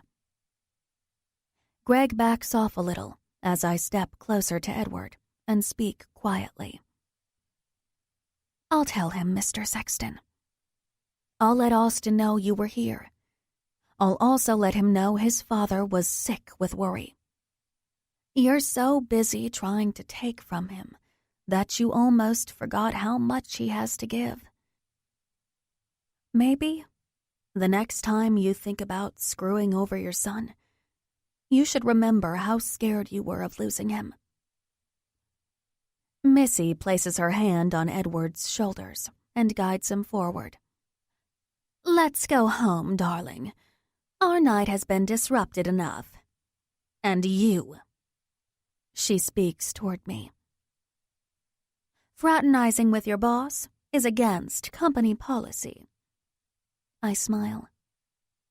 Technically, he's my boss's brother. Her nostrils flare, and she walks out of the waiting room with Edward in tow. When they're gone, I fall back to my seat and feel the relief of having them gone and knowing that Austin is out of surgery. I lay my head on Eva's lap, close my eyes, and fall asleep. Chapter 22. Austin. There's an interesting thing that happens when you wake up from just having crashed your girlfriend's brother's car while driving 100 miles per hour. Your head hurts like a motherfucker. Ugh, I groan as I try to lift my head, which feels like it weighs 1,000,000 pounds. When it hits the pillow, my eyes immediately close. The effort to move my head just wiped me of every ounce of energy in my body. When I open my eyes again, it's to the last thing I ever thought I'd open my eyes to. Beckett Smith sitting at my bedside. "What the hell are you doing here?" I asked with a parched mouth. He gives a wary smile. "Jalen's sleeping in the waiting room, and no one has the heart to wake her. I thought I'd sneak in here and say thank you. I know the nurse in recovery gave me some strong painkillers, but I'm thinking they might have been hallucinogens." "For what?" "Being a man my sister finds worthy of saving." I smile, and it hurts my face a little. Maybe that explains why I'm here in a hospital and not in county lockup. I vaguely remember Jalen trying to pull me out. Beckett rolls his eyes. "The pipsqueak thought she was going to get you out alone. Greg and I barely got your ass out of there." Hey, I'm 190 pounds of solid muscle," I correct, and the guy actually laughs. "Did you get in a lot of trouble?" His brows raise. "Remember that too, huh? I stayed with the car and the cops arrested me for street racing. Greg missed the security camera on the south side of the warehouse when he was scouting. It recorded part of the race, but don't worry. It was just enough for them to identify my car and not the driver. Since I stayed there, I'm taking the heat. Imagine how shocked I was when a fancy-pants lawyer came rolling into the station and declared himself my attorney. Greg called Bryce, I guess, which makes sense, considering why I'm in this particular hospital. You're in good hands. And the car? Totaled. So I guess you won the race. He shrugs in agreement. I did. Though, to be fair, the tire blew. There was nothing you could do. If you weren't as good of a driver, you know what could have happened? All right, now I'm really starting to think those nurses doubled my doses. Did you just pay me a fucking compliment? You tell anyone and I'll kill you, he says seriously. And I believe him. My eyes close again, but I try to keep them open. I guess I have to be nice to you. You have my secret. He leans forward and rests his elbows on his knees, shaking his head. I ain't gonna get involved with any of that. The Falcon's secret is safe with me. I look at him through one eye. Why? Yesterday you were ready to seek revenge and race me to death. Let's just say, seeing Jalen try to pull you out of that car let me know that you mean far more to her than I ever thought. Just be good to her, okay? She's special. She won't let you know when she's having a bad day, or a good one for that matter. Jalen's the type to always mirror her actions based on what yours are.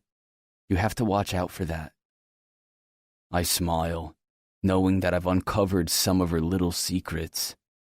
From times as simple as treating her to lunch when she was having a bad day, to giving her the adrenaline rush she needed, to holding her while she shared stories of her past and trying to give her brother the prideful victory he needed. There's still so much more I want to uncover about Jalen, and I'm confident I'll get to know her better than she knows herself. Is this the part of the, "if you hurt her, I'll throw you over the Bay Bridge" speech, I ask? He nods. Absolutely. Then, I should also take the time to say thanks to you. What are you thanking me for? Saving my life. You're a real hero, man. Beckett bows his head. He knows what he did tonight was more than just putting me in a getaway car. I stay silent, staring at his dark head as he looks down at the linoleum floor. I give him the space he needs to work through whatever it is he has going on through his mind. Then, my eyes grow heavy, and I fall back to sleep. Back from Tahoe so soon? I say, when I open my eyes again to see Bryce standing next to the chair where Beckett was sitting in what feels like only a minute ago. Please tell me you got some before you came rushing back here. You wake up from brain surgery and that's the first thing out of your mouth? Bryce asks. I try to laugh, but end up coughing instead, which causes me to close my eyes and roll my head back at the splitting pain that radiates through my skull. That's what you get for talking shit about my sex life, he says. Good to see you haven't lost your sense of humor. Still as charming as ever, I smile. Bryce drops his head to his chest and pushes his hands deep into his pockets. You had me worried there, Bryce sighs, looking up to the ceiling. I know you can't live without me, but no need to cry, big bro. Bryce chuckles to himself while shaking his head. No, I can't. This is now 2 for 2 conversations I didn't think I'd have. Maybe I should crash my car more often. Bryce takes a seat and pulls the chair close to the bed. He's dressed in slacks and a button-down, more uptight than when he left for Tahoe. His eyes look red with worry and lack of sleep, which has me wondering if he's upset for more than my accident. He runs his hands through his hair and then leans his elbows on the bed. You have to stop scaring the shit out of me. I've had to come see you in the hospital too many times now. I purse my lips at the realization. I guess I have given you my fair share of scares, though, in my defense, the first one was a bomb. I had nothing to do with that shit. No more daredevil shit, you hear me? Tanner and I need a brother. He pauses. That reminds me. He reaches into his coat pocket and pulls out a book. Tanner asked me to give you this. I glance at the worn copy of Pride and Prejudice and remember the last conversation I had with him. He thought I needed a lesson on romance. Turns out, he was right. Looks like someone's been reading this, I say, eyeing up the creases on the spine. It was Mom's. I questioningly turn to him. You are just like her, willing to read everything and anything. His eyes crinkle at the compliment. Tanner has me reading The Great Gatsby. When he moves back home, he'll have to cool it with the life lessons through literature. He can't get here soon enough, right? It will be great to have both my brothers working alongside me. If I weren't staring, I'd miss the look of pride that forms on his face. He can't get a flight out of New York until tomorrow. Tell him to stay home, I'm fine. He graduates soon enough and will be home full-time. He needs to enjoy his final months before the real world kicks in. Yeah, I don't have to worry about him joining the military and leaving us like you did. But you do have to worry about him painting peace murals on the sides of buildings. Bryce runs his hand down his face. Missy's going to eat him alive. He's a good guy. He knows whose side to be on. He was so young when Mom died. I don't even know if he remembers her anymore. Tanner knows us. He knows we're brothers, and that tops everything. Sexton brothers.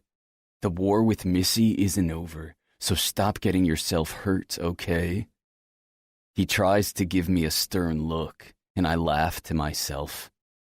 Fine, Dad. I'll play safely from now on. Jalen needs you too. I take a deep breath. The last time I spoke to my brother, he was screaming at me because of Jalen. She says I need to stop being so hard on you. He laughs to himself. Funny, she says the same thing to me about you. What the hell does she see in you? I smirk. Have you seen this face? I could be the next James Bond. Not with the black eyes you're sporting. You'd make a better Rocky. Nice, I drawl. When we get out of here, we're telling everyone I got into a bar brawl. You have to use the typical punchline. You should see the other guy. He finishes my joke. We'll work on your alibi.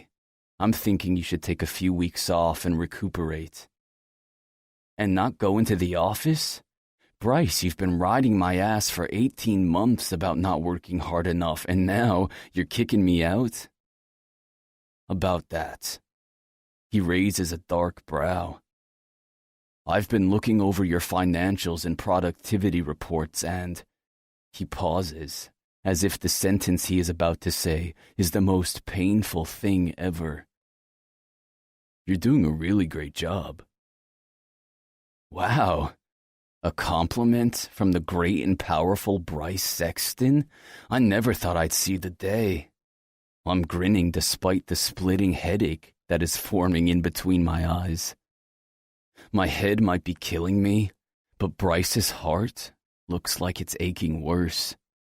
I know he's worried about me, but for a guy who went to Tahoe for a romantic getaway, he doesn't look like he's riding on a blissful high.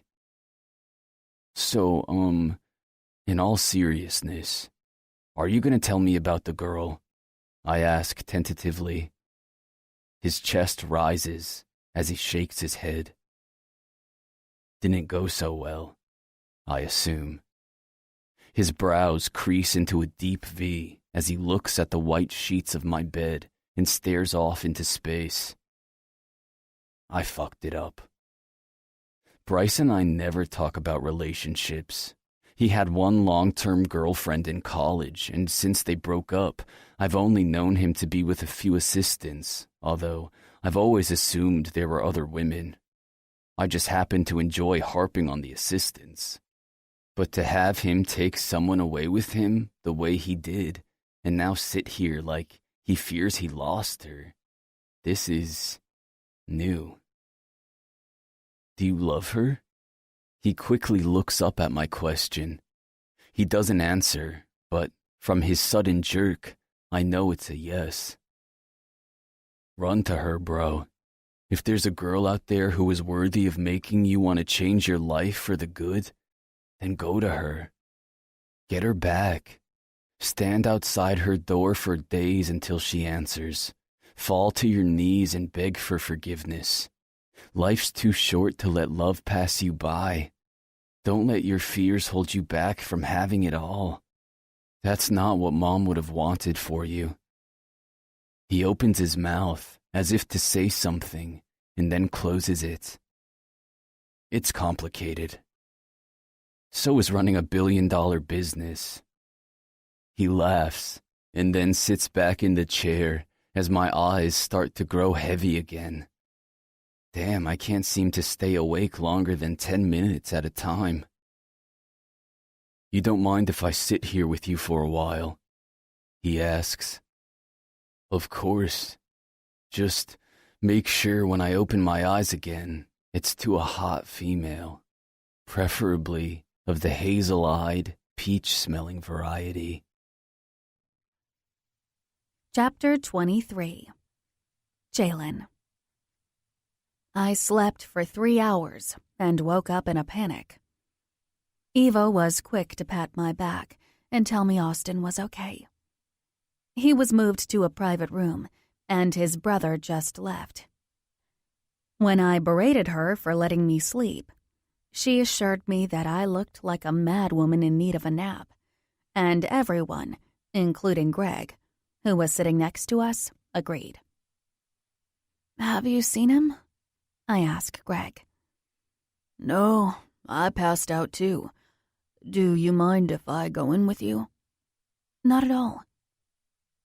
We rise, and Eva stands too, opening a package of makeup-removing wipes from her purse and fixing the makeup that is smeared all over my eyes. I pull my hair up in a scrunchie and follow Greg through the hallways. When we get to Austin's room, 423A, I see the patient sign on the door. It's for A. Powers. Austin Powers. Clever. We enter the room, and my knees buckle at the sight of him. The white bandage covering most of his face and head takes away my breath and makes my stomach flip upside down. I walk to the bed and lean over him. "I'm here, baby," I whisper. "I won't leave your side." I rest my head on his arm, closing my eyes, wishing I could say the words, dying to come out.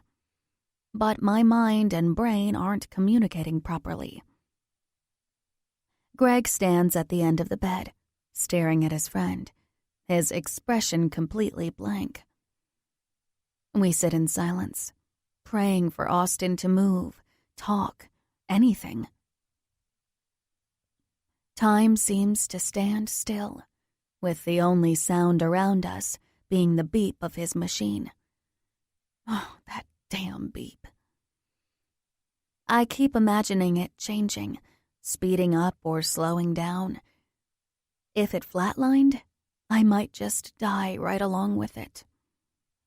My nerves are completely shot, and I'm having trouble with just breathing. I lean in to kiss his lips. "Wake up for me, baby. I need to see your eyes. I need you." His eyes flutter open and look into mine. Relief floods my body as more tears flow. "Can you hear me?" I ask. He takes a deep breath, opening and closing his eyes before nodding slightly. "I can get used to this. Maybe when we get home, you can wear a naughty nurse outfit, and I'll play patient." I playfully hit him in the hip. Greg laughs loudly. "Damn it, you're alive. I was really hoping I'd get your car collection. You changed your will like I asked, didn't you?" Austin's lips form a small smile. "You know I left everything to Julie. I couldn't trust to leave everything to your lazy ass. You'll have to marry her if you want any piece of it. Has she said yes yet?" Greg stands on the opposite side of the bed than me. "She keeps throwing shoes at me every time I ask her. You have a better chance of getting hitched than I do." "Looks like it," Austin says. "Oh, wow. I never thought I'd hear those words come out of your mouth." Greg scratches his head. He glances in my direction with a smile and tugs on my hand. Blame it on her. She's got me thinking differently lately. I lean in to kiss him, and when I feel his lips move with mine, I choke through my cries as I pull back. Greg walks closer to him. I just wanted to see for myself that you were all right, and give you this. He hands Austin a small bronze charm. Marina Sexton's Christmas angel. Thanks, man. This means a lot. Austin clenches the charm in his hand and looks up to the sky. I'll be back tomorrow, Greg says. I need a smoke, a shower, and my bed. Text if you need me to bring anything up. Austin glances at Greg with a nod and then looks back at me. I got everything I need right here. I take a deep breath, squeeze his hand, and love the feeling when he squeezes back. Greg? Austin calls to his best friend as he's heading toward the door. Thanks for coming back for me tonight. You could have bailed with the rest of the crowd. I really appreciate it, man. That's what best friends do. Greg blushes as he clears his throat and gestures toward the hospital tray to the side of the bed. Doing some light reading? I look over and see a copy of Pride and Prejudice, and then eye Austin. That's not exactly the type of book I thought I'd see him with. It was my mom's. I'm named after Jane Austen, he says proudly. Bryce brought it. I think he's been reading it. Maybe he's a closet romantic, I suggest. Austin looks surprised by my comment. I merely shrug. It's possible. On that note, I'm out. Greg walks out the door. Love you, man. Greg waves a hand in dismissal at him as he disappears from sight. I didn't see Julie in the waiting room when I woke up, so hopefully she went home to get some sleep. Looking around the room, I take in the sterile white walls, the machines all around us that are constantly beeping, and the blood pressure cuff that is currently going off on Austin's arm. Don't look so sad, he whispers in a ragged breath as he pulls me into him, forcing my body to curl up around his. And I'm careful not to hurt his injured head. How's my girl? Are you hurt at all? Don't worry about me, I say, as I tear up at the thought that he's going to be okay. It's my fault you're in here. I'm such a pile. I shouldn't have been in that car. I shouldn't have had your helmet on. No. He coughs and winces at the pain it causes. Straining his face, he says, Don't ever say that. I crashed, not you.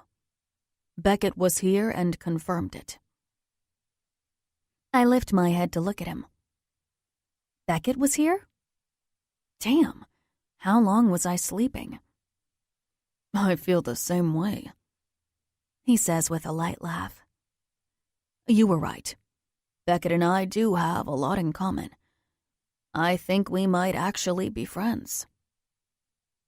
He drops his head back, closing his eyes. The pain radiating off his face is unfathomable. It breaks my heart even more. Thank you for being here, he whispers. Austin, of course I'm here. I couldn't leave you. I'd never leave you. Greg and Beckett were amazing, and Bryce helped by telling us where to go. Eva and Julie lent support. Everyone was worried sick. including your father." My father was here? He was upset. I saw it with my own 2 eyes. "And guess what?" I ask, trying to lighten the mood. Lord knows we both need it. I watched him put Missy in her place when she tried to cause a scene about racing. His eyes widen. He did? I nod. He cares about you, Austin. I saw it tonight. I don't know about that.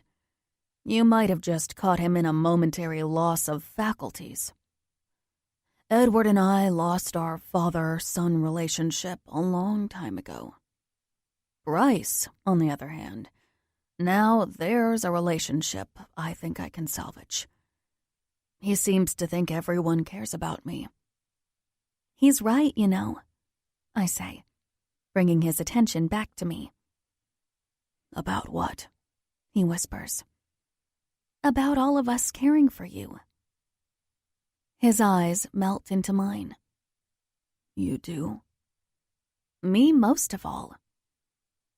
I sigh as I stare into his red-rimmed eyes. The intensity of his stare takes my breath away. Tell me a secret. His hand rises to touch my face. My little secret keeper, always eager for more. I have a secret for you. I was in and out of consciousness in the car. I raise a brow. You were? I was, he states. I can't believe you waited until I was on the brink of death to tell me how you really feel about me. You heard that, huh? I did. And I don't need you hunched over a wheel for me to tell you. I love you, Jeannine. I've been in love with you since you fought me on that Oakland street with those wild eyes and damn khaki pants. You lured me in with that quick tongue and stole my heart with a kiss in a janitor's closet. You had me at Godiva, I tease, and am rewarded with a pinch on my side, which tickles. I fell in love with you on the roof. I fell even deeper with each of your secrets. I love you so much, Austin Sexton. I don't know how to breathe without you. That's good, because I am never spending a day without you by my side. I drop my head with a slight giggle, remembering the moment I met him and every moment in between. When I open my eyes and meet his, I smile. And, for the record, I said it first. I love you? No way. It doesn't count if you say it when the guy is half in the bag. Does too. You heard it, so it totally counts. I said it first. You are such a pain in the ass. Stop being such a hothead. Jeannine, he drawls. Yes? I love you. To the moon and back. I sigh, nuzzling into the crook of his arm. To the moon and back, baby. To the moon and back. Chapter 24. Jeannine. I stopped by the office before heading to the hospital today. Bryce gave me time off so I could be by Austin's side, but I had to pick up something before heading to see Austin. On my first day of work with Sexton Media, I stupidly volunteered to write a story that I knew nothing about. For some reason, I felt the need to protect the man sitting next to me, who caused such a stir in my life and body. Bryce and I put it off for as long as we could, telling Missy we were almost finished with it, but it's finally here. I know it's nothing like what Missy had in mind, but I'm proud of the anonymous expose we published in today's paper. Missy wanted to dig into the bad things of racing, the supposed fights, gambling and drugs happening on the track. But after Tyler's tribute, I knew exactly what the article should be about. The expose is my personal story. Starting from the first night I created a false start and wound up in the car of San Francisco's most wanted street racer. Me, a girl who shies away from the wild side, found a love for the adrenaline rush of a car being pushed to the max. That night, the stranger opened the door for me to understand the amazing community of racing. These races are so much more than fast cars. They're about the love of speed, and that's not a bad thing. In a city like San Francisco that's riddled with heroin, where safety injection sites are being opened so addicts can get their release, the races have become an outlet for those who can't find a way to express their feelings. These men and women don't turn to needles. Speed is their drug of choice. It's a safer choice. I tell the story of a Marine who not only has his own battle scars, but lives with the heavy heart of being a survivor. Where society couldn't give him an outlet for his hurt, racing gave him a way to breathe again. He orchestrates the events, finds the safest tracks, and makes sure only the best drivers partake in the races. There are strict rules, and if you break the rules, you're out. My expose was about the good in racing. The good in people who come out and interact with one another, rather than hiding behind devices and television screens. It's a community of misfits. Although, who's to say they're the outcasts? Maybe we have it wrong. Maybe we're the ones missing out. I wrote about a young man who gave up on a college career to work so his mother could pay her mortgage. Tyler raced at night for fun and freedom from his day-to-day responsibilities. 3 weeks ago, this young man died, not while street racing, but from speeding away from the cops. I was able to tell the story of the community who created a beautiful memorial for him, paid for his funeral, and paid off his mother's mortgage. Austin doesn't know I knew what he did for Tyler's family. It's just one more reason I've fallen for him. He did it because he felt it was the right thing to do. Nothing more. I also touched on a third man who lost his confidence at the hands of his father. When he felt he had no control, the track gave it back to him. Don't get me wrong. Street racing is dangerous and illegal. I included statistics on people who have been injured in street races versus those in everyday accidents. I included every danger these events impose. I interviewed the mayor, and all of his concerns are valid. These races disrupt the city and endanger the people when conducted poorly. That's why he has agreed to look into a way to allow these races to form in certain areas of the city. I don't know what the future holds, but I hope the people reading the article can see the beauty in the community and not demonize them to prison for their vice. Sometimes things happen out of our control, and we have to deal with them as they come. For now, I'm just thankful Austin is okay, and this assignment is off my plate while providing something I can be proud of. I just hope Austin feels the same way. I open the door to his hospital room and see him staring down at his phone. "Hey, doctor said no working," I yell playfully. "My favorite girl," he says as his face lights up. It's the most gratifying thing, seeing the love you have for someone reflecting back at you with it written all over their expression. "I have something for you." I hand him today's paper. He eyes me.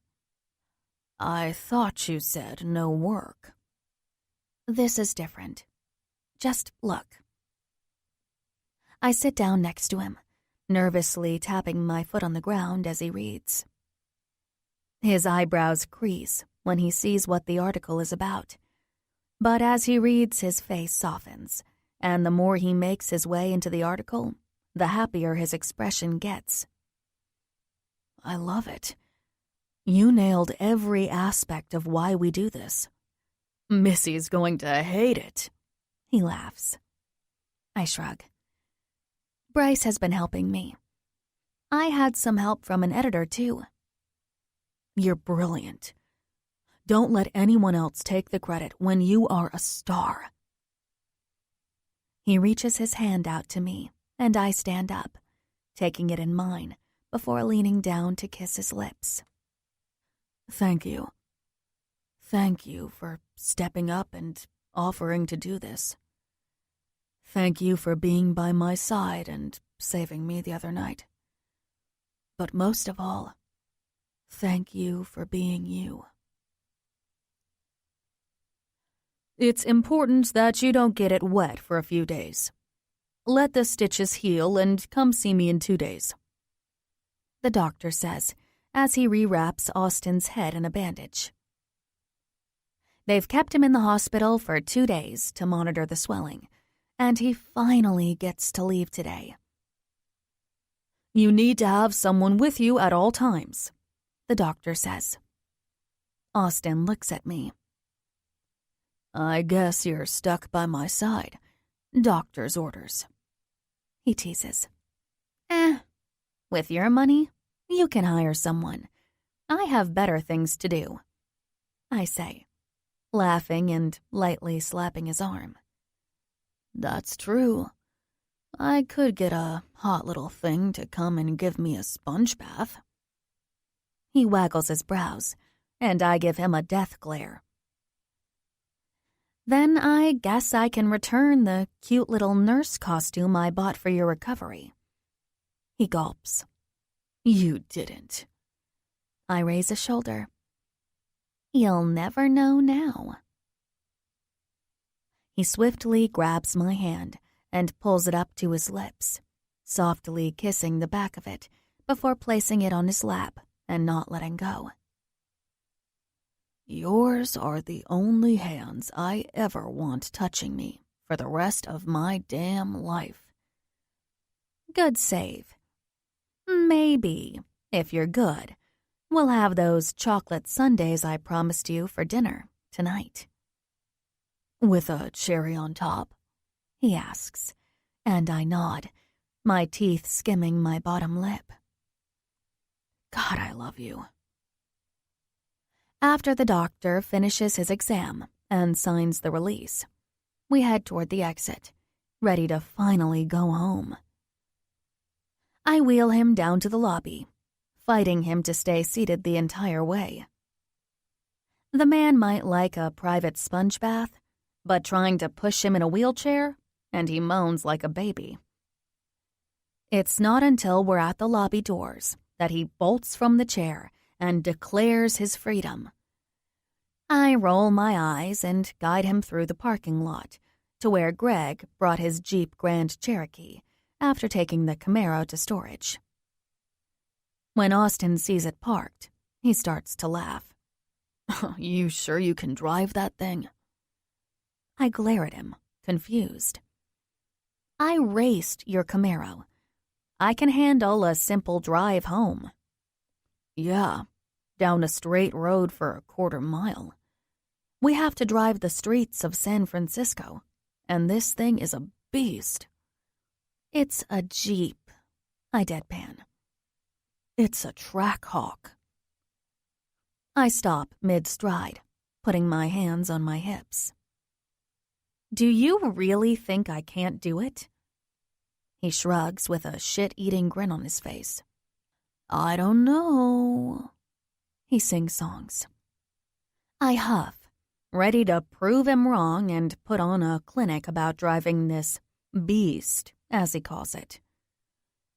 His laughter grinds on my nerves, and I'm even more amped up to set the record straight. I hurry my step, and he reaches out to me. "How about we place a bet on it?" he says, and I turn to see him. I want to be irritated with him, but his cheesy grin melts my heart. "Is everything a game to you?" I ask, crossing my arms over my chest. "I think you already know the answer to that." He steps up to me, placing his hands on the sides of my arms. "So what? You go from racing to betting? Is this a problem I need to know about?" "Don't get me wrong. I'd love to race you instead of bet you. But I figured, due to recent events, you might not like that idea." "You think?" I say sarcastically. "So, what do you say? Is it a bet?" I eye him, trying to figure out what's going on in that head of his. Why am I scared to ask the terms of this bet? He smiles from ear to ear. "Because you know me too well." I step back, needing space from him so that I won't agree without thinking it through. I narrow my eyes. "Lay it out. What do you have in mind?" He reaches for me again, and I retreat again, tilting my finger back and forth in front of him. Keep your distance. I don't need you trying to unfairly sway things your way." He puts his hand on his chest. "Unfairly? Me?" "Huh. Yes, you. Come on, give it to me." "Okay. If you make it home without..." He holds up his hand, getting ready to count the terms off on his fingers. "Squealing the tires, hitting anything, or getting a scratch on the truck, then I'll hire someone to stay with me while I recover, so you'll be off the hook." I purse my lips, thinking something is off. Would he actually hire someone? I don't want him to. I'm kind of looking forward to taking care of him. But honestly, I know I can make it home without any of those things happening. I mean, it's a Jeep, not a Ferrari. Then what happens if I lose? He pulls me into him. "You move in with me." I jerk my head back. You're not serious, right? "Why wouldn't I be serious?" Because that's kind of fast, don't you think? "Haven't you already figured out that I like things kind of fast?" He holds up his fingers to make air quotes. I chuckle, hitting his chest. "Come on, take the bet. Show me what you've got." My heart's beating fast. Does he really want me to move in with him? I bite the inside of my lip, contemplating the idea. I honestly think I can make it home without breaking his terms. So, is this just his way of mentioning the idea? Rolling the dice to see how I'll react, knowing I'll win the bet? He leans his head down to look me in the eye, raising his brows up and down. "What do you say? Do we have a bet, or are you scared?" Did you really just ask if I was scared? I deadpan. "Sure did. What you got?" He steps back, holding his hands out to his sides in a challenge. Fine. I slightly tilt my head. I'll take your bet. Get ready to have some fat nurse with moles on her face that have hair sticking out of them and smells like Ben Gay taking care of you. "Why does she have to be fat?" Because if I'm not taking care of you, you damn well won't have someone hot doing the job. "What, you don't trust me?"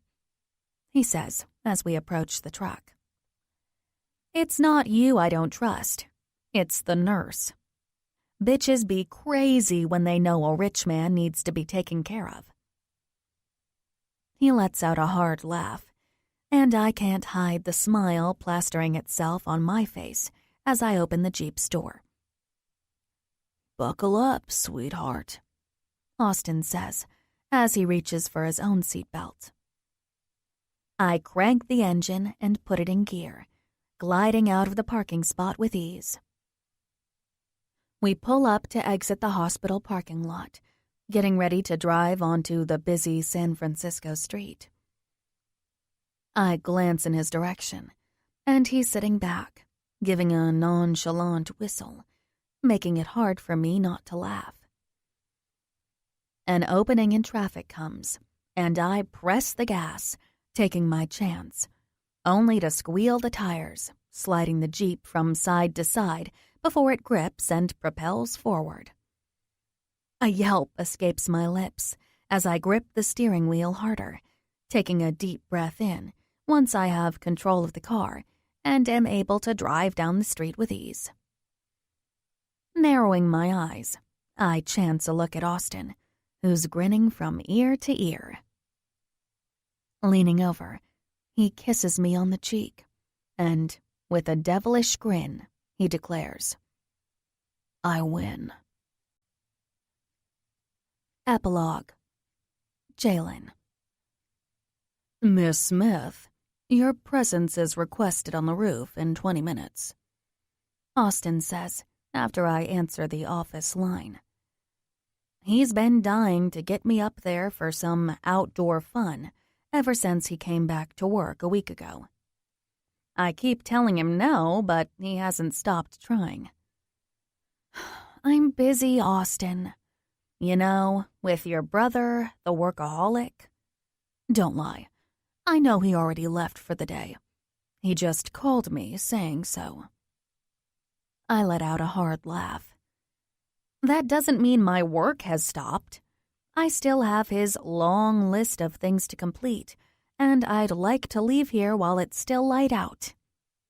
Give me 15 minutes, and I'll have Stephanie help you. You know you won't be finished in 15 minutes. Now it's his turn to laugh. So, you're saying there's a chance? He sings into the line. You're definitely meeting me now. I'll make a scene in the office again. I drop my head to my chest, knowing he means it. He had 10 dozen roses delivered to my desk my first day back after his accident. On his first day back, he hired a barbershop quartet to serenade me merely for the joy of watching me squirm with embarrassment. Any person who had questioned about our relationship didn't after that day. Fine, 15 minutes. I hang up and push my chair away from my desk. When I turn the corner leading to the stairwell, I see Austin standing against the door with a shit-eating grin on his face. No matter how many times I've seen him, my heart still thumps like this is my first. I wonder if he'll ever stop affecting me this way. Just as I reach him, a little boy with curly red hair and a Superman t-shirt runs by us.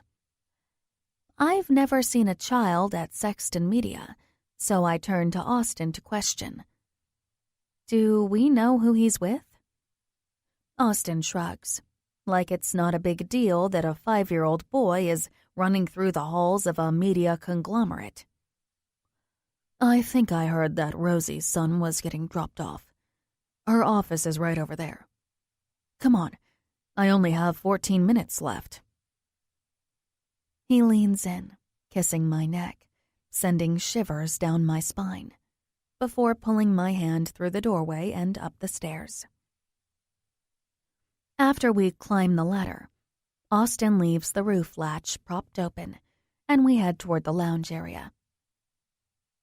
I barely make it halfway there when his arms wrap around me, pulling my back to his front, before he spins me around and places his lips to mine. My head leans back as his hands press the small of my back forward. Placing my fingers on his chest, I push him away. I told you, not here. I laugh and turn toward the sofas, only to see a table dressed in white silk, set with dinner for two. There are battery-operated candles scattered about, and an electric candelabra sitting in the middle of the table, alongside a floral centerpiece and a bottle of wine. I cover my mouth in surprise as I glance back at him. "How about dinner instead?" he asks, stepping up so that his body is covering mine. "How in the world did you get all of this up here?" "Didn't we already have this conversation?" he questions. "I'm a sexton, remember?" I shake my head. "I can't. Bryce asked me to." He silences me with a kiss. A deep, passionate, toe-curling kiss. "I called him to ask if I can romance my girl." I lift a brow. "And he said okay?" Austin's lips trace tiny kisses along my cheek, my jaw, and settling on my neck. "I think you were right. Maybe he is a romantic." He escorts me to the table, and my mouth waters as the aroma of American Wagyu steak and garlic mashed potatoes fill my senses. When I take my seat, Austin dramatically lifts the napkin in the air before laying it in my lap. "For you, madam," he says in a fancy voice. I chuckle to myself before picking up my fork as Austin pours some wine. "What's the occasion?" I ask before taking a bite. "One, we don't need an occasion to be up here or to have dinner together. And two, it's Friday. Why wouldn't we have dinner delivered by helicopter to celebrate the weekend?" As only a sexton would say. I shake my head. "And as you'll say one day too." I roll my eyes. I don't care how rich I might be if I stay with Austin. I would never even think of having my food brought in by helicopter. The idea of marrying him someday has definitely been crossing my mind lately, though.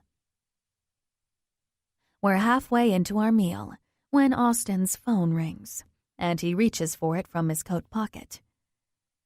When his eyes meet mine in irritation, he sighs. "Oh, it's Bryce." "Why do you always act that way when he calls?" "Because he's constantly riding my ass." "He's not that bad of a guy. You two just need to get over whatever tiff you have going on and move on as brothers. I thought you squashed everything after the hospital." "So did I. He gave me a few days to recover and then started right back again." "Just answer. I'm sure it's fine." He swipes his phone, holding it up to his ear. "What can I do for you, sweetheart?" I wait, and Austin's eyebrows pinch together. "Whoa, whoa, whoa, calm down. What boy?" His voice is shouting, making me instantly wonder what's going on. I can hear Bryce's frantic voice on the other end, but can't make out what he's saying. "Wait, yes, we did see a little boy. He ran by us in the hall about 10 minutes ago," Austin says to Bryce. "What's going on?" I whisper, leaning into Austin. "He's what?" Austin asks into the phone, shaking his head. "Who is this kid?" Austin falls back into his chair. It looks like he's trying to hold back a laugh and look concerned at the same time, leaving me even more confused. I put my hand on his, and he takes the napkin off his lap, placing it on the table. Don't worry, we'll come help you look. He couldn't have gone far. He hangs up the phone, finally turning his attention back to me. You're never going to believe this. This concludes Austin by Jeannine, Colette, and Lauren Renaud. Narrated by Alex Kidd and Amelie Griffin. Copyright 2018 by Jeannine, Colette, and Lauren Renaud. This unabridged audiobook is published by arrangement with Lauren Renaud and Jeannine Colette, and was produced in the year 2019 by Tantor Media, Incorporated, a division of Recorded Books, which holds the copyright thereto. Please visit Tantor.com for more information on our growing library of unabridged audiobooks.